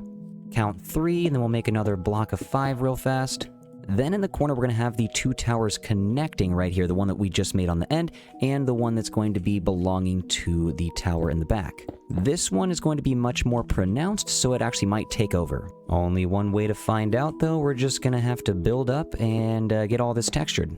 We'll keep all the blocks as random as we can, and if you're wondering exactly how we get the texturing done, this is pretty much how you do it. I just kind of randomize all of the blocks that I'm using. Sometimes I'll use 2 in a row like I did with the cobblestone right there and the cracked up stone brick right there. You'll see throughout the build I decided to use mostly stone bricks in here. I guess you'll see a lot of the other blocks, but the cobblestone ends up looking a little bit lighter from far away. The stone brick is the most neutral block that I could have in here, so I decided to use more of it. Coming up on the end, let's use some chiseled right here. Let's get 1 more cobbled, and we have the 2 squares lined up. We have squares that are going to be lined up on this tower, and then one that meets up right here on the corner of this tower as well. So there's going to be 2 blocks that are meeting like this, but for the most part, it's going to be hidden once the balcony back here gets built. But right now, we do need to still focus on the front. Let's fly out here real quick. This wall is looking pretty nice. Yes, okay, all these staggered towers is looking decent. It's definitely bringing a lot more depth out. Okay, and the stairwell is looking very nice too. I do like how these stairs are 5 blocks apart right now, and the wall comes up just a slab of height over the mud. It looks clean up in the center as well, having the blocks down here and the 1, 2, and 3 towers in the center. But I was trying to play around with the idea and bring this wall back just by 1. I feel like the best way to keep it the same look and make it an easy way back is to just copy the same blocks that I just used. Just gotta finesse the middle click and the right click over and over. Then we can run back around and take out the wall, and we've already built the one right behind it. Not looking too shabby. Look at the wall, pig. You like this wall, don't you? Pick up the last of the debris down here and look right up. Okay, alright, perfect. So now we can actually make room for this brand new wall. If I can just get over here, I have to break these real quick. Okay, perfect. Let's grab those, take a step back, and alright, we have the 3rd middle tower complete. This pig couldn't be more satisfied. Now let's fly up real quick. Let's see what this thing is looking like at night since I have the top of the towers lit up, and all of the stairway is nice and textured. The library is looking pretty cool from over here, and also you can see the starter house from over here too. I made it so that it's 5 blocks in between on this stairwell also, but I feel like it would be cooler if we took these blocks and just did the same thing that we did to take out the blocks on the front. Let's just repeat them up on the inside. Drop down here and do the same thing on the right. That way it kind of creates a little window, just a 1 block window, and actually let's just use 1 more stone right there. Drop down, and that looks pretty nice. Let's do that, and boom. This is going to give it more of a window effect in between all of the towers. This little window right here is going to be pretty small, but it is what it is. We'll just leave it a 3x1. Now if we drop down here real quick, what's going on, horse? This guy's just been chilling. At first he was all the way on the other side of the tower, and now he's all the way over here. He managed to walk all the way by the other horse in the birch trees. And Goose has just been watching the whole time. Goose, I hope you like the build, but I'm gonna walk up the stairs real quick just to see what it feels like to live as an armadillo in Armadilliopolis. That's what we're calling this place. Armadilliopolis is the name. Walking up the stairs over here as well. It looks pretty decent when the tower is connected to that side. I'm going to do it with the same side here on this tower. Let's actually drop down and start building up. The texturing has started to get pretty fun. You can start to imagine what it's going to look like after doing it so often. We could just fly back down, but sometimes it is just more fun to drop and break your ankles. Gotta test out the old boots and make sure they're still working. Couple more till we get to the top. Get a mossy stone brick here. We haven't used one in a while, but sometimes I accidentally use a little bit more than I'm thinking. But as long as they're scattered out, I'm trying to add them the least, but they do add a nice little texture. I was thinking about maybe adding some andesite to some more of the top. But that'll be for later on. We'll have to get a little bit higher in the build. We're not even close to as high as I think I want the build to be. So now here comes the fun part. We just need to bring this tower over a little bit further. I just needed to go, actually, right, there's the middle, and there's the middle. So let's bring it out again. Let's, sorry, Torch, you're gonna have to go. We'll bring the cracked out. So we have 1, and then we'll go 2, 3, and actually, that's gonna be the wall.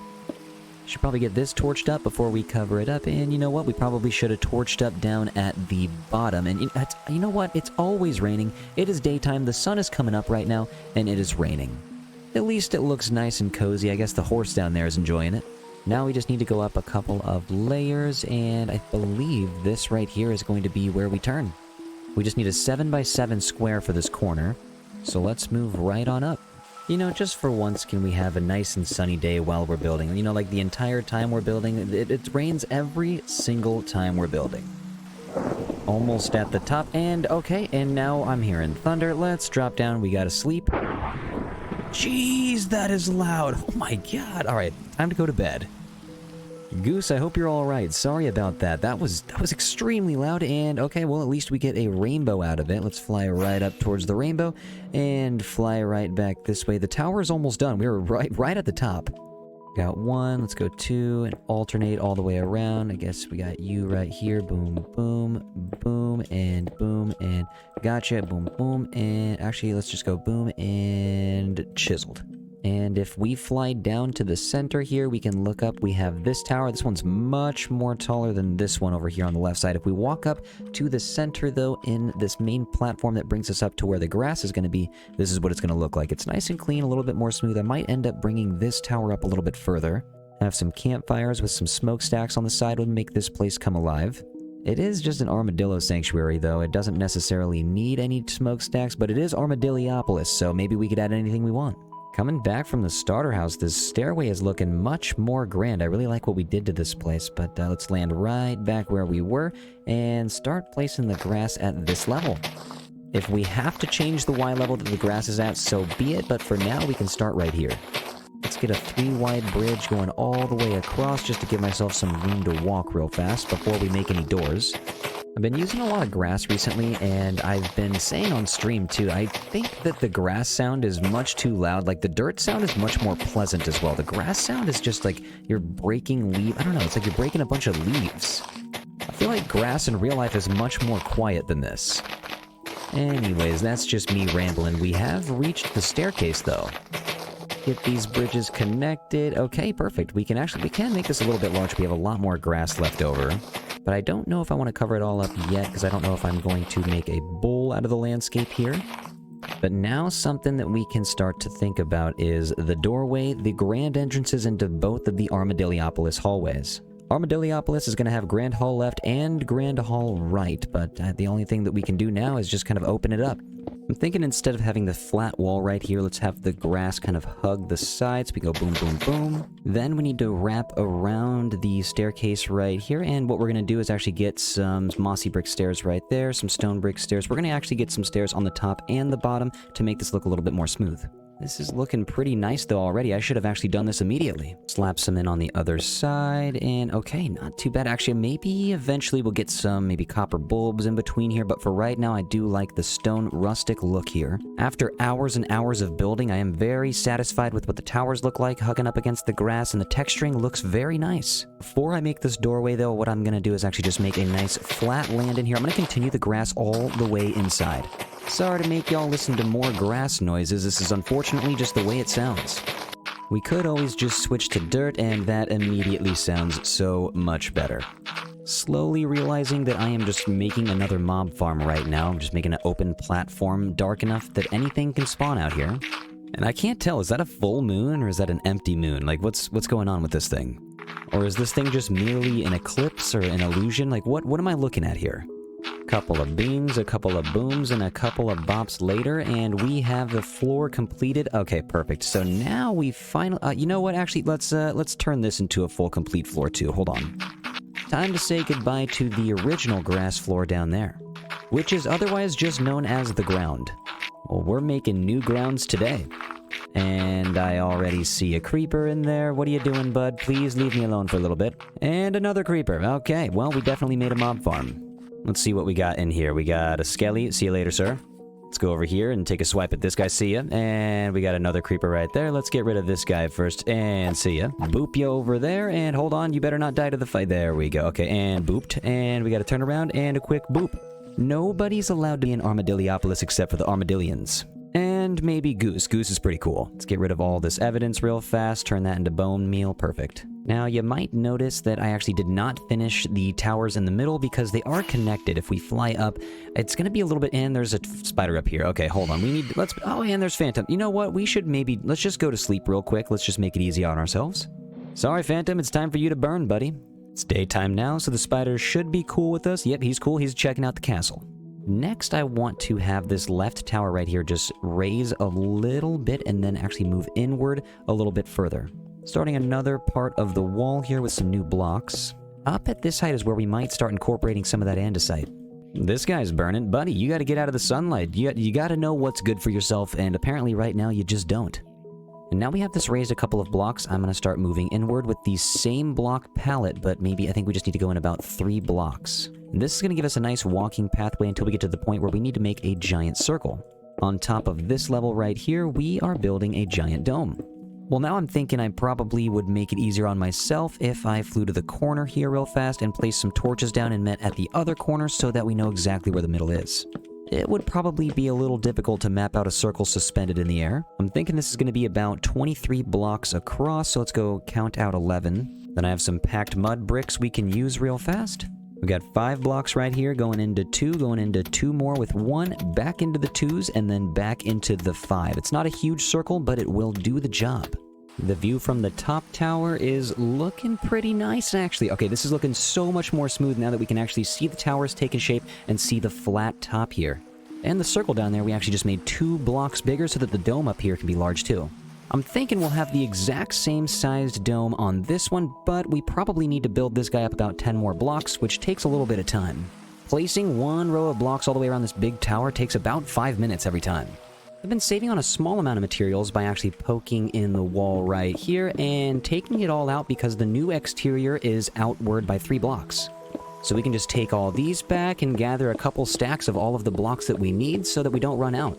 Then what we'll do is actually, I'm pretty sure I have dirt on me. Yes, I do. Then we will just take the dirt and slap it in right here so that this interior can look a little bit nicer. Armadillos are going to have a little bit more space to roam around on the inside now. It would be nice if this rain stopped though, so maybe we should just get some glass. I might want to get some nether brick or maybe some acacia logs. I don't know what I want to put at the base of the glass, but I know we are going to use some glass. Goose, what do you think we should use, man? I need some help. I think back at home we have a fair amount of glass. Let me just double check real quick. In our main storage area, I haven't really collected too much, but yeah, we should probably get to smelting. I think I have some sand downstairs. Can't believe we're entirely out of glass. I haven't really been building with glass, so I guess that makes sense, but we have plenty of sand, so let's make some glass. Keep these smelting, and then we'll go decide what we want as a base layer. People on stream have decided to call these 2 domes the Dilla Domes as well, so I love these names. I brought back with me the nether bricks and the acacia logs. These are the 2 that have been stuck in my mind. I want to use acacia logs because they would be resemblant of the savanna biome where I got the armadillos, but also these nether bricks, they just look so nice. Making the executive decision right now to take out the acacia logs. I think the nether bricks are going to end up looking a little bit stronger from far away, so I'm going to use these, and if they don't look good, if the contrast is a little bit too strong, then we will go back and use a different block. Most likely these stripped acacia logs. We got 1, 1, 2, 2, and then 1, 2, 3, 4, 5, 6, 7, 2, 2, 2, 2, and then 1, 1 on the new circle. Okay, so the first initial ring is done. Now we can start building up with the glass and get this dome created. And I'll remind you guys, if you're wondering how I make all these domes and circles in the world, I use pixel generators and circle generators online. They're pretty easy. They just tell you exactly how to make a perfect circle with pixels. And since we're playing with blocks in Minecraft, it translates over pretty easily.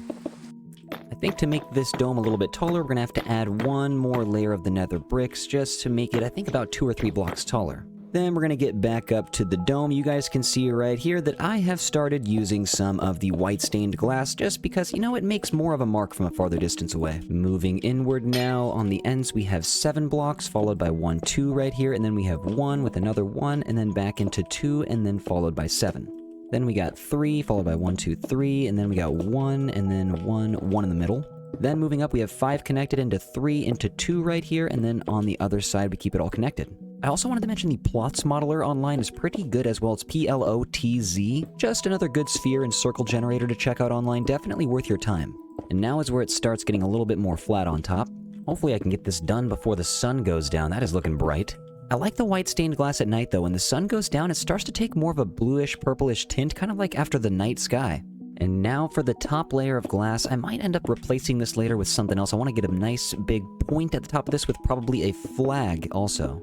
But these are all just ideas. We got to get the glass here first to see what this all looks like. We should probably get this covered up with some more nether brick along the sides too. Let's drop down and start right here. We'll go right up the middle and we'll have them meet in the center. And I have to take some more nether bricks though real quick to finish this. All 4 sides does look pretty good, but I think maybe going on diagonal to get 8 rings, that would actually be kind of cool too. Let's fly out real fast, and we have ourselves a Dilladome. So this thing is nice. Okay, so now what we need to do is put the same dome right here on the second level. This tower is about 13 to 15 blocks taller right now, which is just about right. Same texturing all the way up here, but now we just need to get this circle down too. Armadilliopolis is going to have way more room than the armadillos are ever going to need. And as I'm building this up, we could stop right here real fast because it is possible, I'm seeing now, that the dome could be a little bit larger. If we actually just take these blocks out in the front, then that's going to leave a little bit more room on the flat pathway right here. We're actually going to take all the blocks out on the edge.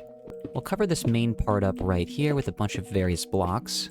Actually, if we're going to start detailing down the sides, let's break these real fast and maybe break these down too. What I'm going to do is actually create a small 1-block barrier on this level just so I can know exactly where my limits are. Also, this might bring a little bit more shading out because we could go down below here real fast, and actually if we bring this out, okay, perfect. If we actually do that multiple times down this castle, it is going to make the colors pop. Let's pull out some of the stairs. I'm going to use some andesite stairs here as well. We'll just put it right here, and actually I'll use some right here as well. We'll use the mossy brick. Let's get more andesite, some regular stone brick stairs. Cobblestone stairs mixed in here as well. Then I think it's only going to come out about 2 blocks. Let's just put these in here. Let's get some of the chiseled real quick. Go boom and boom. Let's bring this up. We got the cobblestone. Let's get the cracked brick right here and there. Perfect. Let's get these stairs on this side. Where's the mossy stairs? Right here. We got you. Then we'll go boom and boom. We do the same thing on the opposite side. We'll get the bottom blocks in. Okay, so that's looking nice. And then in the middle, we'll do the same thing, but just a little bit larger. Let's get the andesite mixed in there. We got bing, bang, boom, and bop. And I believe that's not too bad. So now I believe I can actually take all of these blocks, and I will have to take like 5 minutes to put all that back down. That's what I get for not planning out the builds, but it's all right. Not too big of a deal. Let's go 7, and then I think we just need to go 1, 2. Let's take this guy out. 3, 1, 2, 1, 1, 1, 1, 2, 1, 2, 3, and then back into 7. Now let's meet these right here in the middle. All right, and now we can get our materials back. Let's take all these out and endure the loudest possible noise in the game, the breaking of glass blocks. Usually if we're live on stream, I'll turn this sound down. It's so loud. There's going to be some peaks and valleys in all the sound effects in each game, though. You know, there's going to be sounds that you like, and there's going to be sounds that you don't like. I bet there are mods out there for Minecraft that have been created that change these sounds in the game. Like, for instance, every time we broke a glass block right here, there was a whoa, we got a zombie and a creep. Okay, hold on a second. What's happening? I need to light this place up.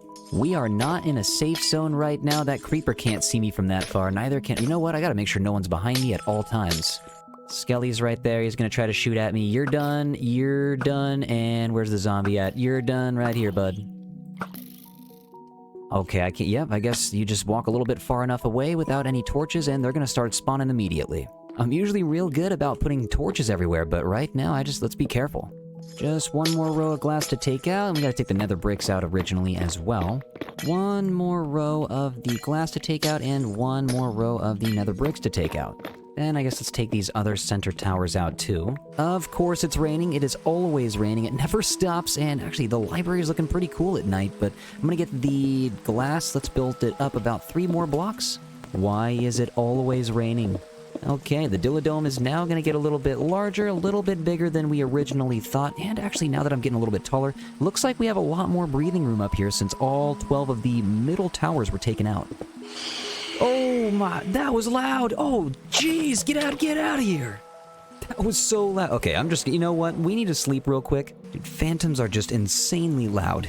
Phantoms might be even louder than those glass blocks breaking. Actually, I can hear one that's stuck. You can hear him like flapping his wings around or something. Yeah, he's just making some calm noises now. I guess as soon as he gets out to the sun, he's gonna burn. I'm just gonna leave him alone for a little bit. Let's get the second layer of the nether brick.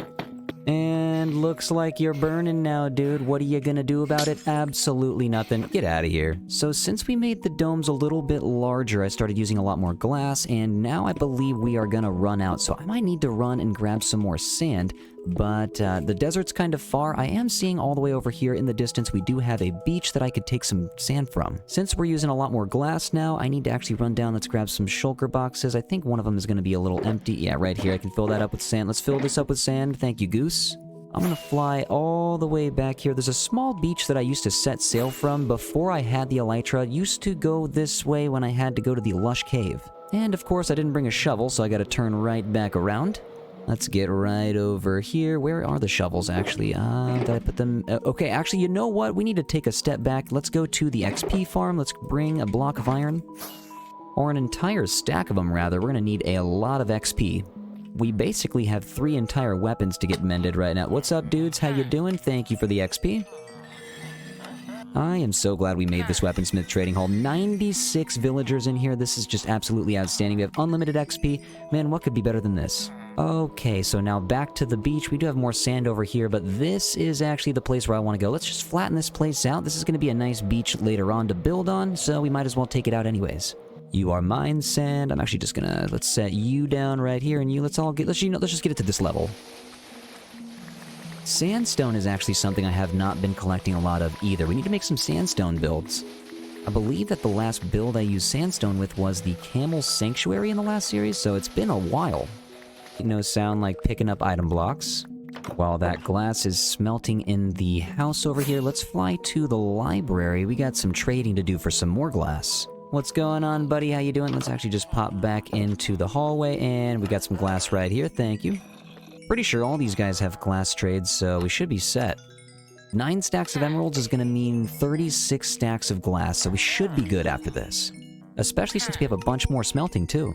Before we leave the library, I'm going to go up here. I'm going to say what's up to Mendington. I feel like every once in a while, even though he doesn't deserve it, I'm going to say hello to him. Let's fly over here real fast. What's going on, buddy? How are you doing? I hope not too well, bud, because those trades you got are filthy. They're disgusting. Get out of here. At the moment, I don't even want to be in Mendington's presence. Let's fly back over here, and let's see if we can get some of that white dye mixed in with the glass. Okay, seems like we're working through the rain again. Let's get the next row built.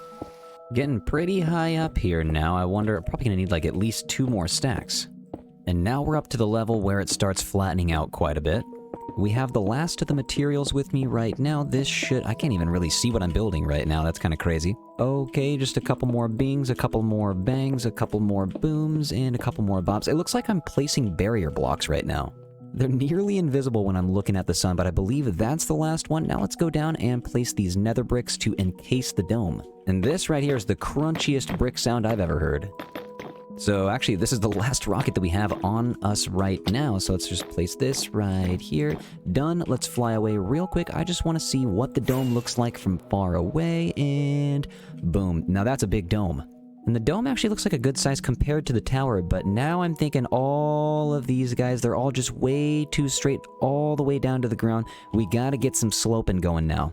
We started adding a little bit of texture to the top, and now we gotta work our way down. And of course it's raining again. Did you do this, sir? It's always raining, but I'm feeling like we need to get the 2 middle towers done first. They're a little bit smaller, so they're gonna be easier to tackle.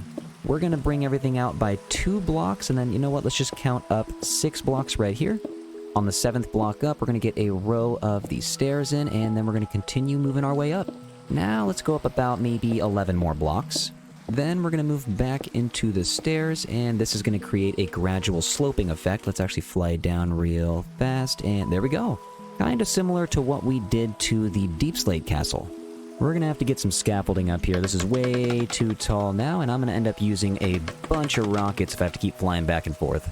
Still haven't made the creeper farm yet, but I promise that is coming soon. There's way too many farms that we need to make, and I've been getting frequently reminded on stream that I have yet to get a beacon. I know that I don't have a beacon. It's obviously not in this world yet, but it'll be coming soon, just like everything else. See if we can jump down here real fast, and oh, no, never mind.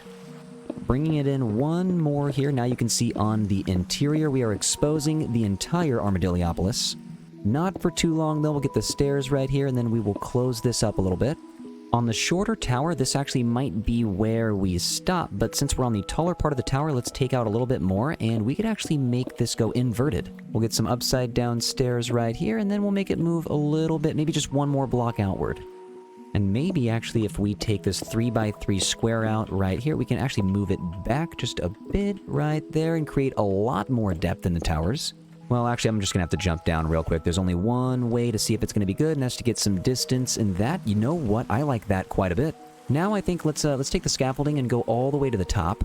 Now this is starting to look like the biggest jungle temple that I've ever seen. I'm also in a weird spot right now where you can't hear any rain. It's kind of strange. If I go up a little bit, you can start to hear it again. There it is. There's that sound. Now this is one of the sounds that's actually pretty nice. But okay, so this is perfect height. Let's fly down here. Let's take a few of these layers out just a little bit lower. Then we can drop you right here. Let's go boom and boom. Actually, let's bring everything out by one block. I want this to pop a little more from far away. Then I'm going to take this row out, and then I think the inverted blocks were going to go a little bit lower than I originally thought. We'll go bam, bam, and inverted right there. Okay, so that's 1, 2, 3. Actually, we need to go down one more. Where's my pickaxe? Let's take you guys out, and we'll go boom, bam. Actually, wait, let's get all of the other type. We need the wait, no, hold on. There it is. We got the cobblestone stairs. We got the andesite to get in here too, and we're good to go. Nice. Okay, that's amazing. I actually really like that. Now we just need to get that on this tower. I want to also try to get a design going for the center tower here. Let's get a couple of these out right here. I'm going to bring this tower in the middle, one more out, and also the one on the very end. So we'll come out here, we'll go boom, boom, boom. I want to get something in the middle, but for right now, I'm only going to bring it out 2 on each side. I think I might get some andesite walls later on, but for right now, let's just build this up. Knowing that I'm going to take this interior wall out, it's pretty nice just being able to copy these original blocks. It makes it kind of easy. Now on the 11th block up, we'll take the stairs and start to slope inward. And immediately we'll move into the next wall. Jumping in here on the 11th block, let's get the stairs moving in. We'll get some andesite, some cobblestone. Taking one quick step back, and with the sunlight we can get some shade. Okay, now you can start to see the depth that this tower has taken. So now we're at the point where it goes all the way up to the top. So I kind of want it to go inverted again. We'll count up by 11 blocks. So then right about here, actually if I can jump up high enough. Okay, there we go. All right, I want to get the stairs on this level.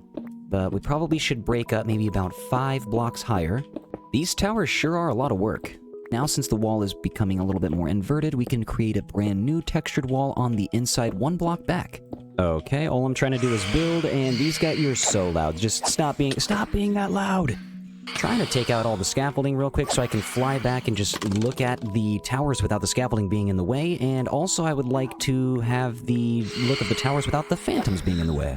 Man, I love the way this town looks at night. It's awesome. But when we take a turn back around, look at this. Oh my gosh, we finally did it. Look at this. We finally have all the texturing done on the outside. Hold on, let me take a big perch up on the mangrove tree right here. We now have a bunch of slopage down on the left side and on the right side over here. This thing is insane, except the domes up there, they are looking a little bit dark. I have some end rods with me. Let's see if we can use those. Probably going to need all of them. Let's fly up real quick. I also probably am going to have to start thinking about the lighting on the sides of this building as well. First things first, if we're going to go diagonal, maybe let's just put an end rod right here and there. Fly up to the top. That way we can just make our way back down. We'll go diagonally all the way down to the bottom. I'm not sure if this is going to look good, but we have to try it. Got the last 2 down here. We got boom and boom. Let's actually just fly back real quick. Does that make a difference? And it does. Actually, that's so much brighter. We can do that up here too, but we could actually use a little bit more nether brick and make a cooler point up at the top. We'll have to work with it a little bit, but if we just move in here, 1, 2, 3, 4, 5, and boom, and then we use the nether brick fence like this, I will get more of a flag at the top. First, let's maybe use some more nether brick fencing like this, and we'll move up just a little bit further. Eventually, I'd like to use some quartz as the flag, but that'll just be the last thing we probably put on the build. Couple other ideas I had for the lighting. Let's actually just get right up over here. Hopefully I can make it, and it looks like we are barely going to make it. Let's use the andesite walls, and we'll use the nether brick fence, just kind of like how we did on the dome. We'll use the chain and then the end rod. Bing, bang, boom, and bop. Now this actually should just brighten up the walls 100%, and the phantoms are back. That's looking good. We just need to replicate that on pretty much every side, and actually I think there's only this one phantom. Get out of here. Sir, it would be very cool of you if you were just to be gone. You can hear zombies growling on the inside of the build now, and actually just walking around. You can hear them for sure. I think it's because during the slopes, I might have left some extra blocks in there. I'll probably have to take them out later. But it seems like we have some spawnable blocks that we accidentally created when sloping the build out. Now, I have one more idea that I'd like to use for the lighting. I just want to take a step back to make sure the whole wall looks good, and okay, not too bad. Now, we have these big open squares right here. If we land in them, actually, hold on, I want to put some stairs real fast. Let's actually, I do have all 4 type of the stairs with me still. We'll just go 1, we'll go up here, go 2, and then boom and bop.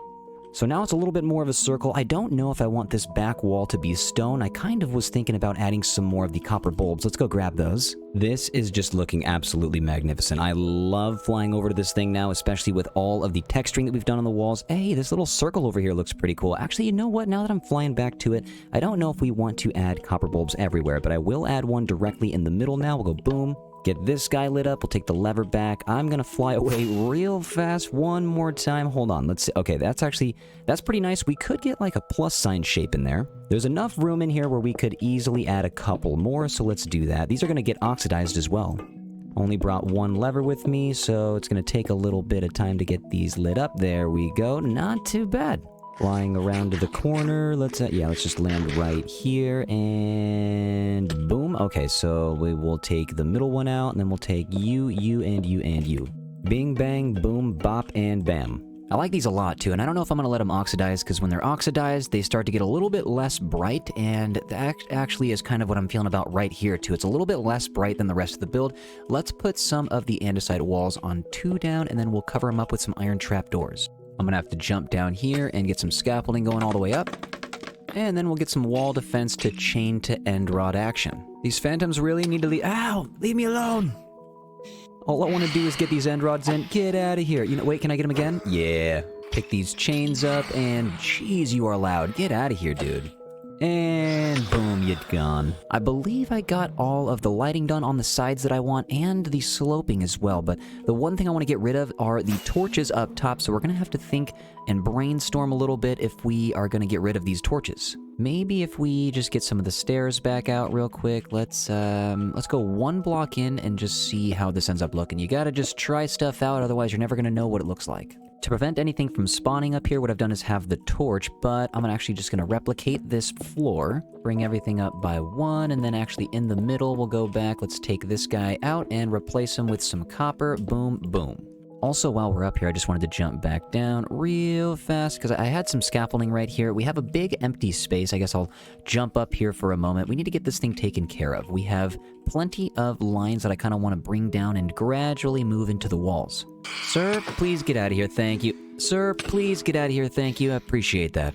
Looks like there's one more, but this guy's stuck. And you know what? I have my bow. Let's just bring it out and get out of here. Those phantoms are, they're starting to kind of get annoying. I'm going to place a torch here real quick just so we can have some light. I'm going to bring down all of these walls. Maybe actually if we use a wall right here, I'll start wrapping it down this way. Boom. And then see if we can get another stair. The one closer to the edge is going to meet the wall above these stairs right here. But down here right now, we can actually make it go just a little bit. Wait, hold on. That's wrong. We can make it go a little bit further.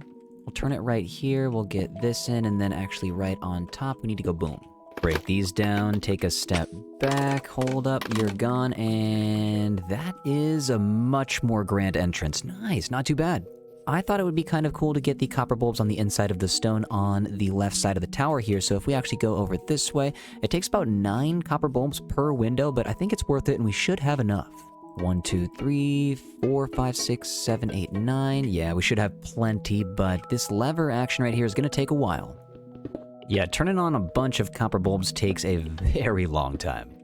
I think what we need to do now, because we have a bunch of torches on the ground. Oh, I have a bunch of scaffolding over here that I did not pick up. Hold up. There we go. But, I mean, all of the walls are pretty much done. Actually, wait. No, they're not. Let's eat real quick so I can start to sprint a little bit. I can't really sprint at all. Okay, now we got a full belly. Let's break this open and connect both of the castles. We don't really need these two walls right here. I'm pretty sure this is safe for the armadillos, too. So let's get all of the mud out of here, and let's go get some armadillos. Bring them on up. The armadillions need to witness exactly what lighting we're going to get on the ground for them, especially since they're going to be living here. We got a bunch of the lighting on the walls, but now we need natural lighting on the ground. Eat a quick snack. Let's eat a quick snack before we get over there. I'm pretty sure I left them right on the other side of the nether tree. Where are you guys at? Hold up, and oh, we got Sniffy over here, and we got Hot Dog. What's going on, guys? How you doing? Hopefully the farm is treating you well. I'm just gonna take the armadillos here with me. Thanks for the scoots. What's good, Archibald? What's good, Artie? And what is a good Arthur? Let's get these guys on the leads. Boom. Whoa, what are you doing? Hold up. Get over here. There's no time to roll into a ball. We gotta get over to Armadilliopolis. Get past the new pumpkin farm. Come on, buddies. And I actually can't really swim over there anymore because on the other side of the mangrove trees, I put a wall over this entire pond.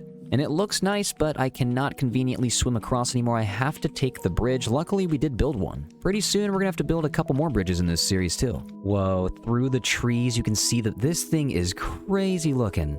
I am just more than ever loving that all of the buildings in this series are just bigger and better than everything we've done in the previous series. This thing is just blowing my mind. Come on, buds, let's get over here.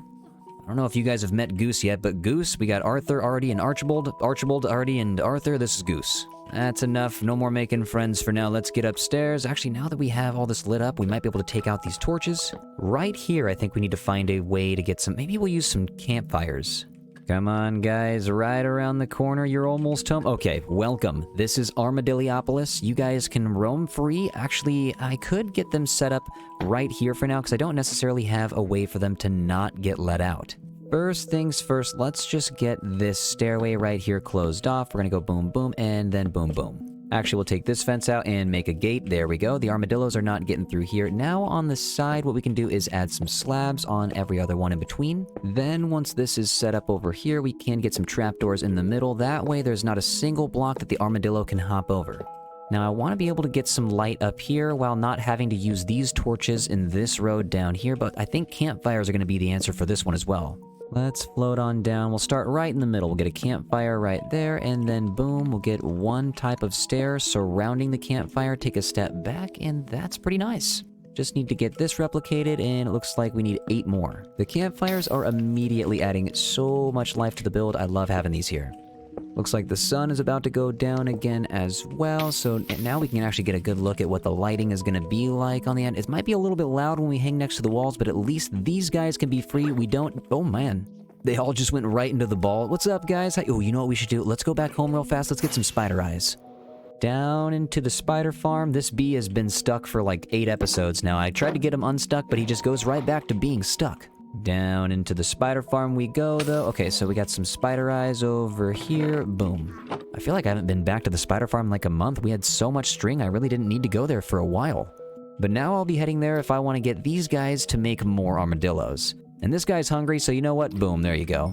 Yo, we got a baby armadillo! Okay, you can have one too. There you go, buddy. Nether brick fence out of the middle. What are you guys doing being so scared all the time?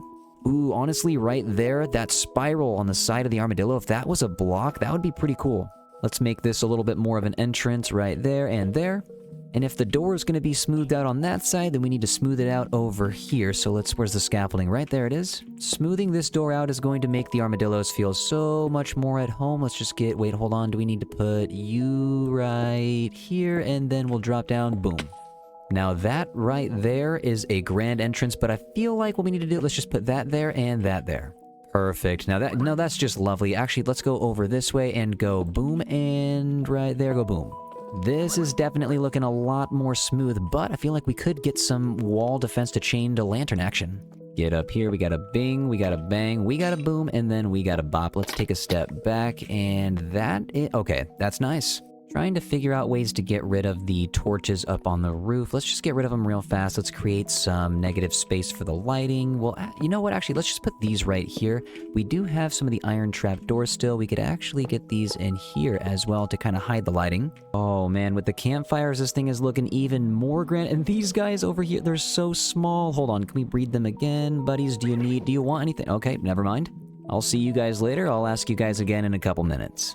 So the lighting looks pretty good on the roof now. It looks all hidden, and the lighting going up the dome is only end rods. It looks nice and space-like, but on the sides here, I think just in case, let's get some of the bone meal into the glowberries. I don't know if there's going to be anything that's going to be spawning over here, but just in case, now there's most definitely not. Let's see if I can gently float on over here to the corner. We got boom. Then am I able to boom? Yep, there we go, and boom. Gotta make sure to shear these guys. I don't want them growing too much. However, any glowberries that we put on the inside, like actually if we... Hold on, I don't have any scaffolding with me. Let's use crafting tables. The glowberries on the inside, these guys, they can grow as long as they want. For now, at least, until we get a little bit more organized with all of the trees and foliage that we put in here. If we're going to recreate the savanna biome, I need to grab some materials from the storage halls. So let's go around the backside. I'm going to get some acacia saplings where they are at. There they are. Pretty sure I already have a bunch of bone meal with me, but we could grab... You know what? Actually, let's get back into the flowers over here. Let's grab a bunch of poppies and a bunch of dandelions. I'm pretty sure the acacia trees, the dandelions, and the poppies are like the main plants that are going to be going in the savannah if we were to recreate it for real, but I want to use some pitcher plants and some torch flowers as well as a bunch of the other plants. This savanna is going to be crazy. At first, we're going to be probably using just a bunch of regularly generated acacia trees, but over time, I would like to make some custom trees. I know I've been slacking a little bit on getting the custom trees around ever since I built the biggest tree that I've ever made right here, but I think it's about time we start spreading out some of these trees. I love how small these guys are. It's hilarious. All right, hold on. Let's get 1, 2, and there we go. I'll take some out if it doesn't look right, but for now, let's just kind of spread out some acacia saplings, see if we can get some trees to grow, and then you know what? We need to get rid of the torches on the ground in here. I feel like if we're going to take down these torches, and actually out here, if we're going to be safe from any mob spawning... Dude, these guys are they're absolutely scared of everything. Anytime I walk past, they just turn into a circle, but I'm going to go over here. Let's just take a grass block out. Boom, let's put a glowstone in and a moss carpet to cover it up. And then we can you know what, I'm just going to add these randomly everywhere, and then we're just going to probably put some flowers all around to make it seem like it is a lot more natural. Pitcher plants are amazing. These already add so much color. I might end up just putting way too many flowers in at the start, and then we'll probably just take a bunch out later after I've already spammed way too many. Let's get these dandelions in place too. You can just see the darkness fading in with every torch we take out, except for in the corners over here. This thing is very well lit. Let's just take this out. Boom and boom.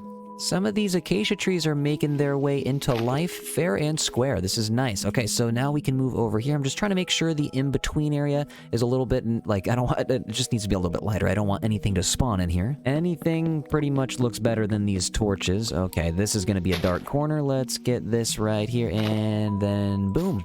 Looking a little dark up top. We should get more of the glowberries up there. Actually, we could get glowberries on the way up as well.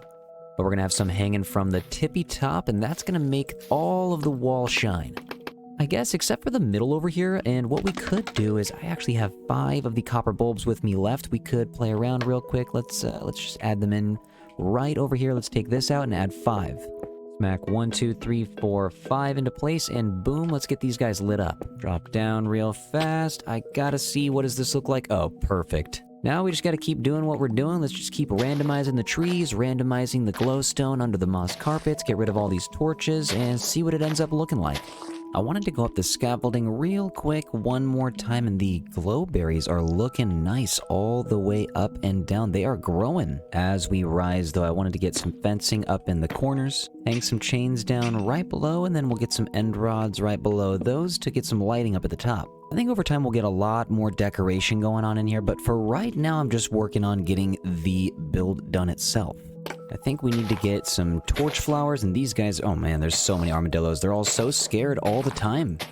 We have so many armadillos now. This is insane. All right, let's make a bunch of babies. Hold up. I don't want to eat any spider eyes. I want you guys to eat some spider eyes. And then as soon as you sprint, they all just hide. We have so many armadillos. They are just absolutely everywhere. Hold on, I think we need to grab one more. There we go, the quartz. Let's fly up here real quick. There we go. Perfect room for a slab. I need to get one more nether brick fence right up top. And the classic flag design is in. Now we just need to run to the other one. If I can fly down here perfectly. There we go. Not too bad. Let's go one, and there we go. Over one more, and the last one. Let's go boom and boom. Then we can actually go over here. Let's break this scaffolding down finally. And, oh, geez. Break this down, collect it all. You guys can be scared a little bit, but I gotta run and get the scaffolding. No need to be scared. I have plenty of spider eyes. Everybody eats. Everybody eats well. We basically just made a flower forest and savanna combo. This is pretty nice. I am so happy to finally have a place that the armadillos can call home. And if we fly up real quick towards the library, let's just fly up again. I want to get high up in the sky and turn around. Nice. This is, oh man, this is gorgeous. I love Armadilliopolis. Thank you all again so much for all the support. Thanks for all the Twitch subscribers, YouTube members, and Patreon supporters. Appreciate y'all for watching the YouTube recap. I'm just sitting here admiring all of the castles. We have surroundings. We have so many surrounding buildings. It just feels nice to be surrounded by castles and large structures that we've been working on for the past few months. Anyways, the next episode is going to be episode 10, which means world download for all Patreon supporters, Twitch subscribers, and YouTube members. Thank you all so much. Appreciate you guys. World download coming soon. Remember to take care of yourselves, do something nice for somebody, and I'll see you guys on the next video. Bye!